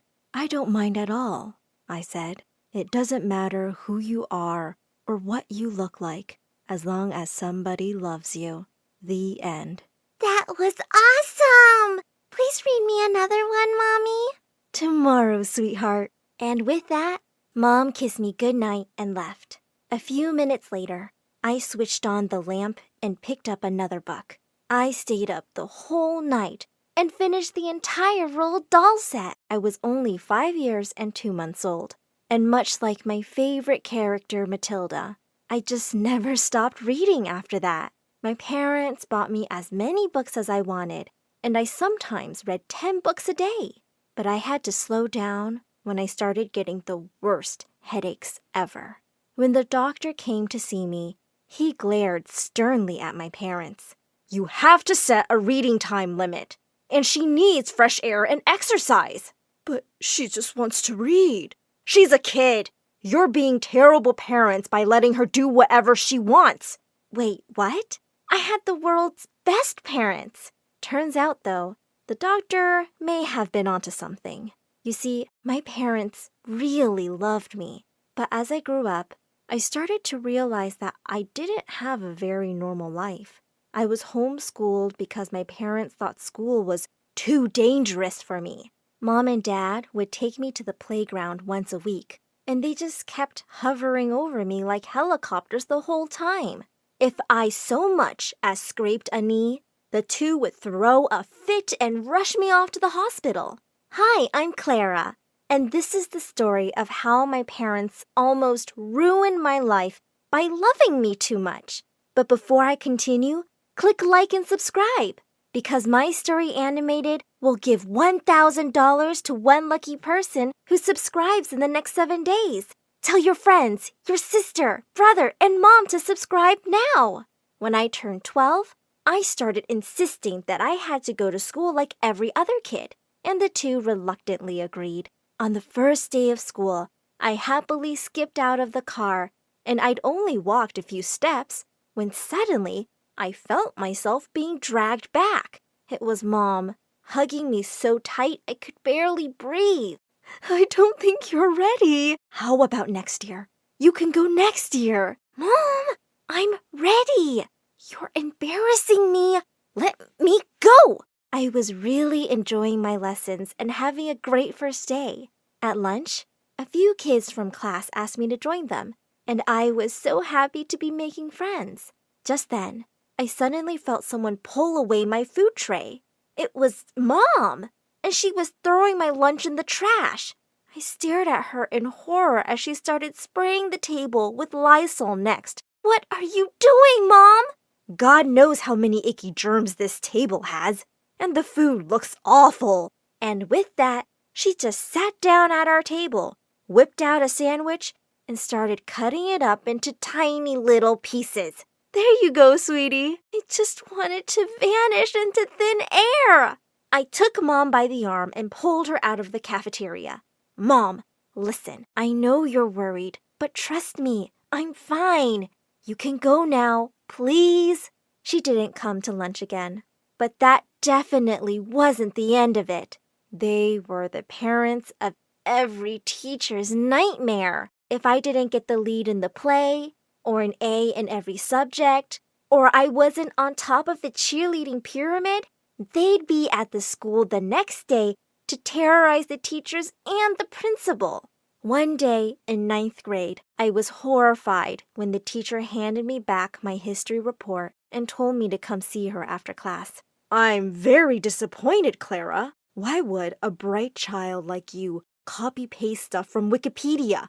You could be suspended for plagiarism. Wait, what? I opened up the report and saw that it wasn't even close to what I'd written. Arrgh! There was only one person who'd use this ugly font. Dad! I screamed as I burst into his study. I can't believe you wrote my history report. What, sweetie? I was only trying to help. You would never have gotten an A on the stuff you wrote. Thankfully, since the principal knew what my parents were like, she believed me, and I was allowed to submit my original work. Just when I thought they couldn't embarrass me more, boy, did they prove me wrong. In 10th grade, I was selected from thousands of contestants to represent my city in the National Spelling Bee. The host announced, and the tiebreaker is a bibliophobia. That was one of my favorite words, a fear of running out of reading material.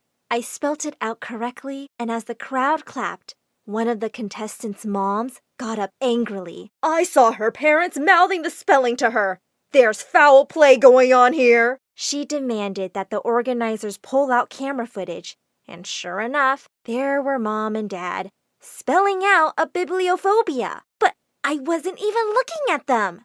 One of the judges stepped up to the mic and said, "We have no choice but to give the award to the runner-up." I couldn't believe that everyone thought I was a cheater because of my parents. But to make things even worse, Mom and Dad stepped onto the stage and tried to snatch the trophy away from the other kid. This belongs to our daughter. We demand justice. The whole drama was broadcast on national television, and the video went viral. It made me really popular in school, but not in a good way. I was the girl with the psycho parents, which is why I was really surprised when Jake, the guy I'd been crushing on since forever, came up to me one day and asked me out. I was thrilled. I wanted to keep him a secret from my parents, but I knew that wasn't possible. To my surprise, they acted really cool when I introduced Jake to them. They didn't even sit him down for an interview. Jake and I started dating, and we had an amazing year together. I was totally in love, and when prom came around, I couldn't be happier that I'd be going with him. On prom night, as I ran downstairs to meet Jake, I suddenly stopped short when I heard my parents and him talking. Come on, Jake. We've paid you more than enough. Extra for prom, dude. Otherwise, I tell her everything. Tell me what? All three of them turned around to look at me. Mom and Dad looked horrified. Oh well, guess the act's up. Your parents read in your diary that you had a crush on me, and they paid me to ask you out. What? It felt like my world had just come crashing down around me. How could you do that? Sweetheart, anything we do for you is out of love. I just snapped. This isn't love. You guys are toxic and crazy, and I've just had it! And with that, I stormed out of the house. In the fall, I moved away to the farthest college I could find on a scholarship. I even refused to take my parents' money. I felt betrayed and heartbroken and didn't want anything to do with them. I was enjoying my freedom, but I soon discovered I really needed a job. One day at college, I saw a job poster for a nanny on the bulletin board, and I made the call. The next day, I was driving up to a huge mansion. Mrs. Richard, a wealthy businesswoman and single mom, asked me a few questions and told me I was hired. I come home late from work most days, so all you have to do is give Dana some company. She's a very easy child. You won't have much trouble. And with that, she rushed out of the room and was gone. As I walked out in the hallway, I found a cute little 8-year-old standing with her arms crossed over. Oh, hi! You must be Dana. I'm Clara, your new nanny. She looked clearly unimpressed. What kind of a grown-up wears a Hello Kitty shirt? And I don't need a nanny. I can take care of myself. And with that, she ran off to her room and slammed the door shut. I could see that this was going to be anything but easy. Dana was a really smart kid, but she was so bossy. I wasn't allowed to sit on her bed. I could only put my bag on the floor. She didn't want me to touch her toys. She wanted Chinese every day at 6 p.m. sharp. The kid was a little dictator. One day I told her that we were going cycling in the park, and she turned up her little nose at me. Nuh-uh, not happening. I was beginning to lose my cool. Dana, you're supposed to listen to me, and I say we're going cycling. No, you're supposed to listen to me, because you work for me. For your information, I don't work for you. I work for your mother. Suddenly, Dana turned to me angrily. Oh, do you see my mother anywhere?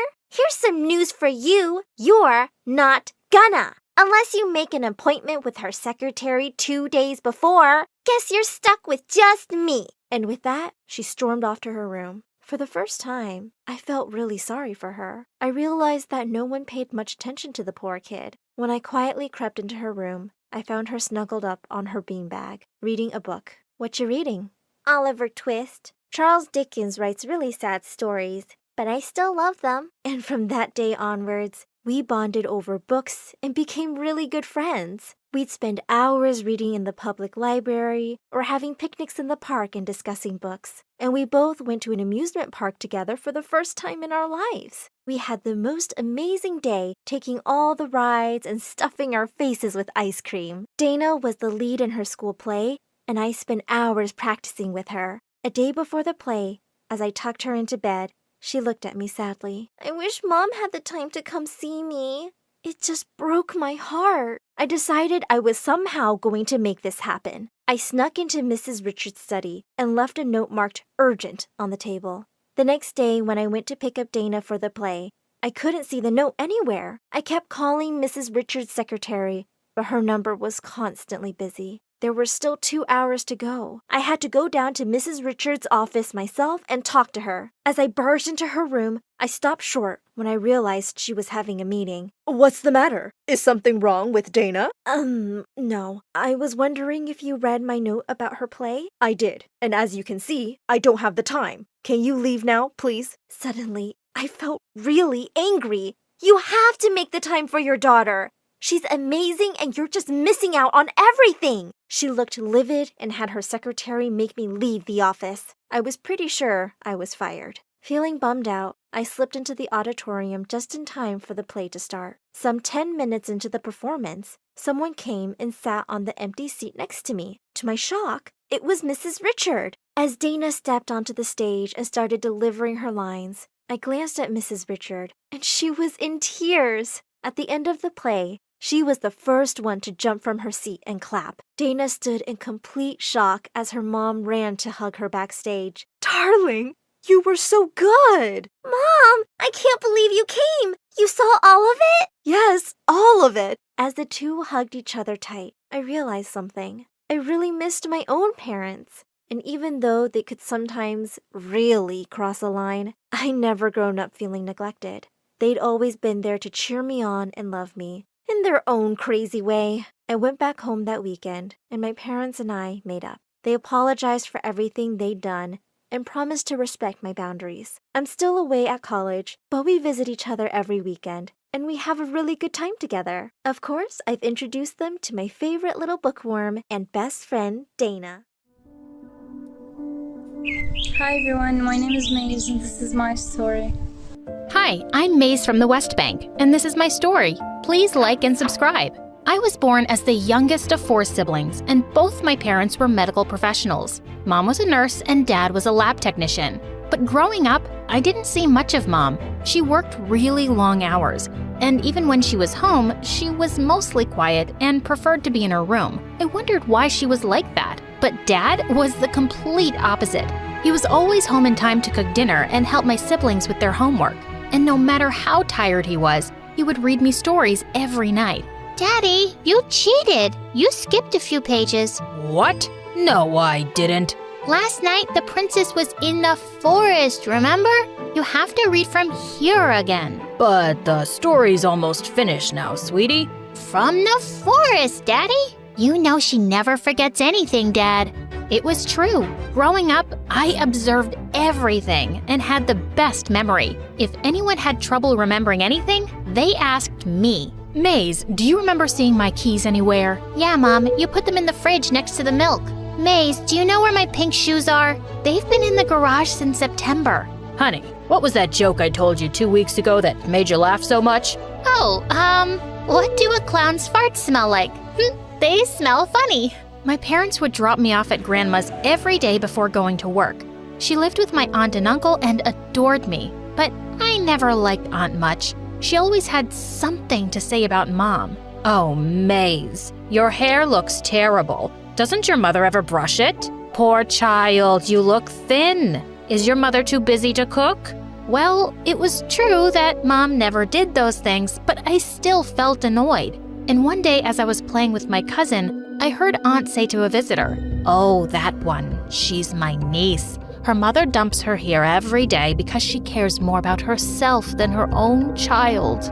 I felt so mad that I ran into the kitchen and spat straight into the pot of food she was cooking. But I couldn't stop thinking about what Aunt had said. I was going to ask Mom why she didn't care about me. That evening, I was waiting for her to return when suddenly the phone rang.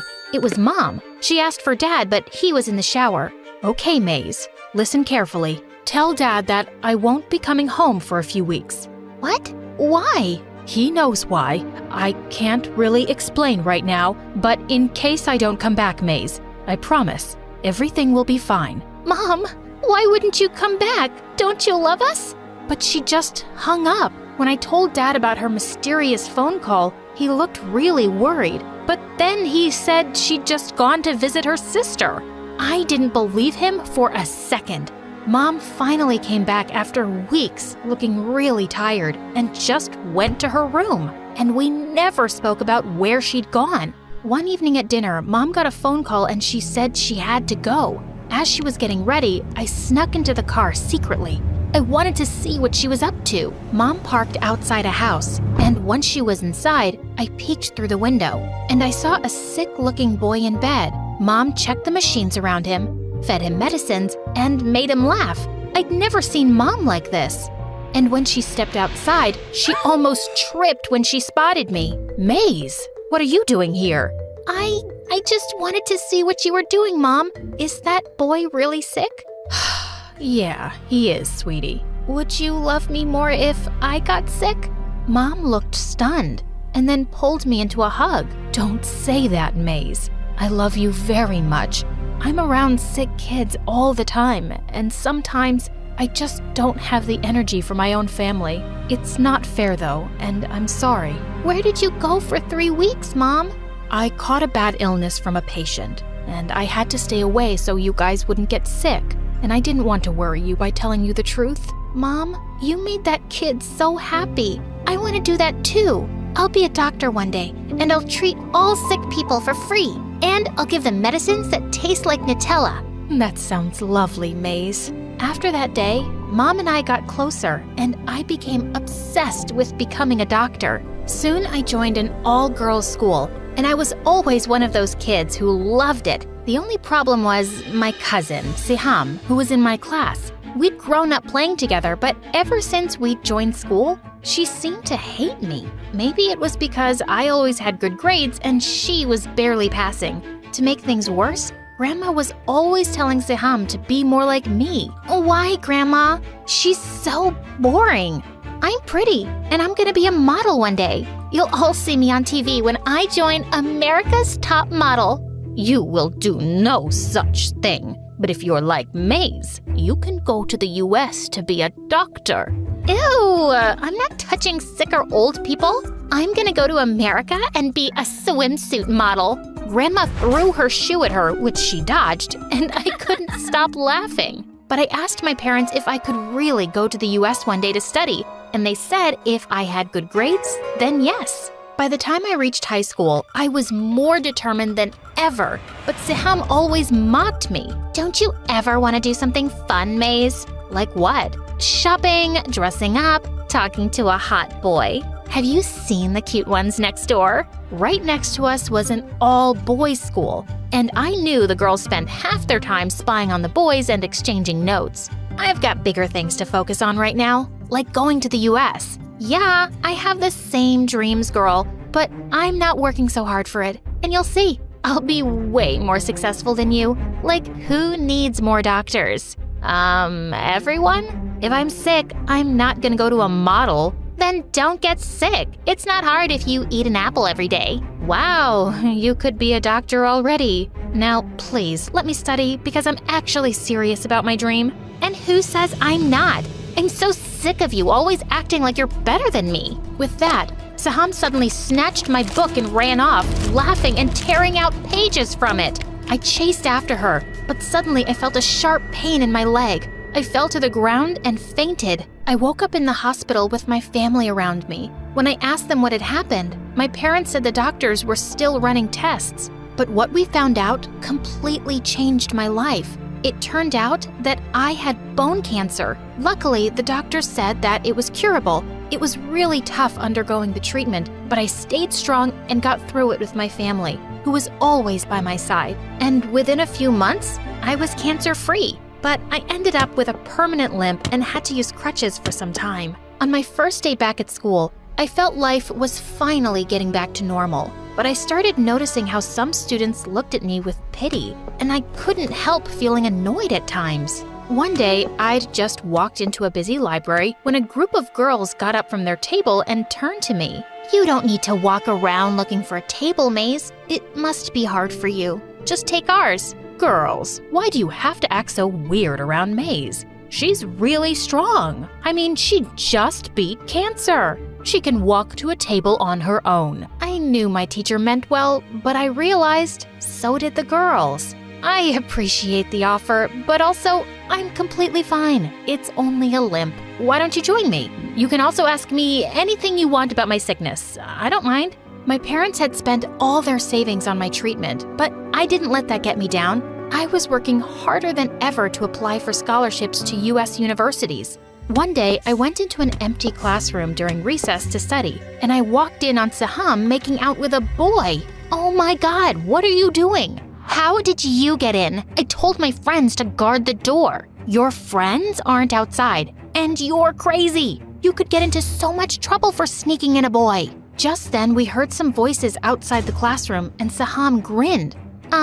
No, I won't. With that, she jumped out of the window.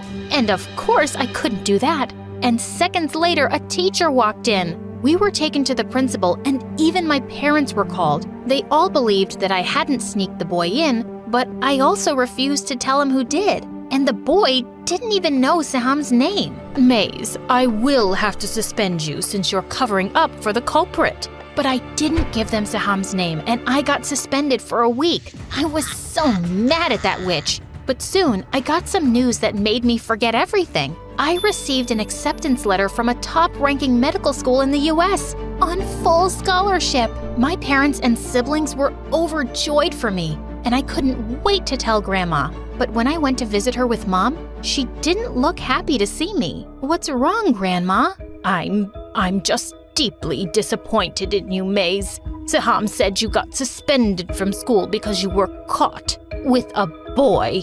How could you? I felt furious. She's lying. It wasn't me. But just forget all that nonsense, Grandma. Look, I got into a university on full scholarship. Suddenly, Aunt took the letter out of my hands. I've been telling you for years, Mama. May's parents have always been too easy on her. She's sneaking boys into school, and they're still going to trust her and send her away to the US? God knows what she'll do to bring shame to the family. Mom leapt forward and gave her a tight slap. Don't talk about my daughter that way. She's a source of pride for this family, and she always will be. Perhaps you need to keep a closer eye on Saham. I suspect the boy at school has something to do with her. Mom took my hand and we left. Grandma came over one day and apologized, and she gave me a handful of cash. What's this for, Grandma? Nothing. Just a small start for your new life. I'll miss you, darling, and I know you will make us so proud. It was really hard when I had to leave because I'd never been away from my family before. But I was also excited for my new adventure. But at first, landing in the US was more of a cultural shock. Everything seemed 10 times bigger, and people seemed a lot friendlier back home. I felt almost invisible as I walked across the campus to the hostel. Suddenly, I lost my balance and almost fell down when someone caught me. I looked up to see a tall girl. Need some help with that? Her name was Kylie, and it turned out that she was in the room right next to mine. She ended up helping me unpack, and we stayed up really late talking. Can I ask you why you limp? When I told her I survived cancer, she looked awestruck. Wow, Maze, it's so brave of you to chase your dream and be here all on your own. Well, now you got me. Kylie was my first friend and the closest, but I slowly started to mingle with others as well. After always being in an all-girls school, it was strange for me to be studying with boys, but over time, some of them became really good friends. When Christmas arrived, everyone was going home for the holidays, and I felt really homesick, but Kylie invited me to her place. Her family was lovely, and it was the first time I got to experience Christmas their way. I'd made a traditional Palestinian dessert for them, and they loved it. In our second year, Kylie came to me one day with some upsetting news.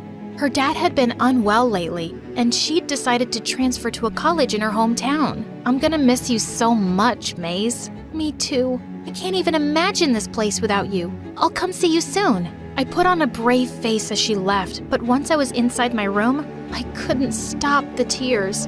Suddenly, there was a knock on the door, and when I opened it, I nearly fell back in shock. It was my sister. It turned out that she'd applied to the US for her master's, and she'd gotten into a college right next to mine. I never thought I could go so far away from home, but seeing you do it gave me the courage, Maze. This is the best surprise ever! Welcome to your new home! Hey, you made it! Thank you so much for watching. I just want to say that it wasn't an easy journey. It was kind of tough, and I faced a lot of obstacles in the way, but with hope, passion, and patience, I managed to get through all of them. And right now, I'm in my second year in medical school, achieving my dream in becoming a doctor.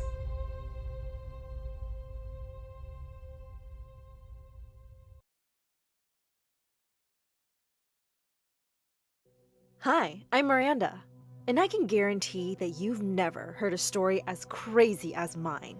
But before I continue, click like and subscribe, and follow us on Facebook and Instagram. I grew up as the only child of loving parents who were always there for me. We called ourselves the Three Musketeers. Growing up, I wasn't pretty, or particularly smart, or very rich, but I had tons of photo albums filled with the happiest memories. My life was perfect. And then, suddenly, everything changed. One day when I was in the 8th grade, there was a big thunderstorm rolling in, but my dog kept whimpering to go outside. I decided to take him for a quick round, and a few minutes later, it started raining. Just as I was diving under a tree for cover, I heard a loud crack and saw a blinding light right before something hit me. I'd been struck by lightning. I felt a sharp pain through my whole body, and then everything went blank. When I opened my eyes, I saw that I was in a hospital bed with my parents' worried-looking faces around me. I felt fine, but as I looked around, I could sense something wasn't quite right. Mom, That wall is 13 degrees off the grid. The ceiling will eventually crack. Everyone looked at me in surprise. I tried to jump out of bed, but the doctor stopped me. Easy, Miranda. We still have to run more tests on you. But I feel fine. I have to go to school. I have exams. Honey, you were out for 3 months. School's over. Wait, what? But I didn't take the exams. I have to talk to the principal. This is a special case, right? She'll let me. Stop worrying about school, love. We're just happy you're okay. You can take it slow. Slow? The universe didn't stop for me, did it? Did the earth stop spinning 1,000 miles per hour because of me? No, it didn't. The doctor ran some more scans, but after the MRI results came out fine, he let me go. When I got home, I went straight to the basement and started taking out a lot of old stuff from my childhood. As I was taking a box to the trash, my parents stopped me. What are you doing, Miranda? You don't need these old pictures, right? Yes, we do. Those pictures are so many memories. Why do you need memories? The past doesn't matter. Only the future. And I need the space for my books anyway. What books? Just then, the doorbell rang. It was the delivery guy with all my new books. How did you pay for these? Oh, I just checked your stocks. And I used some formulas to get ahead of the market. Don't worry, Dad. You probably have $350,784 extra dollars in your account by now. I made my parents rich over the summers. I also took my 8th grade exams, and then I started taking advanced calculus and physics courses online because I was getting really bored. Soon after I joined school again, the teachers realized that I was a genius. They recommended that I join a private school for high achievers, Hill Valley. The admission exam was really tough, but I got in. On the first day, I just put my stuff in the locker when I turned around and bumped headfirst into someone. I looked up to see the cutest guy in the world. Sorry, I was just walking up to you to say hello. I'm Byron. Byron showed me around the school, and he was really fun to be around. I was already imagining my wedding with this guy. The next day, I was late for a class in the science lab. After I'd sneaked in quietly, I realized that the kids around me weren't from my class. Just then, I heard a boy say, "If Einstein was a DJ, you know what his name would be? MC squared!" Get it? It looked like no one got it, but I giggled. This boy was funny. He turned to look at me and he smiled. We became friends that day. His name was Kyle, and he was really smart. He knew everything about everything. Now this was getting confusing because I was also imagining my wedding with this guy. The next few days were a bit crazy. I thought I would be busy studying day and night here, but instead, I was busy taking turns hanging out with these boys. One day after Kyle and I had just solved a complex math problem, he suddenly took my hand. How come I know the 20 digits of pi, but I don't know the 10 digits of your number? What now? I'm asking you out, Miranda. Oh my god! But what about Byron? Oh! I'm really flattered, but let's take it a little slow. He said he totally understood that, and I felt relieved. Later that day at Byron's football game, he scored the winning goal and came running over to me after. Wow, Miranda! You're like a lucky charm for me. Can I ask you out? But what about Kyle? Oh, I'm really flattered, but let's take it a little slow. He said that was completely fine, but now I was worried. How was I ever going to decide? But then, unexpectedly, a solution presented itself. One day I walked into school to see a large crowd gathered in the hall. To my horror, I spotted Kyle and Byron wrestling each other. Why'd you tell Dad I flunked math, huh? You told Dad I didn't make it to the swim team first. You're such a jerk. You're such a geek. Wait, they had the same dad? Just then, a teacher walked in and took them both away. I turned to Bertha, a girl in my class, who was the biggest gossip ever. She was the ears and eyes of the school hallways. So, what's the deal with those two? Oh, Kyle and Byron are half-brothers. Their dad is this really big politician who's always making them compete over everything. So they basically hate each other. They mostly pretend like the other one doesn't even exist, but they went kind of bonkers today. Great! I liked two half-brothers who were arch enemies. But then, it struck me. This was kind of convenient. If they didn't cross paths much, I could date both of them without the other finding out. Obviously, I had to keep it a secret from Snoopy Bertha, which was even harder because she was super chummy with me. I told both Kyle and Byron that I'd love to go out with them, and they were so happy. But I said my parents were very strict and wouldn't let me date. so we had to keep a very low profile. Kyle had classes in an entirely different building, and I started to wear running shoes because I was literally sprinting all the time. And I was lying a lot. I'd be running across campus every day for my 11 o'clock date with Kyle in the janitor's closet. I really wish we could spend more time together, babe. Oh, me too. But I told Bertha I'd tutor her during recess. She's really bad at math. Poor thing. And then I was running back to meet Byron in the empty school auditorium. Go with me to the movies tomorrow? Oh, no. I had a date with Kyle at the planetarium then. Why wait until tomorrow? Let's just go today, babe. And in the middle of all this drama, I also had to study. But I had to admit, I was really having fun.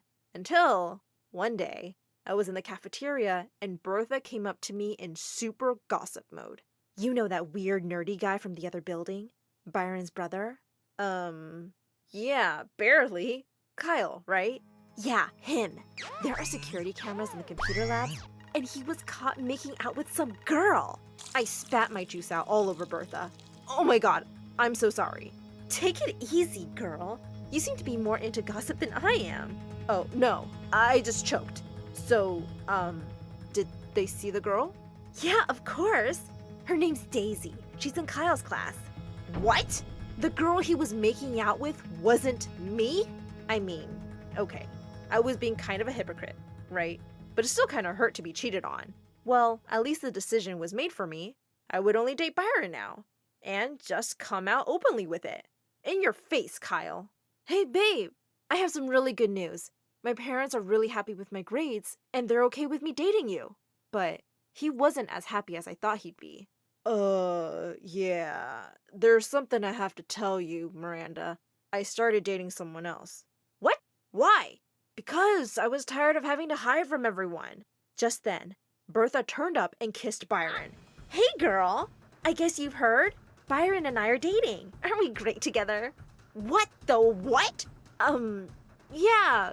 Congrats. You guys are the cutest. I was in shock. I went from having 2 great boyfriends to none in 5 minutes. And I couldn't really blame poor Bertha. I was so mad I had to take it out on someone. So I went to confront Kyle. How could you do this to me? Seriously? You're just going to stand there and act like a victim? What do you mean? I know you were dating Byron while you were going out with me. Yeah, some anonymous person sent me the pictures of you two making out. So all this time you were cheating on me with the person I hate the most. We were done, Miranda, even before Daisy asked me out. I stared at him, speechless, as he started to walk away. He turned back for a second. I really liked you, you know. I realized at that moment that I had been a terrible person, and I just lost the best guy. Sure, Byron was gorgeous and popular, but Kyle had everything I ever wanted. He was smart, funny, and kind. And now, I was alone. I guess I deserved it. For the next few months, I hung out with Bertha and Byron, and it didn't actually bother me at all. But when Byron invited me to his birthday party at his house, I couldn't make an excuse fast enough to get out of it. And now, I'd have to see Kyle again after all this time. Mom noticed that I was looking really bummed out, and she asked me what was wrong. I ended up telling her the entire story. You know what? Something like that happened to me too. I was dating another guy when I met your father, and for a long time, I couldn't decide between them. Really? So what happened? Your father found out and dumped me, just when I was about to tell him that I loved him more than anything. So I had to win him back. Suddenly, she got up and left the room. When she came back, she was holding the most beautiful red dress. When he saw me wearing this, it changed his mind really quickly. Go on, try it. I put it on, and it looked amazing. Maybe I could win Kyle back. When I got to the party, Byron's jaw dropped open.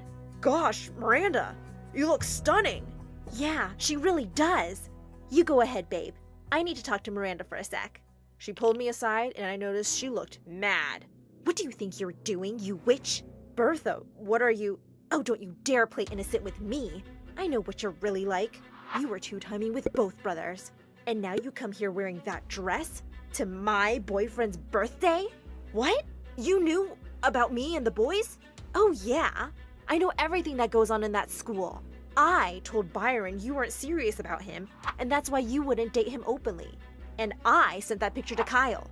I suggest you turn around and go home, boyfriend stealer. Oh my god! You took away both my boyfriends! And I'm not here to steal Byron. I don't trust you! And with that, she pulled my dress by the shoulder and ripped it. I lost my temper and attacked her. Before I knew it, everyone had gathered around for our full-blown catfight. Suddenly, I felt myself being pulled away by someone, and I saw that it was Kyle. Byron was holding Bertha back as she kicked and screamed to have a go at me. Kyle took me out to the garden, and I realized I must be looking terrible. What was that all about, Miranda? Nothing. Just some stupid girl stuff. You can go back to your girlfriend. Oh, we broke up months ago. My heart soared with hope. That's so sad. Why? I guess she just wasn't the one for me. As he started walking away, I suddenly took his hand. Kyle, I came here for you today. Give me another chance. I realized almost instantly that I'd made such a mistake. You're the one for me. You're more special than the theory of relativity. Kyle's face broke into a huge grin. You're such a nerd. And you look amazing in that dress. But then you look amazing in anything. And with that, he pulled me in for a kiss and sent me flying to the other end of the universe.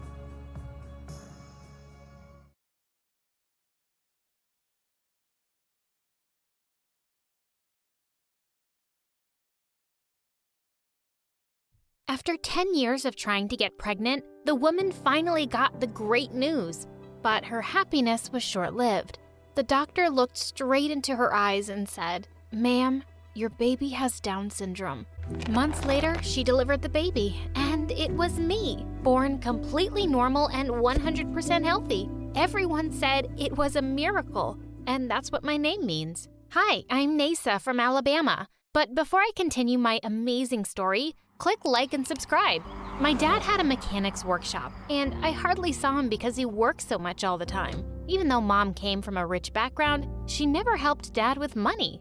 Isn't that God's will? A man has to sweat and earn his bread and provide for his family. If you want to eat, you better put food on the table.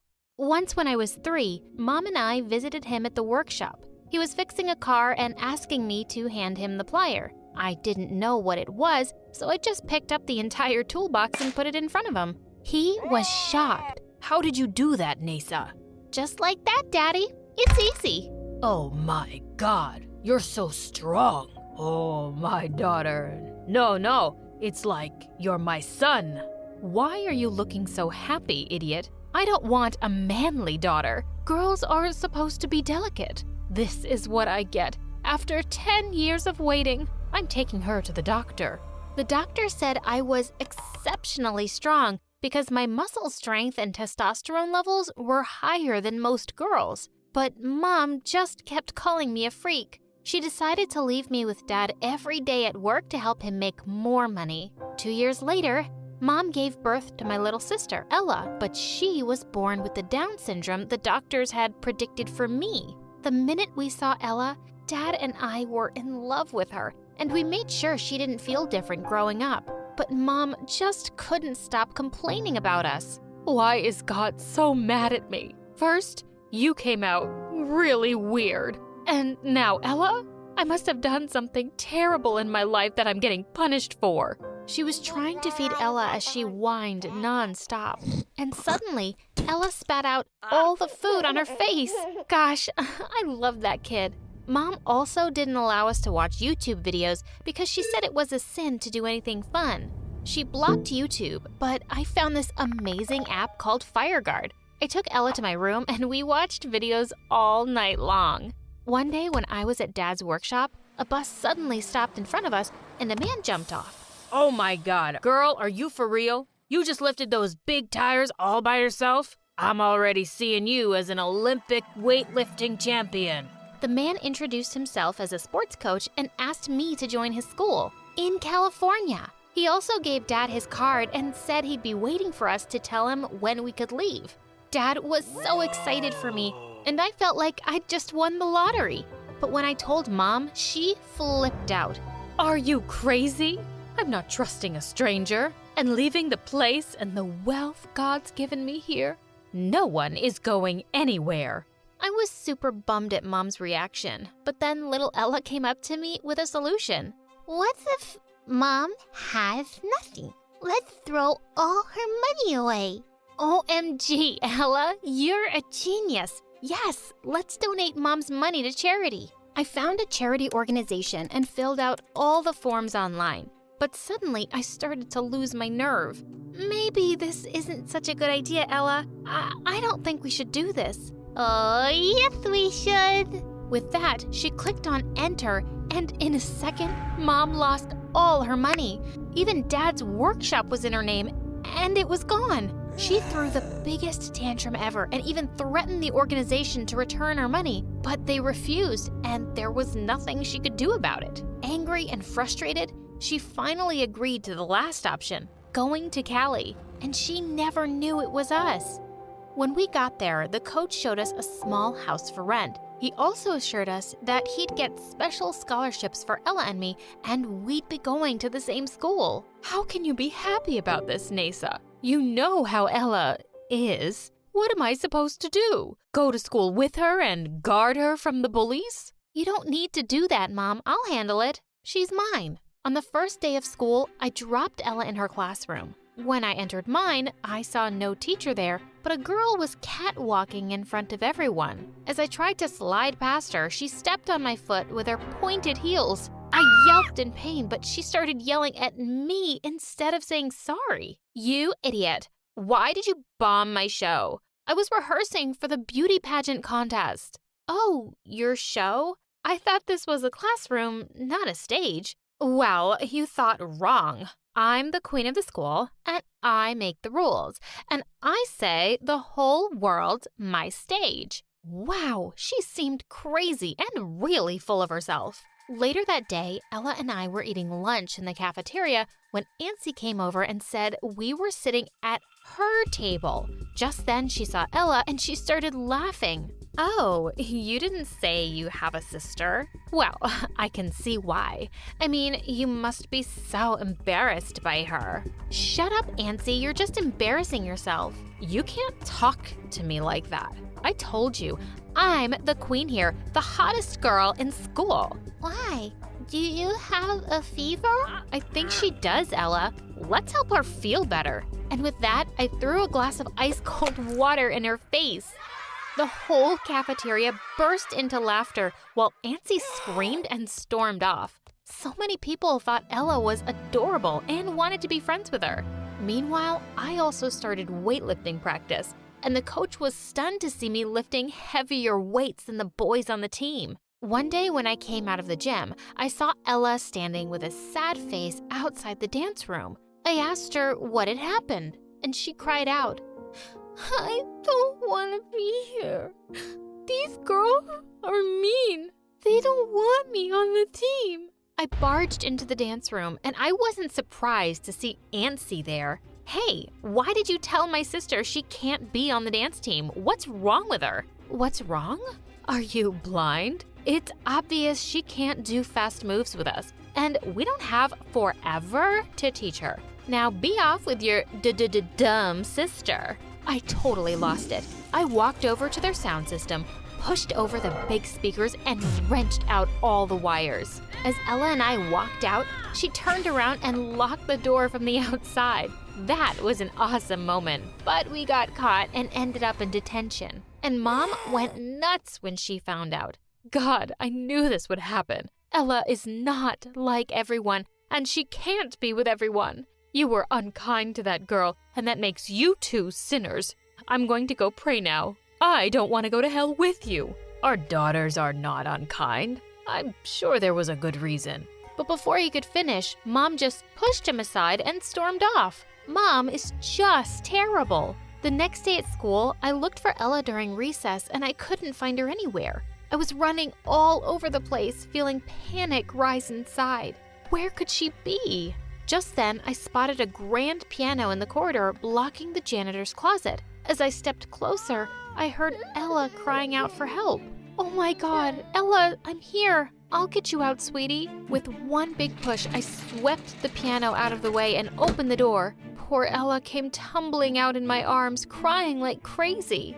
Anthony told me to go inside. I was gonna destroy that witch. I stormed off to the dance room with Ella, and before I could get to Nancy, Ella ran straight at her, pushing her aside. They both landed on the floor, and just then a beam fell off the roof, exactly where Nancy was standing seconds ago. Oh my God. Ella had just saved Nancy. I saw it was falling, so I... How dare you touch me, you moron? I don't want your disease rubbing off on me. That was the last straw. I walked up to Nancy and gave her a hard slap. You're a heartless bully, Nancy. You think she's weaker than you, so you pick on her. But here she is saving your stupid butt after everything you've done. She's got more heart and strength than you ever will, and you could learn a thing or two from her. We all could, because Ella is freaking amazing. Just then, I turned to see lots of kids had followed us into the dance room, and they were all clapping and cheering for Ella. Everyone started to boo Nancy, and she ran off crying. When we got home, I couldn't wait to tell our parents what a hero Ella had been, but we found the two fighting loudly. I'm not putting up with your embarrassing daughters anymore. My church friends say they are weirdos. Do you know how that makes me feel? I'll stay, only if we give them up for adoption. Decide. That is the easiest decision I've ever had to make. You're a selfish, horrible woman, and you don't know how to love anyone. So please, for the love of God, get out. Wow, Dad finally spoke up. Mom shouted and cried, but Dad just threw her bags out on the street, and our lives at home became so much happier. The next day, when we were leaving school, Nancy suddenly leapt out from behind a tree and spat at Ella. I was about to attack her when suddenly a well-dressed man stepped in and grabbed Nancy's arm. What did I just see, Nancy? I can't believe it. How could you be so cruel to this child? You're grounded for a very long time, and you're off the dance team. Dad, you can't do that. Keep talking, and I'll ask the principal to expel you myself. Apologize now. Well, the queen bee finally bowed her head. Also, it turned out that Nancy's dad was a big-shot doctor, and he offered to take over all of Ella's medical bills and help out with any therapy she needed. When Mom heard that Ella wouldn't be expensive now, she contacted us by saying that she was sorry and she always knew we were special. But we told her to leave us alone. After a year of training, the coach said it was my time to shine. He entered me into many weightlifting competitions, and my medal collection has just begun. And I always have my biggest supporter cheering me on.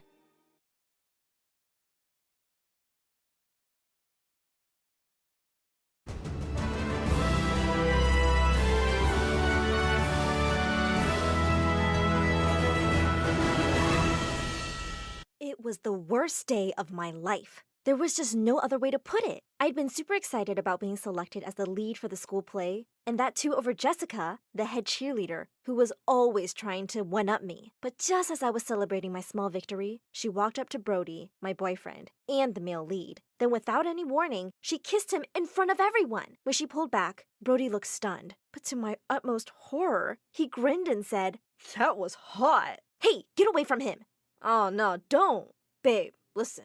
I've been dreaming about her kissing me since forever. It's a dream coming true. I'm sure you'll understand. We're over. Take care, I guess." "Are you out of your mind? What do you like about her?" But she just kissed him again, and they both left. She doesn't even like Sniper Wolf. She isn't human. I was so devastated that I ran home and went straight to bed. Little did I know, the horror was just beginning. Hi, my name is Carly. And this is my story of how my entire life got turned upside down in a matter of hours. Before I continue, don't forget to like and subscribe. I woke up startled when I felt something touch my foot. I sat up in bed and saw something that made me scream. A young girl was staring right at me across the room. Carly? Who are you? Thank God you're awake, Aunt Carly. You look so stupid when you're asleep. Aunt? Carly? Who are you? And how did you get in here? The kid just rolled her eyes and handed me a letter. Mommy disappeared last night and left this letter to me. Read it, now! I opened the letter and almost passed out. My beautiful Haley, if something ever happens to me, don't be scared and go to your Aunt Carly on this address. Just make sure your grandma never sees you. I'll come find you as soon as I can. Love, Mommy. I gasped. This little brat was my sister Abby's daughter? Mom had kicked Abby out 6 years ago for being pregnant at only 18. She was so mad at her for violating her #1 rule: don't get pregnant before marriage. Abby had completely disappeared, and now suddenly, she'd sent her kid to me out of the blue? While I was reading the letter, the girl had unpacked a huge bag with skincare products. It's time for my night routine. Where's the bathroom? Hold it. You can't stay here. How am I supposed to hide you from Mom? That sounds like your personal problem. Suddenly, Mom started banging loudly on my door. Carly! I just heard a little girl's voice. Are you hiding your secret child in there? Open the door or else. Oh no! I shoved Haley inside my closet and threw all her bags under my bed just as the door flew open and Mom barged in, looking like a bull ready to attack. What took you so long to open the door? Where's your kid? Don't be crazy, Mom. Why would I have a kid? I don't remember getting pregnant for 9 freaking months. I don't even have a boyfriend. That's what your sister said too. But look what she did. But I'm not Abby, Mom. I have my eyes on you, young lady. As soon as Mom left the room, Haley stepped out of my closet looking really annoyed. Your mom sounds like a pain in the butt. I don't know what to do with you. Could you just go to sleep now so I can have my peace? I'll get you a mattress. She laughed and jumped onto the bed. Don't be crazy. That's child abuse. Before I could protest, she had snuggled under the covers and gone to sleep. I considered putting her out with the trash. But as she lay there peacefully, I realized that she looked so much like her mom. It just really made me miss my sister. Okay, fine. I'll give you a week before I have to figure out how to deal with the situation. The next day, I woke up to Haley jumping on the bed. It's all done, Auntie Dumbo. What is? Your homework. I redid everything because all your answers were wrong. She pushed my notebook into my hands and I almost passed out. She'd erased all my work and it was due today. I didn't have time to correct it. This is a graded assignment. If I fail, I swear I'll make you live under the bed forever. But boy, was I in for a shock. My teacher announced that I was the only one with a perfect score.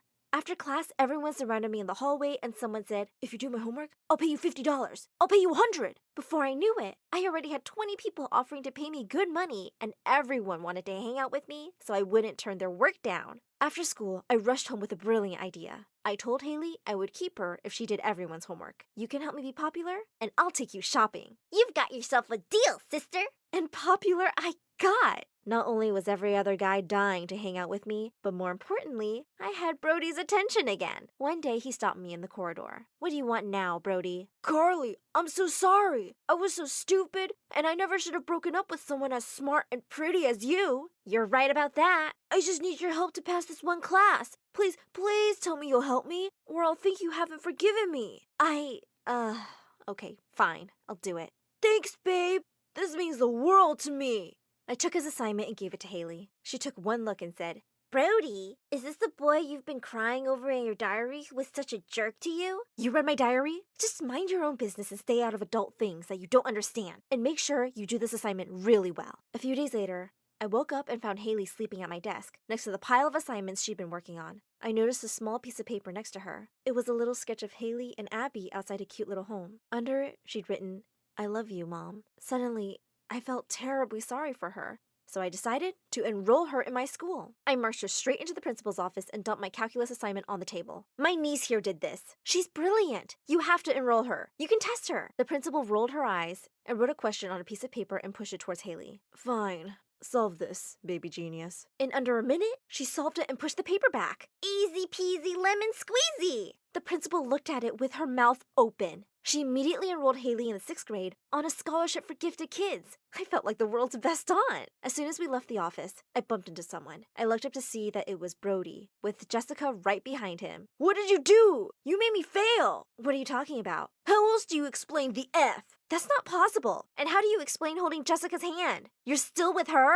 Of course he is, loser. And with that, Jessica grabbed his face and started kissing him. Ew! You guys are so gross. I'm glad I messed up your assignment. I knew you're not good enough for my aunt. Then she turned to me. You're too beautiful and smart for dumbos like him. You deserve someone so much better. Jessica raised her hand to slap Haley. Watch your mouth, you little. I immediately cut in. If you or your two-timing jerk of a boyfriend ever think of touching my niece, I will rip you apart. Come on, Haley. After class, I looked around for Haley, but she was nowhere to be seen. I finally found her in the washroom, surrounded by other girls from 6th grade throwing spitballs and paper planes at her. You're really tough in class, baby Einstein. Isn't it time to change your diaper already? You stink. Back off! I'm not scared of you. It's time time we change that. There was no way someone was talking to my niece like that. Hey, back off, jerks. You're just jealous because she's smarter in her sleep than you are all at your best. The girls immediately stepped away and scattered. As they ran out of the bathroom, one of them said, If I was that ugly, I would want to be smart too. At that, Haley burst into tears. I am beautiful! I have a whole Korean skincare routine! I hugged her and asked her what I could do to make her feel better. Well, I've been wanting to go shopping for weeks now. How about I take you to the mall tomorrow, kiddo? I have the play today and I really need that scholarship. But I really need new boots. I've only 14 pairs. That's tragic. I promise, I'll take you tomorrow. It's Sleeping Beauty. All you have to do is sleep. No need for practice. I want to go now. I rolled my eyes and shook Haley off me. She looked mad and ran off. I'd deal with her later. I had a play and university scouts waiting for me. I changed into my costume and was just about to go on stage when my phone rang. We have a little girl here, Haley, who says she's your niece, and she's forgotten her way home. Please come and get her immediately. The mall's closing. What? You must be mistaken. Haley would never. Listen, lady, you come get this kid or I leave her outside. I ran out of the auditorium feeling furious. I was going to kill Haley. I found her outside the mall in a pair of new boots. She jumped up when she saw me. Hey, look! Carly, aren't these pretty? How could she make me miss my play for a pair of stupid shoes? Before I knew it, I was yelling at her. You're such a brat! I wish you'd never come to live with me! Haley looked shocked and then burst into tears. As soon as we got home, she jumped into the closet and slammed it shut. I started feeling terrible for yelling at her and told her to come sleep on the bed, but she wouldn't even reply to me. When I woke up the next morning, Haley wasn't in the cupboard. I noticed her little backpack was gone too, and so was the picture she'd drawn. I looked for her all over the house, then ran to school hoping to find her in class. But her teacher says she hadn't come to school this morning. Is everything okay, Carly? Also, when you have the time, I need to talk to you about Haley's attention deficit disorder. Her what? Oh God. Her behavior was a condition? I felt even worse. Panic rose in my chest and I did the only thing I could. I went to Mom and told her everything. She was shocked at first, and then she was so mad at me. You let my grandchild sleep in the closet? And now you've lost her? How could you be so careless? Don't blame me. It's your fault my sister doesn't trust you with her kid, and I'm only 15. This is not the time for your nonsense. Where do we look for her now? Just then, Haley's drawing came to my mind, and I thought that Haley might be at my sister's. We got there and I ran inside, and sure enough, this was Abby's house. I started to look around and found Haley in bed, fast asleep while hugging Abby's framed picture. Mom and I ran and hugged her, and Mom whispered into her ear, I'm sorry, kiddo. I'm so sorry. I don't know where your mommy is, but I promise I'll look after you till then. Somewhere along the evening, we fell asleep next to Haley. The next morning, I woke up to find Abby sitting on the bed and smiling at us. Abby? Abby? Mommy! Haley ran and hugged her while she groaned a bit. Easy there, kiddo. Mommy's a bit ill. Mom was all tears. She kept hugging Abby and Haley and crying and saying how sorry she was. But where were you, Abby? What's wrong? Finally, she told me where she'd been for the last month. Apparently, she'd passed out at work and had to be taken to the hospital. She'd been unwell for a while and had left the note with my address for Abby as a precaution in case she got worse. Lucky you did! But now it's time to come back home. You need someone to take care of you. And now that I've seen her, I want my granddaughter in my life. I hugged Haley. Looks like no one can resist your cuteness. Oh, thank goodness! Aunt Carly finally said something smart. Then I got a message from Brody, and I showed it to Haley. Jessica dumped me. Please take me back. What a loser! You deserve the best, Aunt Carly. That's for sure.